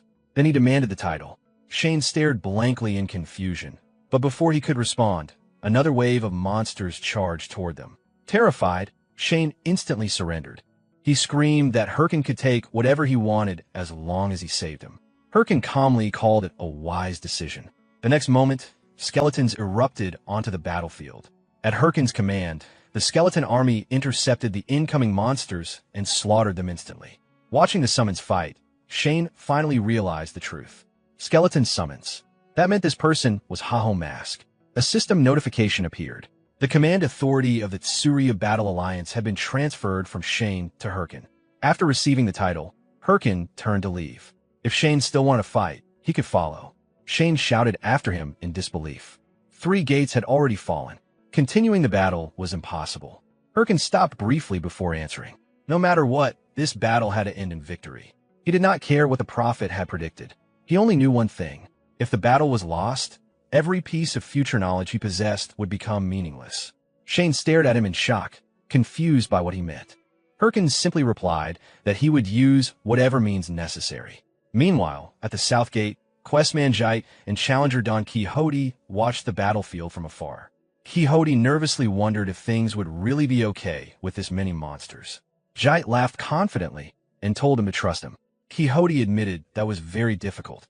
At that moment, another group arrived nearby, loudly declaring that it was finally their chance to repay the favor. At the East Gate, the Alchu family and Nufi family stared at the battlefield with pale expressions. 2 of them simultaneously admitted they wanted to go home. Meanwhile, at the West Gate, Pitbull Singh and the Elf unit prepared for battle. Singh told the elf girls to provide cover fire as promised. One elf worried there were simply too many enemies and asked what would happen if he got hurt. Singh gently lifted her chin and answered with a charming smile that seeing her injured would hurt him far more. The other elf girls immediately erupted into excited screams. At that moment, Hyrcan's war watch began glowing. Checking the signal, he announced that preparations were complete. It was time to move. Across every gate, the allied teams received the same signal through their war watches and prepared to enter the battle. As the alliance forces fought alongside Hyrcan and his summons, the battlefield slowly began turning in their favor. Standing atop his stone golem, Hyrcan directed the battle while the massive construct crushed incoming monsters with overwhelming force. Watching the coordinated assault, Shane was stunned. Wasn't Haho Mask supposed to be a solo player? Then how was he giving raid commands this perfectly? At that moment, Hyrcan asked how much longer the area of effect magic needed. While casting alongside Hyrcan's skeleton summons, Quixote shouted that it would be ready in 5 seconds. Hyrcan immediately asked about the armor-breaking operation. Meanwhile, the leader of the Nephi family, fighting against a giant armored monster with her team, shouted that it was almost complete. Hyrcan then ordered everyone to retreat on his signal. Pitbull Singh looked toward him. The moment Hyrcan gave the order, all allied forces instantly withdrew from the monsters. At the same time, the spell finished charging. Hyrcan began counting. 3, 2, 1. The next instant, countless beams of fire rained down from the sky and annihilated the monster horde. Shane and the alliance members stared in relief at the burning battlefield. After a brief silence, Hyrcan loudly announced from atop the stone golem that the wave was over and everyone should rest until the next one arrived. The surviving fighters gathered around campfires, drinking healing potions and celebrating. Nearby, Jite dramatically reenacted an old moment, loudly declaring that he had challenged Haho Mask to a duel. The crowd reacted with excitement. Meanwhile, Quixote collapsed beside the fire, exhausted, complaining that dealing with monsters was even worse than fighting people. The leader of the Nephi family agreed immediately. As everyone laughed and relaxed together, Hyrcan sat alone a short distance away, quietly watching the scene. For a moment, he remembered sitting beside a campfire with his old teammates long ago. Snapping out of the memory, he realized how long it had been since he experienced something like this. Soon, Shane approached him awkwardly and thanked him. Even though Shane had barely contributed, Hyrcan still gave him a fair share of the rewards and experience. Hyrcan casually replied that it did not matter. They had to win this battle, and having even one more person was valuable. Shane then asked the question that had been bothering him. Victory required protecting the majority of the fortresses. Even if Hyrcan was incredible, there was no way he could defend every fortress alone. So what was he planning to do? Hyrcan smiled slightly. He simply needed someone else to do it for him. The scene shifted to a grand meeting room where the Red Bulls and Thunder Hunters were discussing the situation. Matador Chev admitted he never expected Seol Yun to request a meeting and jokingly wondered if that meant they were finally becoming friendlier. Seol Yun immediately told him to shut up. She explained that she had not called him over for something so trivial. Then she directly asked whether the reason they agreed not to participate in the battle was to observe Hydra. Chev smiled and admitted she truly missed nothing. He revealed that Hydra executives had recently been meeting with a suspicious individual. That person was likely the so-called prophet. Judging from his equipment and presence, he was definitely ranker level. Yet strangely, nobody recognized him. If someone that strong existed, he should already have been famous. Seol Yun agreed. Then she recalled her previous encounter with Single. She admitted she had met someone similar before. Someone clearly at least ranker level, yet completely unknown. That man had suddenly approached her and offered cooperation. Matador Chev noted that the situation sounded very similar. Seol Yun agreed. Wasn't this entire incident also aimed at Haho Mask? If the level 30 guilds refused to participate in the battle, then the burden on individual players would become even greater. Still, she laughed lightly and admitted that no matter how capable Haho Mask was, there had to be limits. Then she shifted to the real topic. Who exactly was behind all of this? Matador Chev fell silent for a moment before explaining that Warlord's main quest fundamentally prevented anyone from possessing future knowledge. The story was generated in real time by an AI processing the actions of users across the game. So if someone truly knew the future, Seol Yun finished the thought herself. That person would need to be in a position capable of controlling the AI. For example, at the same moment, Both of them reached the same conclusion. The operator, Toby Gwynn. Chev laughed in disbelief. The idea that the game operator was secretly interfering with warlords sounded absurd, but there was nothing wrong with remaining cautious. Seo Yun quietly agreed. Nearby, Hatch sighed in relief internally. He had been worried Haho Mask's involvement might cloud Seo Yun's judgment, but thankfully, she seemed calm and rational. Then Seo Yun suddenly announced that Haho Mask had uploaded a new video. Chev immediately teased her for even having notifications enabled. She instantly told him to shut up.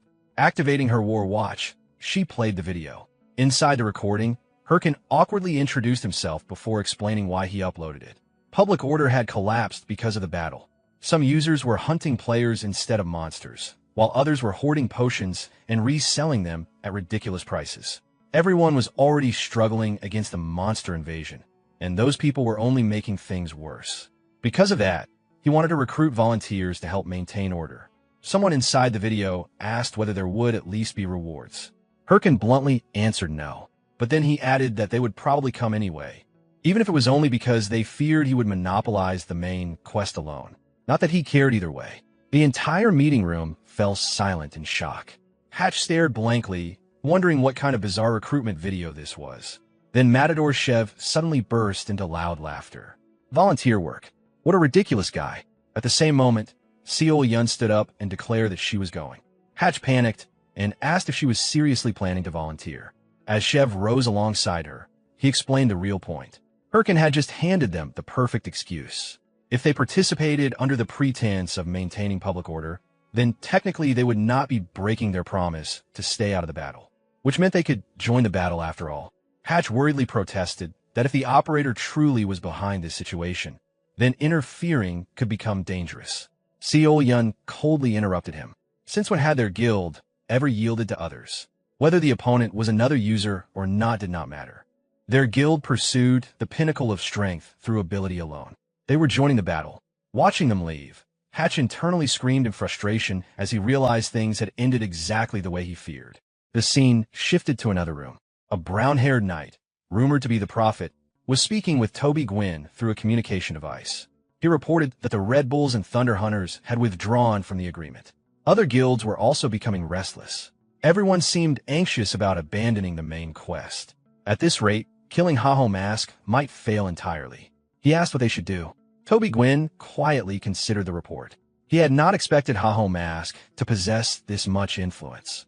The situation had become far more troublesome than anticipated. Originally, the plan relied on Haho Mask remaining isolated. The knight then suggested informing Hydra about the next raid. That way, they could at least prevent Haho Mask from monopolizing the main quest. But Toby immediately refused. That would be putting the cart before the horse. Their true objective was reducing the speed at which the main quest was being exhausted. So they would simply watch. No matter who arrived, nobody would be able to clear the upcoming raid anyway. The knight quietly acknowledged the order.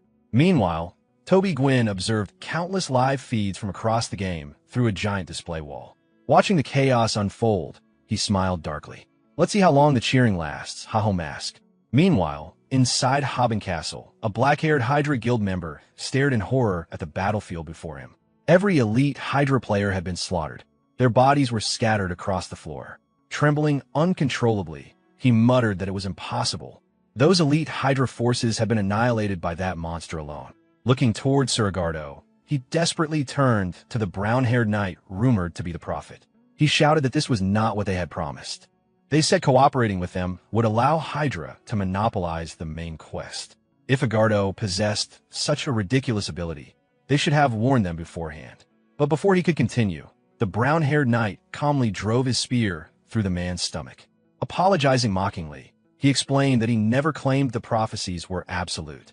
The knight casually threw him aside. Writhing on the ground in pain, the Hydra member glared at him in fury. The next moment, Agardo cut him down with a single strike. As the man died screaming, the brown-haired knight smiled casually and remarked that since the strategy itself had still been correct, surely he would not be blamed for having a little fun along the way. Then he quietly addressed someone else. Master. The scene shifted back to the battlefield. Seo Yun sat on her throne while a player bowed deeply before her. The player thanked the Thunder Hunters for distributing potions and equipment for free, explaining that their support allowed everyone to safely survive the battle.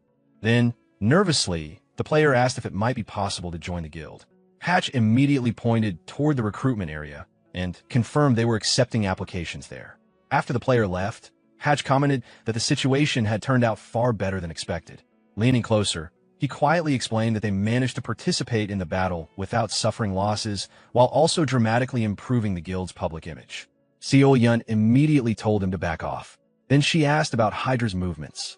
Since the Thunder Hunters publicly cut ties with Hydra, she expected them to have reacted already. Hatch tried to brush it off, saying they should simply appreciate the good results. At that moment, both of their notification panels suddenly appeared. They had successfully defended against the Fallen Ones. The final stage of the battle was now beginning. A new raid quest appeared. Haben Castle Raid. Subjugate the White-Eyed Knight, Suragardo, to end the battle. Seo-yun immediately frowned in irritation. The final stage? Hydra had insisted the battle was guaranteed to end in overwhelming defeat. But reaching the final phase meant they had clearly been lied to. At that moment, Princess Hahue suddenly came flying in and crashed directly into Hatch. Groaning on the ground, Hatch accused her of doing it on purpose. Ignoring him completely, Hahue urgently shouted that Hydra had been annihilated. Both Seo-yun and Hatch froze in shock. Hahue explained that Hydra already seemed to know about the Agardo raid beforehand. While everyone else participated in the battle, Hydra secretly attempted the raid themselves, and Suragardo slaughtered them single-handedly. Hatch could hardly believe it. Hydra should have entered fully prepared. Hahue hesitated briefly. Then suddenly, a massive shadow descended from above. Hirkin landed nearby atop his summoned dragon. Looking toward them, he calmly explained the truth. Suragardo could only be defeated through a special method. Everyone present turned in shock at the same time. Hahom asked. Hirkin immediately looked towards Seo-yun. Addressing her as the Queen of Thunder, Shrew, he said he had a proposal regarding the raid on Suragardo. The scene shifted outside Haben Castle. System notifications continuously appeared in the air. Triple Wing had failed to subjugate Suragardo. The field was being reset. Players waiting outside the castle watched the updates in disbelief. One player muttered that even Triple Wing failed. Another explained that he had watched the livestream. They bombarded Agardo with every kind of attack imaginable. Yet the knight did not receive a single scratch. How were they supposed to defeat something like that? At that moment, Hirkin arrived alongside the Thunder Hunters and the Red Bulls. The surrounding players instantly exploded into shock. Thunder Hunters, Red Bulls, even Haho Mask. Why were all three forces together? Had they actually formed an alliance? The ultimate alliance. Standing before the entrance gate, Hirkin calmly announced it was time to move. Seo-yun replied that, as promised, the Thunder Hunters would secure the rear. Matador Shev casually added that the Red Bulls would handle the rest. As Hirkin narrowed his eyes, he reflected that among all the level 30 guilds, only Thunder Hunters and Red Bulls ultimately chose to volunteer. The scene briefly shifted back to the earlier discussion. Hirkin explained that he could not trust any guild influenced by the Prophet. That was why he wanted their assistance during the Agardo raid. Then he revealed the most shocking part. He would fight Agardo alone. Princess Hahue immediately protested, demanding to know how he planned to accomplish what Hydra could not. Hirkin answered confidently. He would succeed because he knew the strategy. More accurately, because he was the only one who could execute it. If he succeeded, all three sides could share the rewards. If he failed, then they could still clear the raid afterward using the strategy he revealed. From their perspective, there was nothing to lose. Seo-yun silently stared at him in surprise.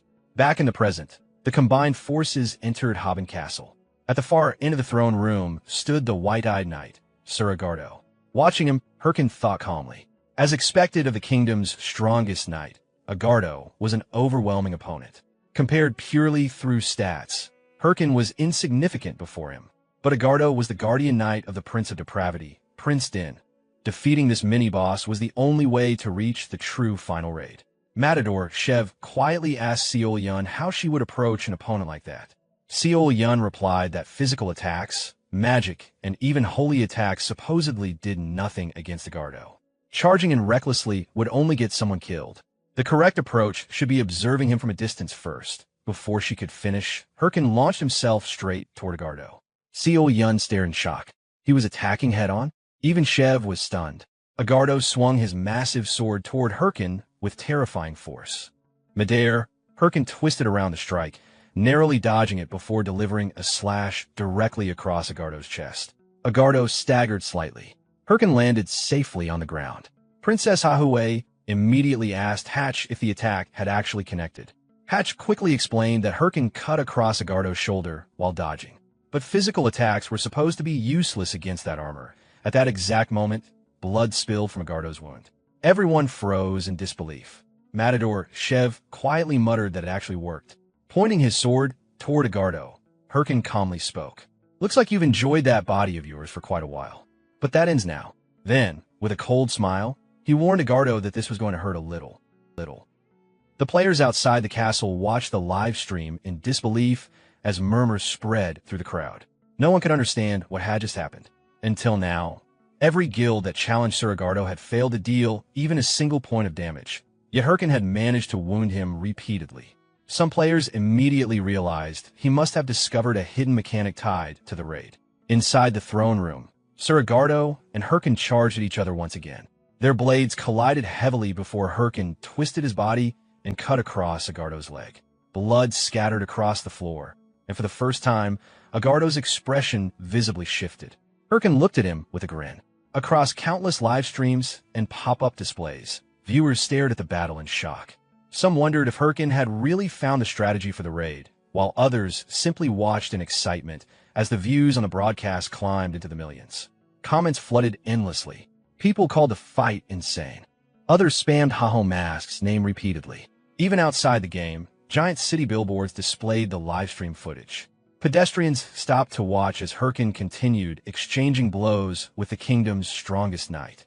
Back inside the castle, Matador Shev observed the battle carefully. He quickly noticed the black liquid coating Herkin's blade and realized it was the reason the attacks were working. However, even he could not identify what the substance actually was. While clashing against Agardo's sword, Herkin calmly analyzed the situation inwardly.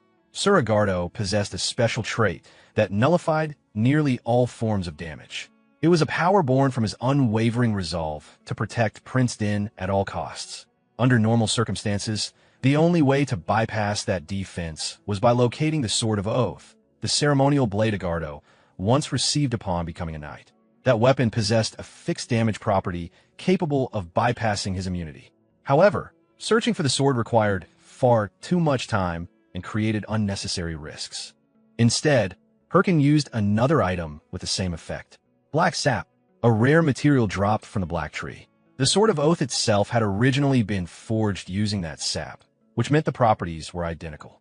At this point, Herkin was likely the only player who knew that information. As Agardo swung his blade again, Herkin stepped forward without hesitation and launched a full-powered strike directly into the knight's chest. The attack carved a deep wound through Agardo's armor. For a brief moment, the knight stopped moving entirely. Then, despite the injury, Agardo slowly raised his sword once more and shifted into a defensive stance. The members of Red Bulls and Thunder Hunters immediately stiffened after seeing it. Hatch quickly realized what was happening. Until now, Sir Agardo had fought without needing to defend himself at all. Since ordinary attacks could not damage him, there had been no reason to guard against incoming strikes. But after taking repeated fixed damage from Herkin's attacks, the situation had changed. Agardo was beginning to accumulate damage little by little, and the fact that he had shifted into a defensive stance proved it. Hatch stared at the battlefield in disbelief. Herkin could actually win. However, Herkin himself did not see the situation as favorable. The moment Agardo adopted a defensive posture, the openings to land attacks became far smaller. Dark energy continued pouring from Agardo's body as Herkin smirked at him. He mocked the knight, asking if he was finally getting scared and wondering whether hiding behind a guard would really stop him. At the same time, Herkin summoned his skeleton soldiers. A notification appeared immediately afterward. The armament skill had activated, allowing the skeletons to equip the weapons chosen by the player. Herkin calmly ordered the skeletons forward, declaring that he still intended to win. The skeleton soldiers rushed toward Agardo all at once, swinging their blades from every direction. Agardo effortlessly blocked the attacks before cutting through the skeletons with powerful swings of his sword. Yet the moment they fell, the skeletons revived and attacked again. Again and again, they continued swarming him. Small wounds gradually began appearing across Agardo's body. Furious, Agardo unleashed a tornado-like series of slashes that destroyed every skeleton nearby. At that exact moment, Hirkin launched himself forward from behind. He leaped into the air and attacked, while Agardo's attention remained on the skeletons. Hirkin thought he had finally found an opening. But just as the strike reached him, Agardo suddenly turned around. Instead of countering with his swords, Agardo threw both blades aside and grabbed Hirkin's weapon with his bare hands. Hirkin's expression stiffened. Agardo had abandoned his weapons entirely just to stop the attack. The next instant, Agardo shattered Hirkin's sword and drove the broken blade straight through Hirkin's chest along with his own arm. Blood spilled from Hirkin's mouth. The members of Thunder Hunters and Red Bulls froze in shock. Players watching the livestream also stared in disbelief. For a moment, everyone wondered if Haho Mask had finally lost. Then the blood spreading across Agardo's arm suddenly began changing. Dark mist emerged from Hirkin's blood and spread directly into Agardo's body. Agardo's eyes widened. Hirkin looked at him and smiled. That had been a real winning move all along. A notification appeared immediately afterward. Skin stitching had activated. Using black tree bark, Hirkin temporarily gained the properties of the black tree itself. Any target touched by his blood would now receive fixed damage from black sap. Agardo immediately pulled his arm away and retreated. Hirkin dropped to one knee as blood continued pouring from his wound. But before Agardo could follow up, the corruption spreading through his body intensified violently. Agardo roared in pain as dark energy surged uncontrollably around him. Players watching the broadcast were stunned that Hirkin had devised such a method in the middle of combat. Even so, many still believed Hirkin himself was reaching his limit. Breathing heavily, Hirkin quietly activated another skill. Life Vessel. Green energy gathered around his body. A notification confirmed that his HP had been completely restored. His wounds rapidly regenerated before everyone's eyes. Immediately afterward, Hirkin activated the Purification Circlet, removing all remaining status effects and debuffs from his body. Once fully recovered, he tightened his grip on his weapon and faced Agardo again. Agardo slowly regained his stance as the two stood opposite each other once more. Hirkin knew he had already exhausted every possible method. Now all that remained was to endure until Agardo finally collapsed.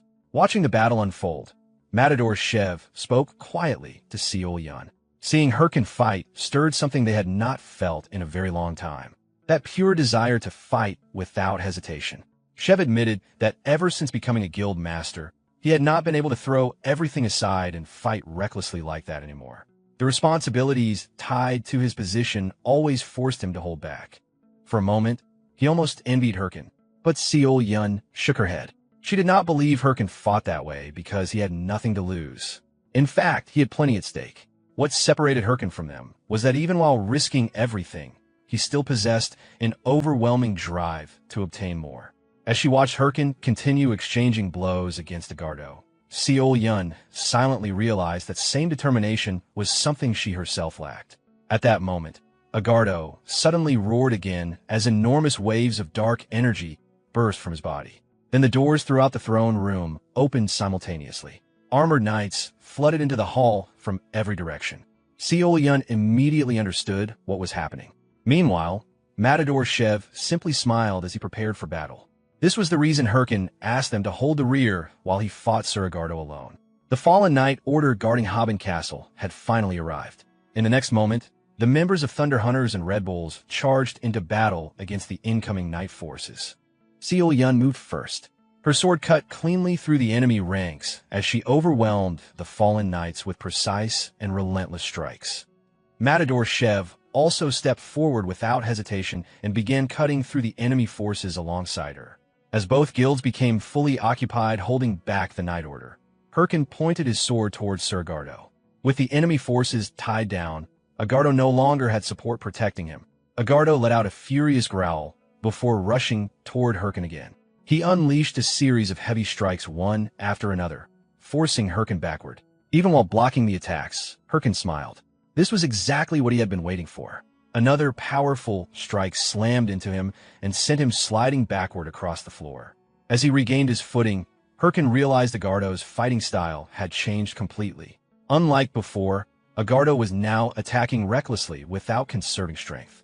It was proof that his magic power was nearing its limit. Dodging another incoming slash, Hirkin immediately understood the situation. This was Agardo's final attack pattern. If he could survive this phase, the raid would finally end. Hirkin activated the slot on his war watch and immediately launched another powerful strike toward Agardo. Agardo blocked the attack while glaring at him with irritation. Hirkin only smiled back. Far away inside the surveillance room, Toby Gwyn watched the entire battle unfold with growing frustration. Hirkin had actually reached this point. The Sir Agardo raid was never meant to be cleared through pure skill alone. Without obtaining the Sword of Oath, players were originally supposed to be incapable of damaging Agardo at all. Yet Hirkin kept twisting the intended rules of the game in ways Toby could barely comprehend. Toby immediately picked up his phone and contacted someone. Elsewhere, inside the Black Tree Forest, a violet-haired girl stood atop a fallen black tree while holding her sword. She confirmed that the liquid Hirkin applied to his weapon was black tree sap. The item possessed the same fixed damage property as the Sword of Oath, although the actual damage output was far lower. Since no monsters in the game require that effect, most players considered it a worthless trash-tier item. Even so, Hirkin had somehow realized its true use almost immediately. Toby held his head in irritation after hearing the report. At this point, he could no longer tell whether Hirkin discovered these things through improvisation or whether he had known them from the very beginning. The violet hair girl then asked what should be done about the traps and obstacles placed around the Sword of Oath. Toby calmly ordered her to remove them all. There was no longer any point maintaining them. After ending the call, Toby continued staring at Hirkin through the surveillance display. No matter how carefully he observed him, he still could not understand what truly made Hirkin different from everyone else. But one thing had become obvious. Hirkin was an irregular existence, completely capable of disrupting the intended flow of the game. And that made him troublesome. Toby Gwyn clenched his fist tightly as frustration continued building inside him. He had already realized it. For the sake of preserving the future he wanted, Hirkin had to disappear no matter what methods were required. Meanwhile, inside Haben Castle, the battle continued raging between both sides. Hidden behind one of the castle doors, the brown-haired knight, known as the Prophet, quietly watched the situation unfold while gripping his spear.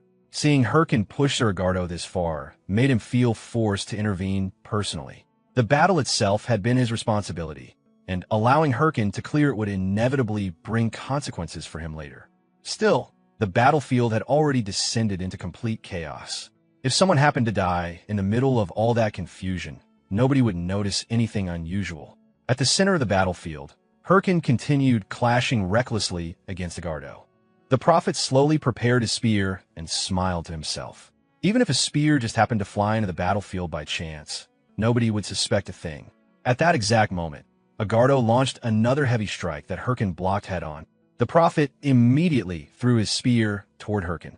The spear shot through the battlefield at terrifying speed. Watching it fly forward, the Prophet quietly apologized inwardly. Sir Agardo could not fall yet.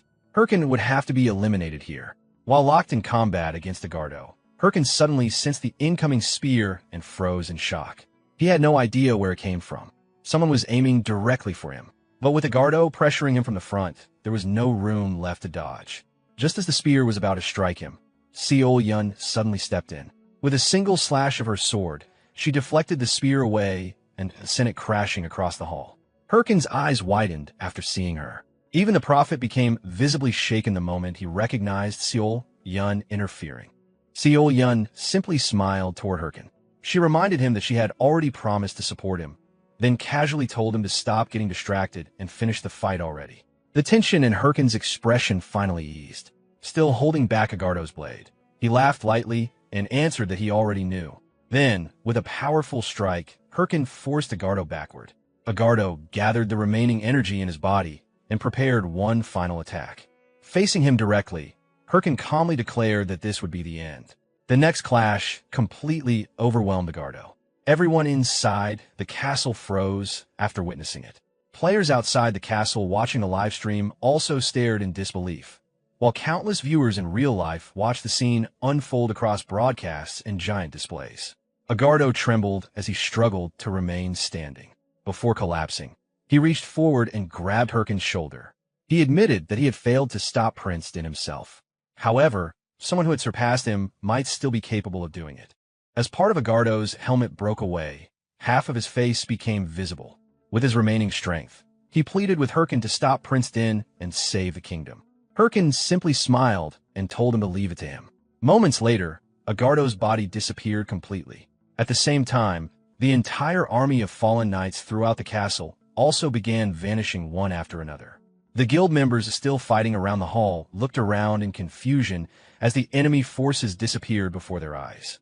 Some wondered if the battle had finally ended. Nearby, Matadorshev removed his helmet and looked toward Herkin. After watching everything unfold, he quietly admitted that Herkin truly deserved the title people had given him, the Emperor of Solo Play. Following the successful Sir Agardo raid, game magazines and media outlets exploded with coverage centered around Herkin. Articles filled the front pages of gaming sites and online communities. One magazine described the Sir Agardo raid as the beginning of a new era for Warlord. Another praised Herkin's leadership during the battle event. Clips from Herkin's solo raids spread rapidly across the internet, and the live stream recordings quickly climbed into the hundreds of millions of views.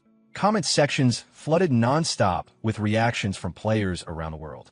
Some could not believe they had witnessed the raid live. Others stared at the view count in disbelief. Many admitted they had already re-watched the video countless times. Meanwhile, newer players complained that they still had not even finished the tutorial because the game itself was too difficult. Someone immediately replied that it was simply a skill issue. In the real world, Herkin sat reading through the endless comments and statistics with satisfaction before bursting into laughter. He had expected the views to explode once he became the first player to clear the main quest raid in such a dramatic way. The reaction was completely different from simply copying strategies other players had already discovered. The rewards had also been enormous. The hero of the battle title alone increased all stats by a fixed percentage, making it one of the strongest titles obtainable at the current stage of the game. On top of that, Sir Agardo's armor could likely be sold for an absurd amount of money. Even the paid livestream tickets had sold over 3 million copies despite it being his first time offering them. Most importantly of all, the original future where players successfully won the battle event had finally been preserved. Leaning back with relief, Herkin spread his arms wide while holding a drink in his hand. All the effort had finally paid off. But before he could enjoy the moment properly, a football suddenly flew straight into his face. He fell backward onto the ground. Only then did it become obvious that he had been sitting inside a children's playground the entire time. A young boy and girl hurried over toward him. The little girl politely asked if he could pass the ball back. Still lying on the ground, Herkin suddenly recalled the events during the Agardo raid and clicked his tongue in irritation. Now that he thought about it, he had almost been taken out by a surprise attack during the raid. More importantly, he had received far more help from others than he originally wanted. He had always resolved to become the strongest purely through his own abilities. Yet even during that fight, he ended up relying on Seol Yun's support. The thought alone irritated him enough that he suddenly shouted out loud in frustration. The children stared at him blankly. The little girl awkwardly asked for the ball again, while the boy quietly whispered that the strange man was probably better left alone. Still irritated, Herkin gripped the football tightly while thinking about the growing number of people attempting to interfere with him now that he was progressing too quickly. But that did not mean he intended to stop. With full force, he kicked the football far across the playground. The two children stared at the kick in amazement before immediately running after the ball. Watching them leave, Herkin smirked to himself. No matter how much people tried to block his path, he simply intended to move even faster until nobody could catch up. At that moment, his phone suddenly vibrated with a new notification. Looking down at the screen, Herkin's expression shifted into confusion. Meanwhile, inside the game, Seol Yun quietly recalled the battle against Sir Agardo and the Fallen Knights. As she replayed the events in her mind, her thoughts naturally drifted back toward Herkin. Throughout the raid, he had continued fighting while pushing himself to the limit in a desperate battle where even a single mistake could have ended everything. Without even realizing it, she had found herself unable to look away from him during the fight. And in the middle of that chaos, she had clearly seen an attack aimed directly at Herkin. Although she immediately blocked it and tried to locate the attacker afterward, both the culprit and the spear had already disappeared without trace. Sitting quietly on her throne, Seol Yun continued organizing the events of the battle in her mind. The only clue she had managed to obtain was that the attacker used a spear. At the same time, she remembered hearing that the prophet connected to Hydra also belonged to a spear-wielding class. The similarities were too suspicious to ignore. There was a strong possibility that the Prophet and the person who attempted to assassinate Herkin during the Agardo raid were the same individual. But the situation surrounding them went even deeper than that. The group connected to the Prophet had betrayed Hydra, interfered with multiple guilds, stolen valuable targets, spread false information, and deliberately caused chaos around the progression of the main quest. Everything pointed toward a larger objective hidden behind the scenes. What Seol Yun still could not understand was who they really were or why they were doing any of this. At that moment, Princess Hahui and Hatch entered the tent. Hatch informed her that all preparations were complete and that the livestream setup was ready as well. Princess Hahui added that the guild members had already gathered outside. Seol Yun slowly stood from her throne. Deep down, she felt certain that sooner or later she would cross paths with those people again and uncover the truth herself. At the same time, she refused to simply remain still while Herkin continued moving further ahead. She intended to surpass him. After stepping outside the tent, Seol Yun faced the gathered Thunder Hunters guild members and announced their next objective. Following the defeat of the Corrupt Count, Thunder Hunters would now aim for the first clear of the second chapter's final boss raid, the Prince of Depravity. The guild members immediately erupted into determined cheers. Nearby, Hatch looked both irritated and worried. Sir Agardo had only just been defeated, yet they were already rushing toward the next raid. Princess Hahui, meanwhile, simply admired how cool Seol Yun looked while making the declaration. Seol Yun calmly drew her sword and ordered the guild to move out. They would prove once again that Thunder Hunters stood at the pinnacle of strength. Meanwhile, the scene shifted to Mount Patagonia, the location of the final castle.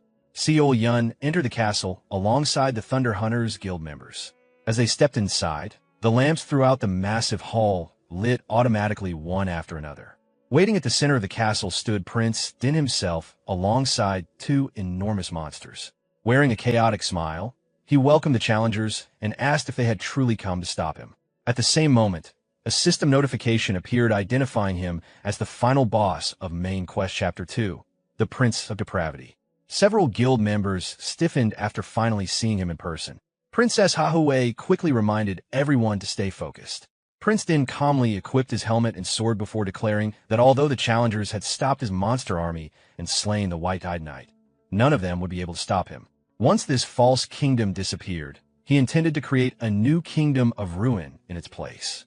At his command, the two giant guardians released deafening roars as they prepared for battle. Seol Yun immediately drew her sword and ordered the guild to prepare themselves. Meanwhile, back in the real world, Herkin watched the live stream from his phone and nearly exploded in irritation. A Prince of Depravity raid should not have started this quickly. After the battle event and Sir Agardo raid, everyone was supposed to spend at least a week reorganizing and preparing before attempting the final boss. Yet Seol Yun had already rushed straight into the raid. Watching the live stream, Herkin cursed under his breath while seeing her charge directly toward Prince Din. He could hardly believe she was attempting something so reckless already. Annoyed that he had relaxed, even briefly, Herkin muttered that this was no time to sit around admiring his own accomplishments. Before anything else, he immediately disliked the live stream out of spite. Then he hurriedly prepared to log back into Warlord. However, just before doing so, something about the raid footage suddenly caught his attention. Something felt wrong. Inside the live stream, Seol Yun successfully cut off Prince Din's head and briefly thought the fight was over. But immediately afterward, the two giant guardians released enormous amounts of dark violet energy. The energy flowed directly into Prince Din's body, rapidly restoring all of his injuries. Seol Yun instantly realized something was wrong. Moments later, Prince Din retaliated by releasing a massive energy attack toward her. She narrowly dodged by leaping into the air. Princess Hahui immediately called out to her in alarm. While landing, Seol Yun quickly ordered Hatch and Hahui to focus on the giant guardians instead. She would personally handle Prince Din while the others dealt with the monsters supporting him. Back in reality, Herkin finally understood what was bothering him. Prince Din originally obtained immortality through 3 artifacts connected to the Kingdom of Ruin, the source of all corrupt power. That was why the raid mechanics required players to destroy the 3 guardians surrounding him first before he could truly be defeated. But in the live stream, there were only 2 guardians present. That inconsistency should have been impossible. Meanwhile, deep inside another hidden room within the castle, the brown-haired knight quietly stood over a chained giant guardian restrained by massive bindings. Looking down at the captured creature, he calmly smiled to himself. Now all that remained was to watch how everything played out. Standing over the chained guardian, the brown-haired knight quietly organized the mechanics of the raid in his head. The Prince of Depravity possessed 3 artifact guardians connected to the Kingdom of Ruin. Through them, he continuously received corrupt power, granting him effective immortality. In order to truly defeat the prince, every guardian and every artifact had to be destroyed first, which meant that as long as even one guardian remained hidden, the raid could never be cleared. Meanwhile, inside the throne hall, Prince Din unleashed another powerful strike infused with dark energy towards Seol Yun. She narrowly avoided the attack by retreating backward through the air before landing several meters away. Princess Ahue and Hatch immediately rushed toward her side with their weapons drawn. Despite managing to block part of the attack, Seol Yun had still suffered injuries. Her breathing became heavier as the battle dragged on. At the same time, Prince Din's wounds regenerated once again. Watching the entire battle through his war watch display, the brown-haired knight quietly smiled to himself. If Seol Yun had not interfered during the Agardo raid, Herkin would have already been eliminated back then. Now, this was the result of standing in his way. The Thunder Queen would continue struggling here without ever understanding why the raid was impossible to finish. Meanwhile, back in reality, Herkin continued watching the live stream with growing frustration. Even after the Guardians were defeated, Prince Din was still immortal. That should not have been possible. Normally, Herkin would have laughed at Seol Yun for failing the raid. But after everything that happened during the latter half of Chapter 2, he could no longer ignore the feeling that the same hidden group was behind all of it. As those thoughts crossed his mind, he suddenly remembered Seol Yun smiling at him during the Agardo raid and telling him to finish things quickly. The memory only irritated him further. Pulling at his hair in frustration, Herkin shouted to himself, annoyed that he was thinking this seriously over someone else's problem. After calming down slightly, he glanced toward his gaming pod setup and let out a long sigh. At this point, there was really only one thing left to do. Back inside the game, Princeton slowly approached Seol Yun while releasing overwhelming dark energy. Looking down at her, he declared that everything she was doing was meaningless. As long as the artifacts of the Kingdom of Ruin remained intact, defeat would never reach him. Prince Din raised his sword and swung downward toward her. In that instant, Seol Yun suddenly counterattacked, driving her blade into his stomach and tearing through his body. But the massive wound instantly regenerated before her eyes. Prince Din calmly reminded her once again that resistance was pointless while preparing another strike. Blood from Seol Yun's injuries dripped into one of her eyes, partially blinding her vision. As Prince Din's blade descended toward her, her movements slowed for just a moment. Then suddenly, a fireball exploded against Prince Din from the side. Seol Yun turned in surprise and saw the Thunder Hunters rushing forward together. One of the mages shouted at the other guild members to stop hesitating and continue attacking. Princess Oe led the charge alongside the rest of the guild, rushing toward Prince Din without backing down. They shouted that they were there to support Seol Yun as the battle inside the castle continued escalating. Princess Hahue charged forward and struck Prince Din with a powerful attack. At the same time, the remaining Thunder Hunters regrouped and launched their abilities together, trying to overwhelm the prince through sheer coordination. Hatch hurried over to Seol Yun and asked if she was still able to continue. She steadied herself and answered that she could manage somehow. Even while catching her breath, her thoughts continued racing. Prince Din's words about the artifacts of the Kingdom of Ruin clearly contained the key to the raid. But despite destroying the golems, nothing had changed. That meant the true artifacts were unrelated to them. So where was the real source? Did they need to corner Prince Din further before the answer revealed itself? Hatch looked at the worsening battlefield and urged Seol Yun to retreat. Attempting a main quest boss raid without proper alliances or information had been reckless from the beginning. More and more guild members were falling, and if the battle continued, it would not end with only ordinary casualties. Even Seol Yun herself could die. He argued that they should withdraw now and wait for another opportunity instead of throwing everything away here. But Seol Yun immediately rejected the idea. She reminded him why the Thunder Hunters had come here in the first place. If they wanted to remain the strongest, then they had to stand so far above everyone else that nobody could challenge their position. The moment they hesitated, Red Bulls or another guild would close the gap. At the top of Warlord, fear of loss could not exist. Listening to her, Hatch suddenly found himself thinking about Haho Mask. Tightening his grip around his staff, He declared that he would support her until the end. As Seol-yun moved forward again with her sword in hand, she forced herself to focus. This raid had been designed to be cleared somehow. They simply had not discovered the answer yet. So until then, they had no choice but to keep trying everything they could. Determined to risk everything, she advanced once more. But then her eyes fell upon the bodies of the fallen Thunder Hunters scattered across the battlefield. Her steps stopped. For a brief moment, the weight of the raid finally caught up to her. Princeton approached while raising his sword, preparing to finish her off. Seol-yun sat there in silence, frustration and disbelief mixing together in her mind. Even after sacrificing this much, she still had not managed to find even the smallest clue. At that moment, she could not help but wonder whether Ha-ho-mas would have been able to figure it out if he were here instead. Prince Din swung his blade downward and declared that it was time for her to disappear.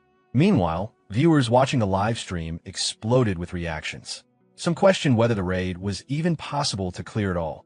Others panicked at the sight of the Thunder Hunters collapsing. Arguments filled the chat as players debated whether even Red Bulls would fail next. Watching the broadcast from afar, the brown-haired knight burst into amused laughter. Everything was proceeding exactly as expected. But just before Prince Din's sword could strike Seol-yun, another blade intercepted the attack. The impact echoed through the throne room.